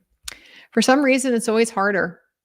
It's always harder for people to sympathize with the suffering of the accused family. And so they suffer in silence and they suffer alone. And just watching how difficult this was for them, it really put it in perspective. And once again, this doesn't have to be a zero-sum thing. If I have deep empathy for the families of the victims, I also have deep empathy for the family of Richard Allen and Kathy Allen. And it doesn't take anything away from one of them to also give it to the other. And I just wish more people would see things that way. Julie Melvin, I have spoken with and emailed CC Cheryl. Putting abandoned chairs in line for a person are not allowed and okay for people to remove them. 15 to 20 minute breaks are okay, but a human will take precedence over a chair. 1-to-1 ratio of person to chair. Sheriff gave me the number. Be forewarned. Yeah, I don't want the line to descend into chaos. I'm very concerned about this. We had a good system going, and it's just as time has gone on, things are slipping. Things are not maybe. It's just not ideal. The situation is far from ideal, and that's really, it's kind of evident that this is by design. Like they want it that way. And so I am concerned that there's going to be a conflict at some point, and that's going to be the excuse that Judge Gohl needs, to ban us all, lock us all out. I mean, whatever. Very, very nervous about how things are evolving with the line situation. And I just hope that people can continue to be decent and be fair to each other and keep their cool. Run the world. Thanks, Andrea. The world and certainly our judicial system needs more use. Well, I'm not anything special. Again, I'm just a person. I'm just a person who's trying to do the right thing. I'm trying to do the right thing. And, I'm not going to be afraid to say what I see and to say what I think, because I have nothing to be ashamed about my perspective.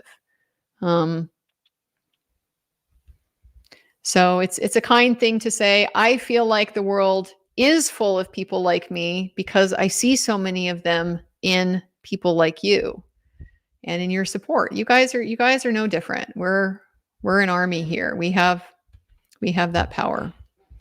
Crypto tax lawyer. Oh, yes, I know this one. It is of great importance in a republic, not only to guard the society against the oppression of its rulers, but to guard one part of the society against the injustice of the other part. Federalist Papers, number 51. Hope you listen to Hamilton while you're writing. You're in Delphi for a reason. Solidarity. Thank you. I have definitely given a lot of thought to the founders while I have been doing this writing, and you might find a little surprise there in the petition as far as the founders go. Flowering Evergreen. I'm a patent attorney who's been following you since your appearances with Nick Rikita. Mad respect. What the duck is going on in our judicial system that we have this case, the Karen Reed case, and the Brian Koberger case concurrently? It is like there is something in the criminal justice water. I don't know what it is. It's a strange coalescence of just the problems, the flaws, the systems coming to the fore in these very high profile and extreme kinds of ways. Kind of waiting to see how that whole Sheriff Steiner situation goes while we're at it. I mean, corruption is nothing new. It's nothing new. We've all known that. But just having it really in our faces so much. Is it worse now than it used to be, or is this just a coincidence of timing? I don't know. I really don't know. Ladybug Lisa, thank you, Andrea, for describing what you saw with both compassion and anger. The moments you described between Rick and his wife are heartbreaking. A man standing up for his wife's well-being as he knows he's headed to jail is special, in my opinion. Thank you. It was. It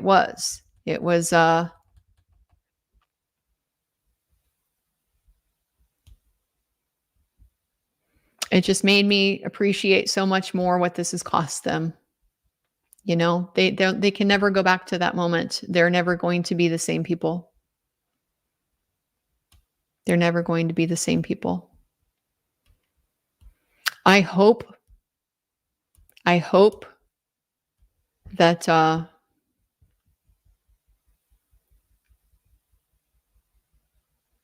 there's some recovery, you know. If Richard Allen is acquitted, and at this point, I would, if I were a betting person, I would bet that he is. I would bet so far where we're at right now, he is getting acquitted. And I'm not sure that any other of these confessions or whatever that the state is going to bring, I'm just not sure at this point that they could really tip the scales. But if Rick Allen is acquitted, they're going to have to rebuild. They're going to have to rebuild. I mean, not just the whole practical stuff of getting your house back, getting a new job, being able to financially support yourselves, those kinds of details. But really, mentally, spiritually, and they're going to need a lot of support. So I know there's going to be a lot of people that are going to be happy to stand with them should that day come. Danielle with a super chat, straight up. Thank you so much for that, Danielle. You are extremely generous, and I'm very grateful. Julie Melvin, one must trust those of us who've fought for the truth for Libby and Abby for almost 8 years. Yet we have the discernment to realize and call out the corruption enough to actually help the defense, who are the only ones to reveal the truth. It's coming. I've waited, and I'm ready. I'm ready to hear what the defense has. I've heard enough from the prosecution. I've heard enough. I know there's more. But just between what they promised versus what they delivered, and how the longer the case goes on, the more of the important pieces of it seem to unravel.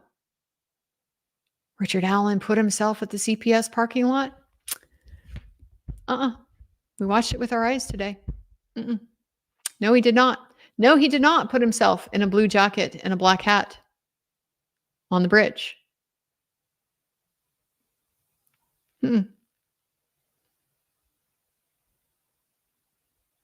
It just seems increasingly likely to me all the time. This man just got his time wrong first time he talked to the police. And all of this is downstream from that. The girls he saw, not the same girls. And that's why all of the people that saw Bridge Guy on the trail, they're describing someone else. They're describing somebody who looks nothing like Richard Allen.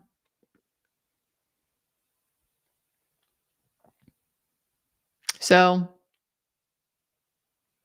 it's not just the way the case has fallen apart, but it's the way that they've handled it.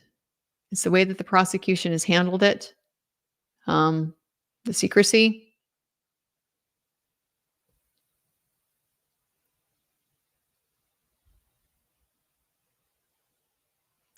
The prosecuting attorney has so much power in our government.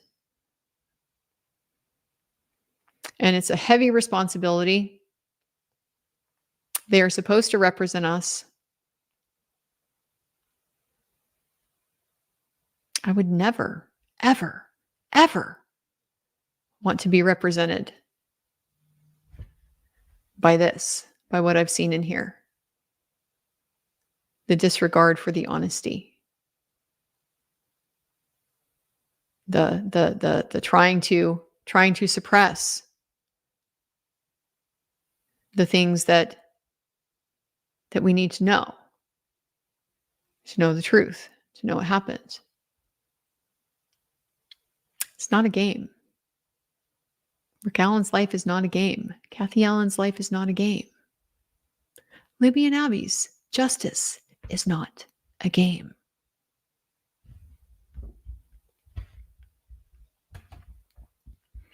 KK special, $100 super chat. You are an angel. Thank you so much for your support. I really do appreciate it. Haley Wolf, for tea and sustenance, we appreciate you and your sacrifices. Thank you. I haven't found tea yet here. I'm sure tea exists in Indiana. I was almost going to bring some with me. I decided not to. I decided if I got too obsessive about my caffeine, it was probably not going to go well for me. So I am just drinking that. It's that acid-free coffee you can find sometimes. It's all right. Vivian James had loved one who was in the hole for 6 months in a max facility. He was supposed to be in a minimum fed camp. They sprayed down his cell with pepper spray and threw him in there. He asked for medical help because he couldn't breathe. They did nothing to help him. I'm really sorry to hear this.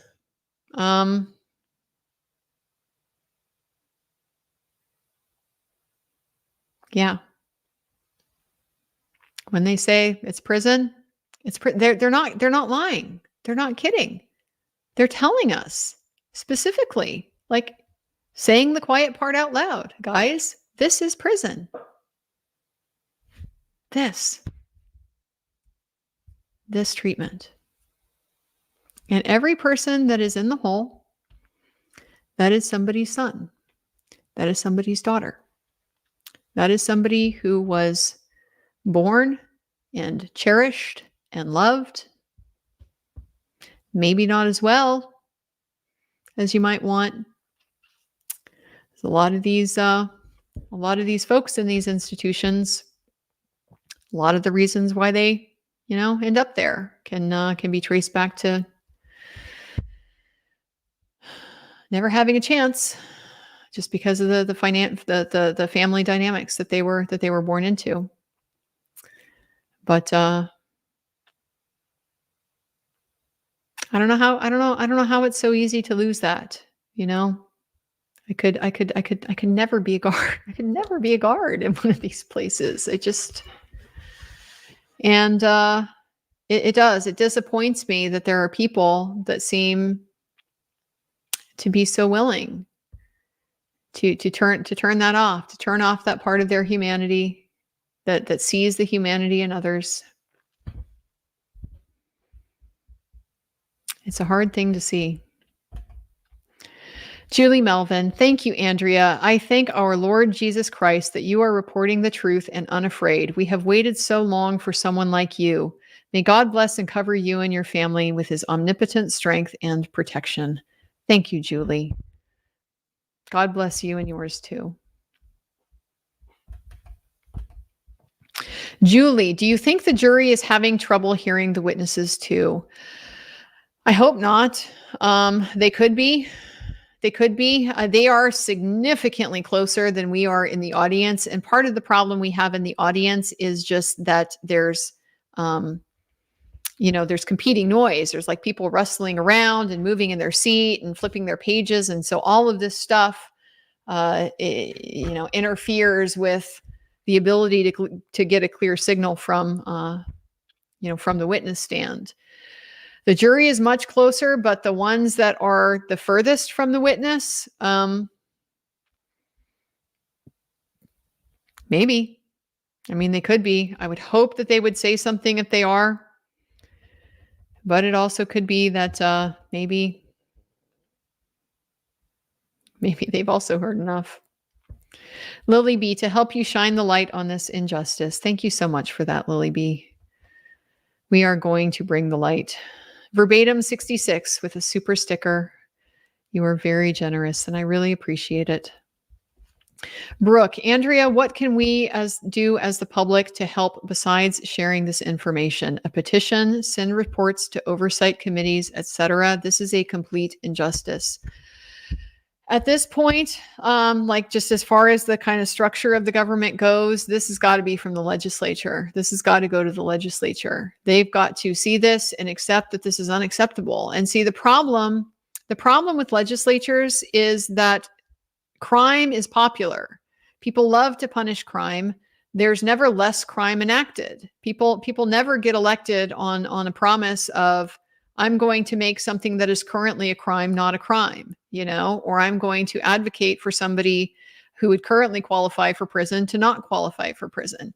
We're starting to, I feel like, very slowly evolve in that direction where we're kind of maybe on the precipice of realizing that this thing that we're doing here is not working. The mass incarceration problem in the United States and the conditions that we are subjecting our people to, it's not working. It's not acceptable. And we should be morally appalled.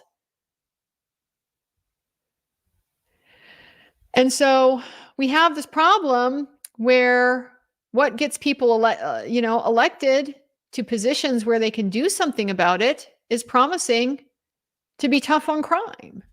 Because nobody wants to be soft on crime. And there's just this idea somehow that if we ratchet back from this insane system that we've created, that's making us soft. We have to recognize that this has been a terrible mistake. This experiment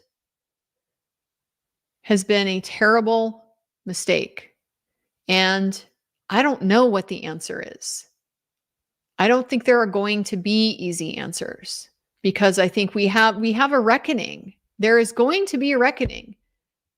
Karma is real. And every person who has been in prison under these conditions, getting the same type of treatment, they are affected by that. And that has downstream consequences as well, including their ability to reintegrate, their alienation from the society that is allowing it to happen. I don't know that there is an easy answer to this, but we absolutely have to try. And that is what we have politicians for. That is what we have legislators for. We have to pressure them to carry that burden, to pick it up, to look at it, and to take the responsibility to fix it.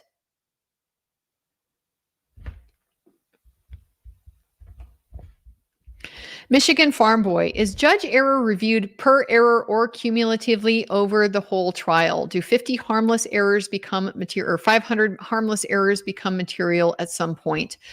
So in the abstract, yes, errors do accumulate, and there is a doctrine of cumulative error, at least in my state. Can't speak for Indiana, but we're not unique with that. That the idea being, yes, you have multiple errors that in and of themselves, these errors wouldn't necessarily affect the outcome of the trial. But when you take all of them as a whole, as an aggregate, and look at the total effect, it renders the process unfair. That is a doctrine. So it's theoretically available. Practically speaking, I will say, extremely hard to get. I had a judge at a conference once, giving a presentation where we have a chance to ask him questions about stuff. I had a question about cumulative error doctrine, and the judge, I thought quite frankly, said, something to the effect of, yeah, it's a thing, but it's never going to be a thing. Like, judges aren't, they aren't going to decide a case on cumulative error. What that says to me is not that, like, really, absolutely, it's never a thing. It means that it takes an extreme and egregious case. And boy, if there is a case that meets that standard, and this one is, if this isn't it, I don't think I've ever seen it. Stephanie L. Oh, Andrea, I have tears listening to you tonight. This is so wrong. Where is oversight? Please take care of yourself in this somehow. Thank you. It helps having all of you here. Community makes everything better. Not being alone. Being alone with this stuff is bad. And that, again, takes me back to Kathy and just my concern for her. And, my hope that she has support with her. It's just been terrible. It's just terrible all around. There is nothing good coming out of this case, sadly. There's nothing good. There's no hero. Well, I'm looking pretty good at that defense team right now. I got to tell you. I have to tell you. When I'm seeing this stuff and how it's coming out, it just really gives me a deeper appreciation for how these guys have fought against an absolutely I know the correct expression is Herculean task, but I'm going to say Sisyphean because of the cost that it's inflicted on them, the personal cost that they've had to endure in all of this. And it would have been so easy to walk away. It would have been so easy for Rick to get an overworked, jaded public defender, of whom there are, unfortunately, still many, who would look at this case, see these statements and think, Rick, you confessed. What am I supposed to do with it? We'll try to get you a plea. But I don't think I can do anything more for you than that. A lot of lawyers like that out there. These guys, they could have done that. The bar is extremely low for competence in public defense. It's extremely low. And these guys, they have gone above and beyond.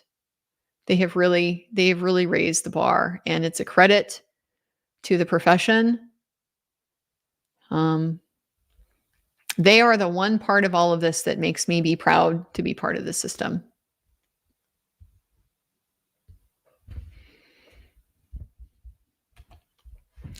Kitty, kitty, meow. Thanks for enduring this horror show for all of us. Well, here you are enduring it with me. It is. It's not good. It's just not good. Charlie Lynn, shame on them, 100%. And I say that as really not a shame on them kind of person. I'm really not. This is why I never wanted to be a prosecutor. I would be a terrible prosecutor, I think, because I always want to give people the benefit of the doubt. I always want to see the good in them. I always want to see the potential in them. I try to have an optimistic perspective. And so the whole like j'accuse aspect of being a prosecutor, that casting of judgment, it's just not in me. This brings it out. Stuff like this brings it out. Lots to learn. Take special care of yourself, please. God bless. I will. I promise I will. Trish C, does defense have the solitary recordings? They suggested in their opening statement that they do, that we are going to see. We're not just going to hear these little cherry-picked little bits and pieces that we're getting through these witnesses. We're going to have to see some of these videos. We're going to have to see some of this behavior. We're going to have to see Richard Allen's condition. And I'm not looking forward to that. I'm really not looking forward to that. CG, glad you were there watching. Some dollars to help the cause. You are amazing, and I really do appreciate that. Paula Simic, I am so sorry, Andrea. Thank you for doing this. I appreciate that. I appreciate that sentiment. You shouldn't feel sorry. You're not the one who should feel sorry, but I understand you are clearly an empathetic person. And so I do. I understand that. The sad thing is that the people who do need to be sorry for the situation are never going to be. That's the sad thing. Glenn F., if RA does somehow get convicted, do you think he will win an appeal with all the crazy rulings by the judge? I hope he doesn't have to spend much more time under these monsters' care. I do too. I'm very concerned, about what could happen to him in the event that he gets convicted. Not just because he's going to then go back into that physical environment that is so damaging and so unsafe. By the way, I'm aware for trial, he's being held in Cass County Jail, local jail. He's being held in a local jail for 5 weeks so that he's close, so that they can transport him there every day.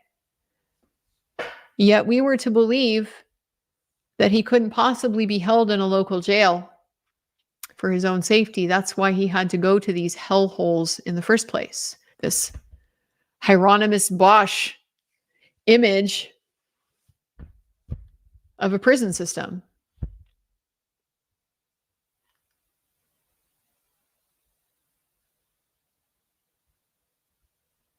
Also unnecessary.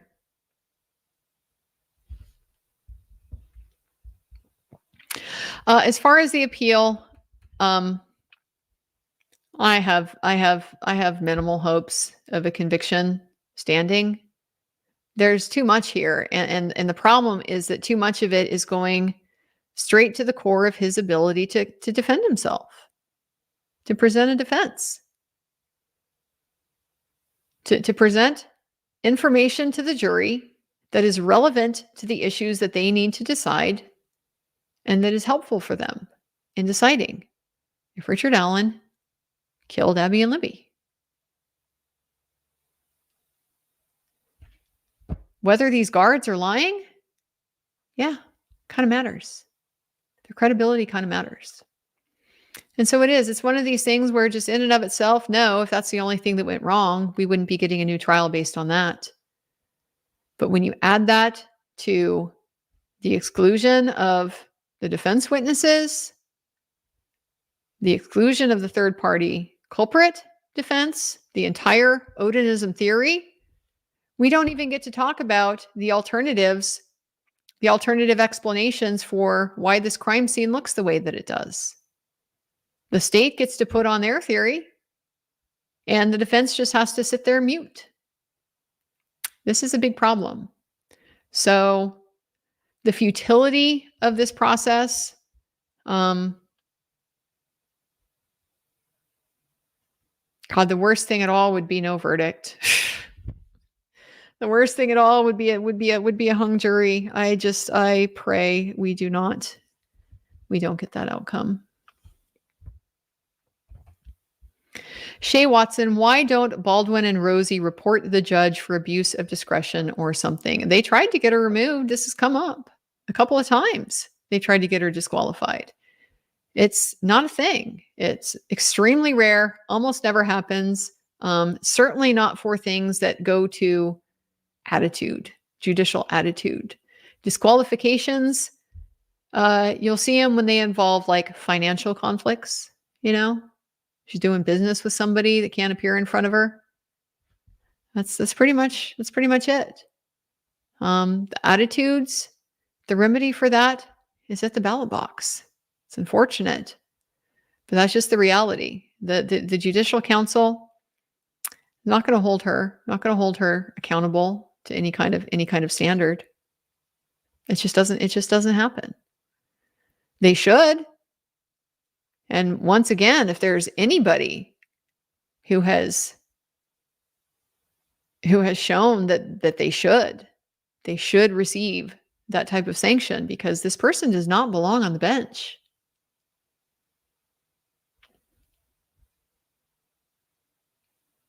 It's going to be up to Allen County in 2026 to do something about that. Marianne, sending hugs. I feel your compassion. Thank you for that. I appreciate the hugs. Hugs are good when you have a rough day. Lily B. Lori Hellis tweeted you and offered to help if you need it. Awesome. Lori is great. I really appreciate her and everything that she stands for as well. Carrie Mache, pain is inevitable. Suffering is optional. That's the mantra. It's the truth. It's the truth. But boy, some things are hard to accept. Janet stuttered, the lawsuits don't do any good. Everything is right for a while, and then it's business as usual. So sad. This lawsuit doesn't even seem like anything was right for a while. The lawsuits are not a good avenue, unfortunately. It would be great if they were. But no, they don't do a very good job at effectuating any kind of real change. The one thing that they do, I think, is they can strike heart into the fear of the budget folks who get concerned about the risk of large judgments. Money makes the world go round. And if people think that the Department of Corrections behaving like this is going to cost them something, then they might do something about it. Then they might do something about it.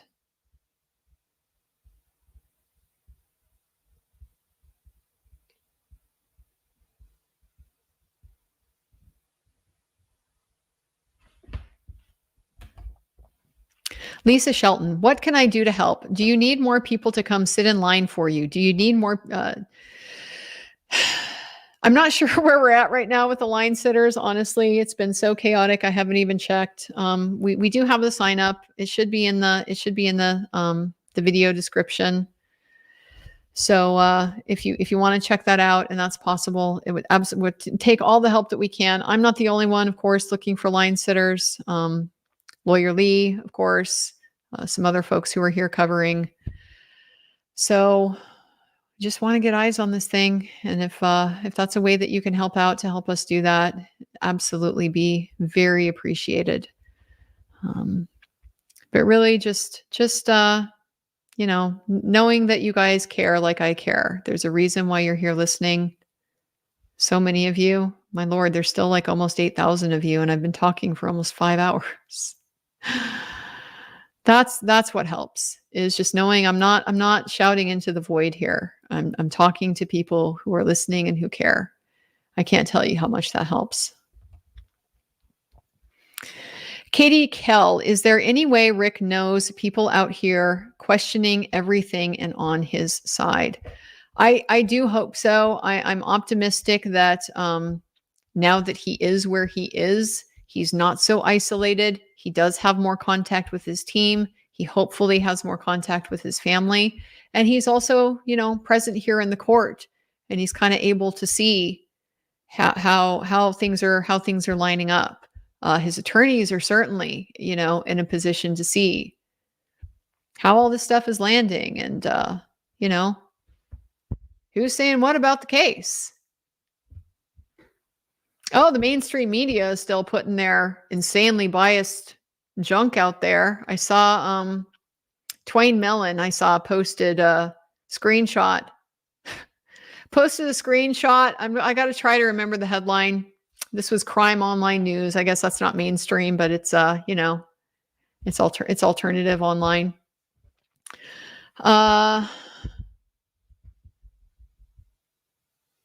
I can't remember exactly what it was, but it was like anger erupts in the courtroom, or anger erupts as Rick Allen is interrogated about, killing Abby and Libby. Something like this. Anger erupts, suggesting like it's him, when it's the freaking cop who blew up at him, at this man who's just trying to hold it together and be heard.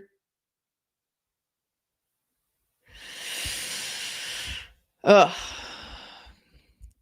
I hope that the team is keeping him in the loop like that, keeping his spirits up, because that is an important part of all of this. I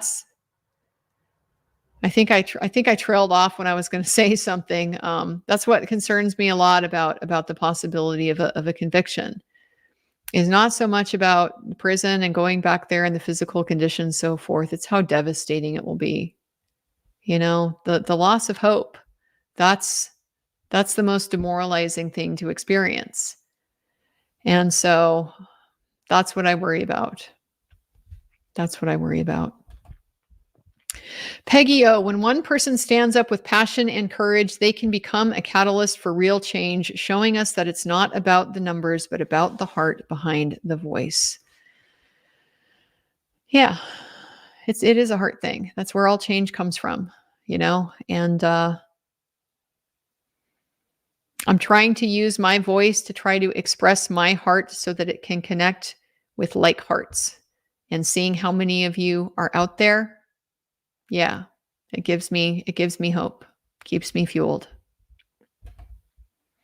Bluefish, quote by Thomas Aquinas, "Justice without mercy is cruelty." That is a good one. That is a very good one. Lorna Doone, oh Captain, my Captain. Thank you for that. It's a beautiful poem. Hedgie Mom, your dedication and reporting on this case is exemplary. Following from the UK. Thank you, Andrea. Thank you, Hedgie Mom. Thank you for caring from all the way across the pond. I don't know much about prison in your country. So hopefully you're not dealing with this kind of horror on your own home front as well. I would like this to just be a cautionary tale. I try to take something good out of everything, out of the bad. I mentioned before, one of my favorite types of art, is that art that takes something that's just dark and tragic and bleak and horrible and painful, and it's able to transform it into something amazing and spectacular. The example I was using was the book, The Lovely Bones, the Alice Sebold book. I just thought it was an absolute wonderful example of that type of phenomenon. And that's what I'm hoping this trial can be. That this trial can be something dark and bleak and awful and horrifying, but that it can be transformative for something much better, much greater in the future. Charlie Lynn, sending someone with a presumption of innocence to prison for 18 months is atrocious. Yeah, it is. Yeah, it is. Theory neutral. My peers and I feel you. We fight for accountability for corporate misconduct and corruption, and there are many common denominators. Follow the prison money. Yeah, a lot of these places like Indiana's a lot like Washington. We don't have a whole big issue, like a whole big private prison thing. They're starting to be more in Washington because just more like it happened during COVID, especially just more and more facilities that the state is very inefficient when it comes to setting up, novelty, doing new things. They're not very good at it. I might argue they're not really very efficient at much at all, but it hasn't really been a thing historically. And Indiana, this is the state.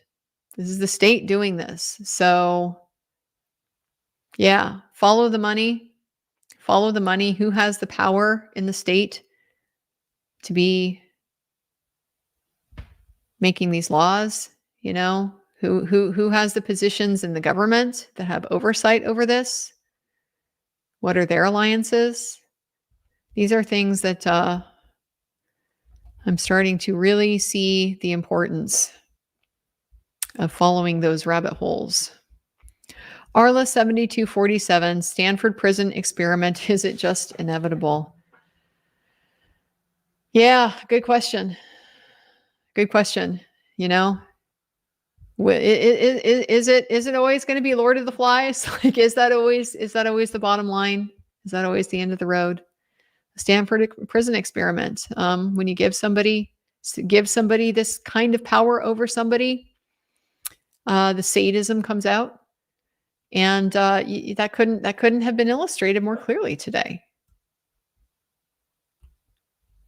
It really couldn't. Shay Watson, believe it or not, the undoing of our humanity begins with the current indoctrination of children in the educational system. They are being groomed. It's it's alarming to me. I don't get too into education debates just because I'm honestly not the most informed about them because I don't have children. It doesn't affect me personally, so it's not one of the issues I've looked at especially closely. But the thing that concerns me about the current education system is it's not diversified. It's kind of the best way to put it. It's a monolith. The curricula that's uniform. Like every kid is supposed to learn this stuff, and the best protection against risk is always diversification. So I just get concerned that yes, all of these children that are being taught the same ideas, being taught to engage in the world in the same way, if that gets challenged for some reason, some type of hardship, some type of, disaster. Do we have the cognitive, the mental, the intellectual diversification that we would need to be able to survive something like that?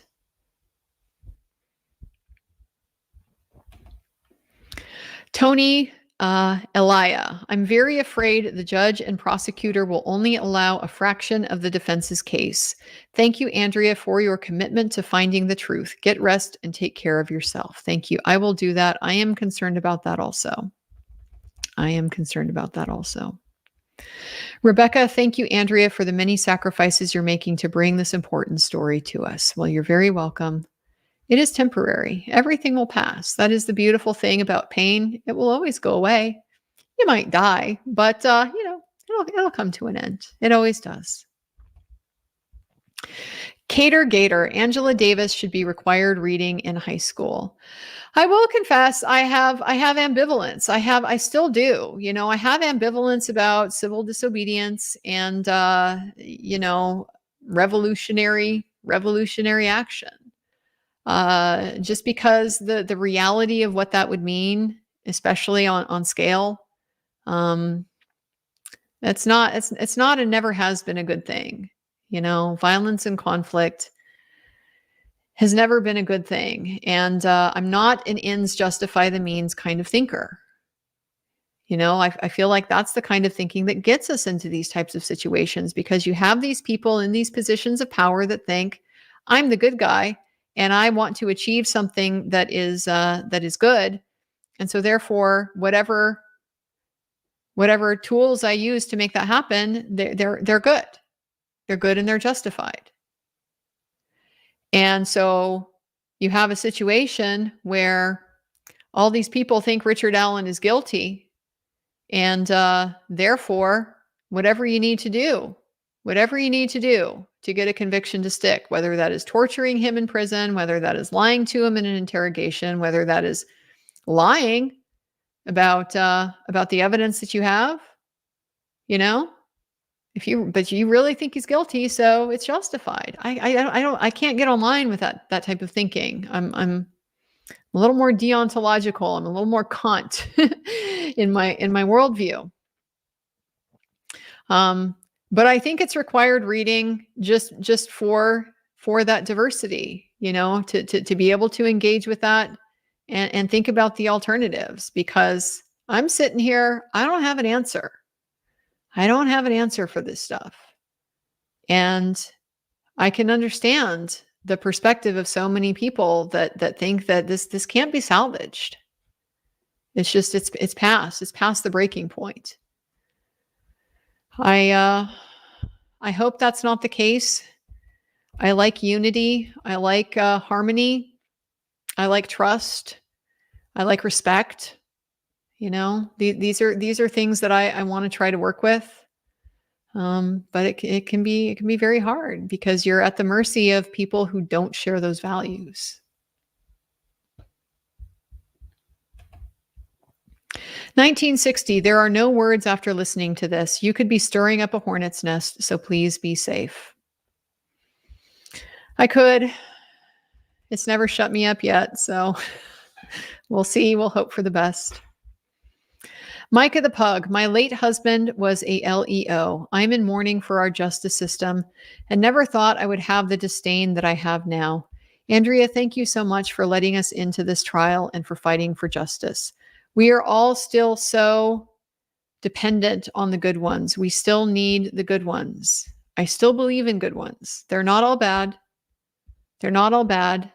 And the good ones that are still in the system are the ones that are in the best position to help us grab it and steer it and turn the ship in a different direction. Help us change it from the inside. I've seen plenty of law enforcement officers who can look around and see how things are done and realize, this ain't working. When you're picking up the same guy that you just picked up and threw in, for like the fifth time, it's not working. It's not working. We got to find better answers. Taylor Cook, there is no oversight because the paradigm in a trial is about justice for the victim. The accused is an afterthought. If they didn't deserve to, they wouldn't be there. It is unfortunately a lot of that. And a lot of the time too, when they do make it about the accused, it's the pitchforks and and torches style, it's the character assassination. Who among us is without sin? But you get into a criminal trial, and a lot of people willing to cast judgment, exercise their power, use the force of the state against other people, pretty much because they don't like them. And that whole being accused thing, it does. It just makes people very very. It's such a mental shortcut. It's like it's easy. It's easy if you see somebody is accused to just default. They're bad. They did it. Terrible person. I've never been. See so much of that type of talk around criminal cases. See it in this one. I would never confess all of these times. I don't care what they would do to me. Yeah, exactly like Richard Allen said. Exactly like Richard Allen said. I just really do. I think from the work that I've done, I feel like I have more of a perspective about how it really could be any of us. But for the grace of God, go I. There's just so much about our circumstance in life that is luck. We don't get to take any credit for it. I didn't ask to be born to the parents that I was born to, in the country that I was born in the era that I live in. The background, socioeconomic status, all that stuff. Like all of these things, they play a huge role in your opportunity in life. And you get a real perspective from that. Spend a little time in the foster system, if you want a perspective on that. And then, double up, be in a small town where you get to be part of the foster system, and then watch those kids graduate into your adult felony client caseload. Some people never had a chance. And it's so easy, it's so easy to sit back and just look down your nose and disdain and judge. But you were just lucky. You were just lucky that it was them and it wasn't you, because it could have been you. Paula Simic, thank you for remembering my name amongst this madness. P.S. Polish, not Brazilian. Okay, well, thank you. Good to know. Good to know. M. Osland, thank you so for doing this. It's really hard. This day totally broke my heart. It was heartbreaking. It's very tiring. This one was very tiring. Saturday, was enough to enrage me. Today, I'm not broken, at least not permanently, certainly not. My goodness. But it was a real gut shot. Today was a real gut shot. Really set me right down. Really set me right down. The Squid, I hope I'm wrong, but it feels like they knew that solitary confinement would produce the results we got and did it hoping for false confessions. It seems it was done because the case was weak.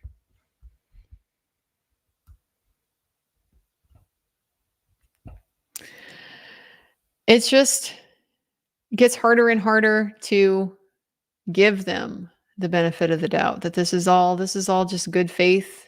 All of these mistakes, all of these judgment calls, all of these lies, that this is all a good faith mistake. He's sitting in Cass County Jail right now. He's sitting there right now. Why couldn't he have been there for the last 18 months?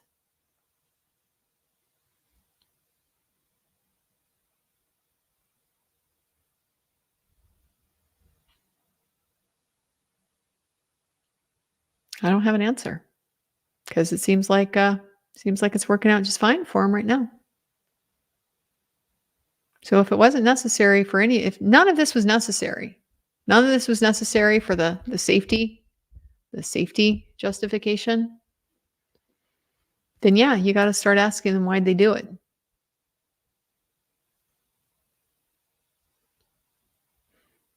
And the sadism is really the best answer, because even if it didn't even cross their mind, I mean, maybe it did. Maybe they literally thought out, we'll put him in this setting.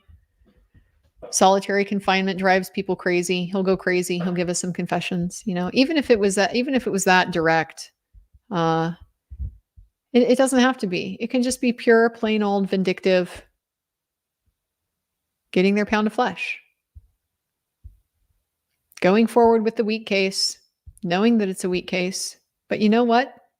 They can ruin his life with it. They can make him pay.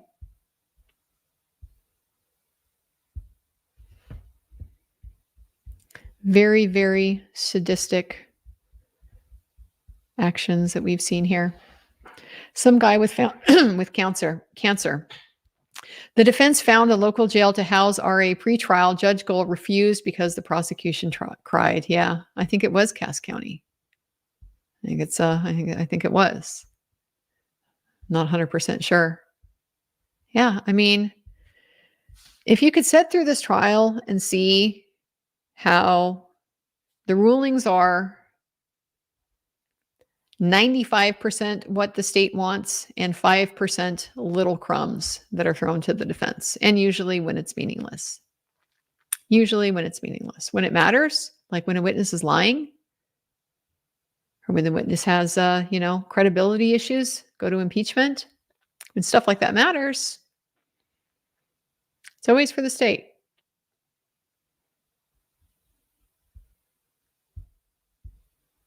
Just the little things, little questions that don't hurt so much. Okay, we'll overrule those. This is why this case needs to be public. Kim Young, 15-minute opening, 5-minute closing. They had nothing. This is no justice. Nothing.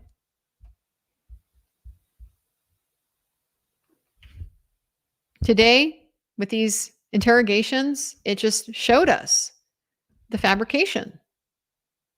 It showed us how they built the case from nothing. They took an old report. They tried to interview him to get inconsistencies to make him look like he's guilty, changing his story. They ignored everything that didn't fit. The eyewitnesses don't describe him. They find a picture of a car, grainy, fuzzy, not distinct enough to be able to tell if it's actually his, but it's just close enough that we can raise suspicion.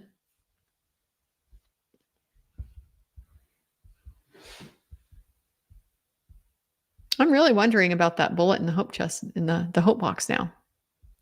I want to hear more about that. I suspect we're going to hear from Kathy. I don't know. But I suspect we are. She's going to be the one that's in a good position to be able to testify about what she saw when she went out to those institutions, the experience of, how he deteriorated, from talking to him on the phone. Background. Just background. Rick said Kathy would know exactly where that 2017 phone was. My wife would know. So I suspect we're going to hear from her for stuff like that. I want to know what Kathy has to say about that bullet in the hope box, because I got to tell you, after everything that I've seen here and the complete collapse of trust in anybody in a position of power here, I'm not convinced. Rick Allen put that bullet in his hope box. I'm not taking their word for it. Didn't match his gun. Didn't have the extractor mark.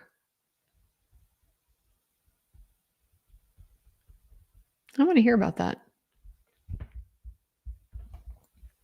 Louisiana girl, I had to check out earlier and I'll go back. I'm so angry. Thank you. There are people who I love and respect there, but this is a different take.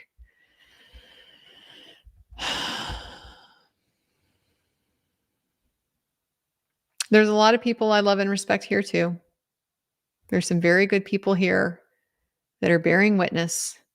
And even if, we do have different takes, and that's part of what is the good thing, the blessing about this case, how we are going to be able to spread it so much wider because of that.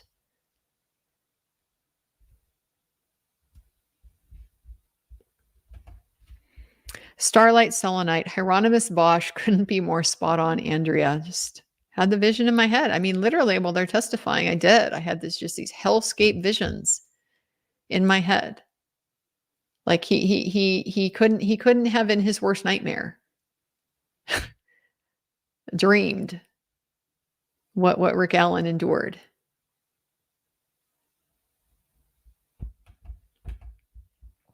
Catastrophe, go to bed and original action. Desensitized are we? It gets worse. We're alive. Complaints go nowhere. Nothing is off the table when it comes to goal. Impeachment, bias, evidence. Never say never. Thank you. I will go to bed. I will get the original action done. Needs to happen. Nick Starrow, maybe the answer is to stop electing sheriffs and prosecutors. I don't know if this is the answer, because letting politicians appoint them isn't necessarily a better alternative. It just means that the person who has the power of appointment captures that much more influence for them to wield. I don't know the answer to corruption. The founders didn't know the answer to corruption. Our system of government depends on the character of the people that are living under it and that are serving as leaders in it. And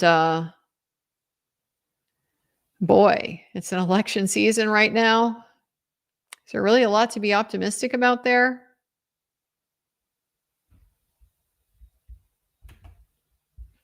Sarah S. Did Rosie at least get to ask the Warren why he was being so obtuse? Hope you get the reference. Sending hope and love. I love the reference.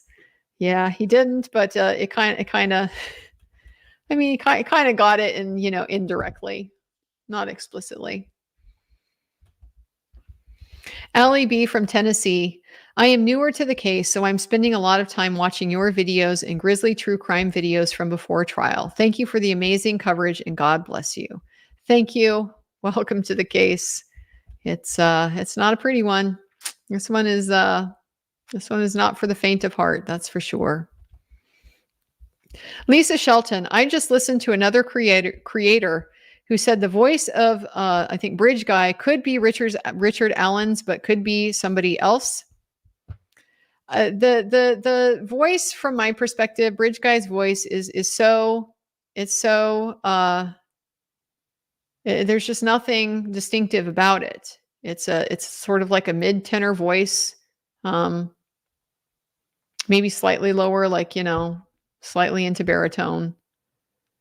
It's not distinctive. I mean, I just, my personal impression from hearing it, there's tons of people that could sound just like Bridge Guy. So I can't say when I heard Richard Allen's voice on the recording, on these interviews, these interrogations, that it like immediately jumped out at me. Oh, he sounds just like Bridge Guy. No, I mean, not really. Rick does have a pretty distinctive accent, but we didn't, I mean, not distinctive, but just it's notable, it's pronounced. But we didn't really hear enough Bridge Guy, to get a read on any type of accent or anything like that. I mean, I'm not prepared to say it couldn't be his voice. It doesn't sound like his voice. It could just be a lot of people's voices. That's how I see it. Mama Gritty, thank you for all your hard work and dedication to keep us informed. Sending lots of love, hugs, and prayers. Thank you so much.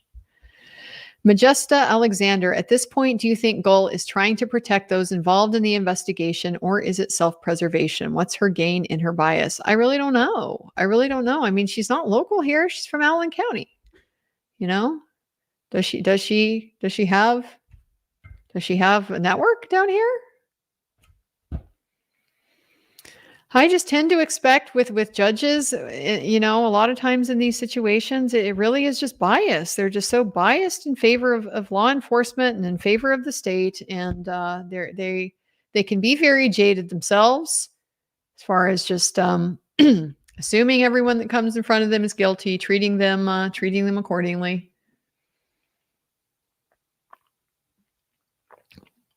Her contempt for the defense team, it remains palpable. And so to me, that is just really the most logical explanation for all of this. It's unfortunate, and it's small, and it's not like conspiratorial or anything, but I think she's just spiteful.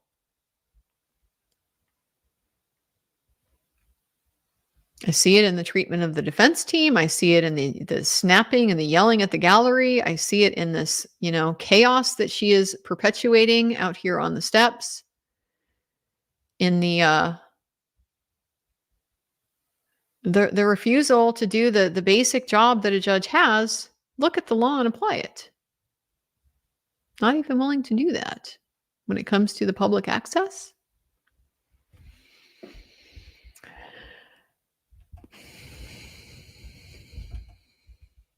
Six Kids UK. Doesn't this raise a question as to the sudden box cutter epiphany?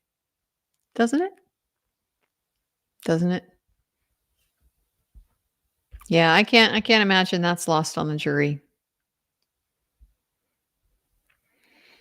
You just never know how something like that is going to go. This seems like a very intelligent jury. I mean, some of the questions we've gotten obviously have been very sophisticated, some very technical. DNA reagents, like somebody knows some stuff. And so I don't feel like they're missing this. This is not going over their heads. And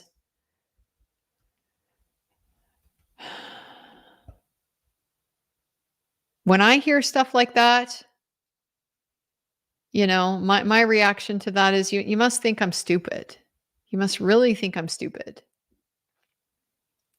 That you just had a coincidental box cutter revelation a few months before trial after 7 years on this case. You must really think I'm stupid. This jury is smart, but they won't like people thinking they're stupid. The Squid, no matter the outcome of this trial, good can still come of it. It just takes all of us to spend a couple days out of the year in our local courts and pay attention to who we are voting for. Sadly, most don't, myself included. Courts are like one of the hardest areas to monitor. I've had a project in mind for a long time. I'm not going to talk too much about it right now, but just something I'd really like to pursue that really is more like this, because these high profile cases, they get a lot of attention, and they are very important, and they can be really, really good vehicles that way for just, an opportunity for people to learn more about some of these defects in the system, and just how the system works, and where things can go wrong, and stuff like that. But the high profile ones, they can skew your perspective, because the everyday bulk of justice that's flowing through the courts, I'm using justice with the irony quotes there, nobody sees that. It's just invisible. And it's the grind. And that is where most of this is happening. Most of these issues with the systemic problems, that's where they come from. It's because of that mass bulk of the day-to-day. It's just a hungry monster, this criminal justice system. So I've had an idea for a project that would focus a little bit more about that. But yes, I absolutely agree. Go down to the courts, pay attention to what's happening in there. You might be shocked at what you see. Good night, Saigon. Are you lacking sleep, shaking head, and stuttering? Indeed, I am lacking sleep. I am short on sleep. I will be short on sleep again tonight. That is just part of what we are enduring at this stage in this trial. Carrie M. Goal is now on the wrong side of new case law thanks to the defense. That's the basis for her bias, in my opinion. Yeah. I mean, I think they were on her bad side before that, before the writ. The writ's embarrassing.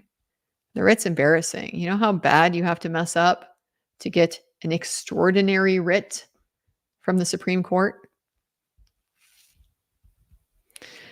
But she had it out for them before that. So I think she's just kind of spiteful. Law Kong Express, Zachariah Anderson News, Rosalio Gutierrez had 2 different women's credit cards in his freezer, mailboxes. Well, one of these days I will get caught up on that case. I've been waiting for, post-conviction process. It's just I didn't get a chance to watch the trial when it happened. I suppose I could go back at some time, but clearly I'm not going to have time in the short term. But that is one I didn't get to follow at the time, and I know that one matters a lot to people. A lot of people, especially people I trust, think that one is a pretty big injustice. So at some point, I should probably take a look at it.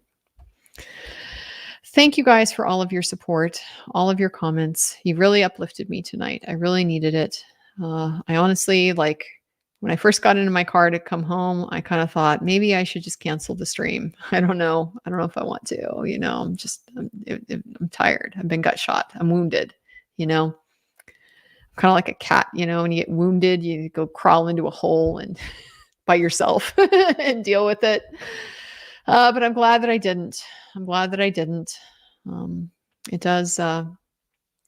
It is comforting. It's comforting and encouraging to just have the support of other people out there who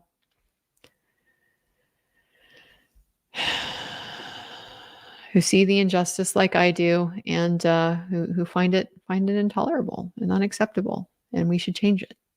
So tomorrow will be another day. We will have new resolve. Red Riding Hood 721. Do you think they will have Mr. Allen on the stand? I don't know. I don't know if he can. If he was the same Richard Allen that we saw 2 years ago in the interrogation, I'd be like, sure, he could probably manage. But I don't think he's that Richard Allen anymore. So I don't know. I think that's a really tough call.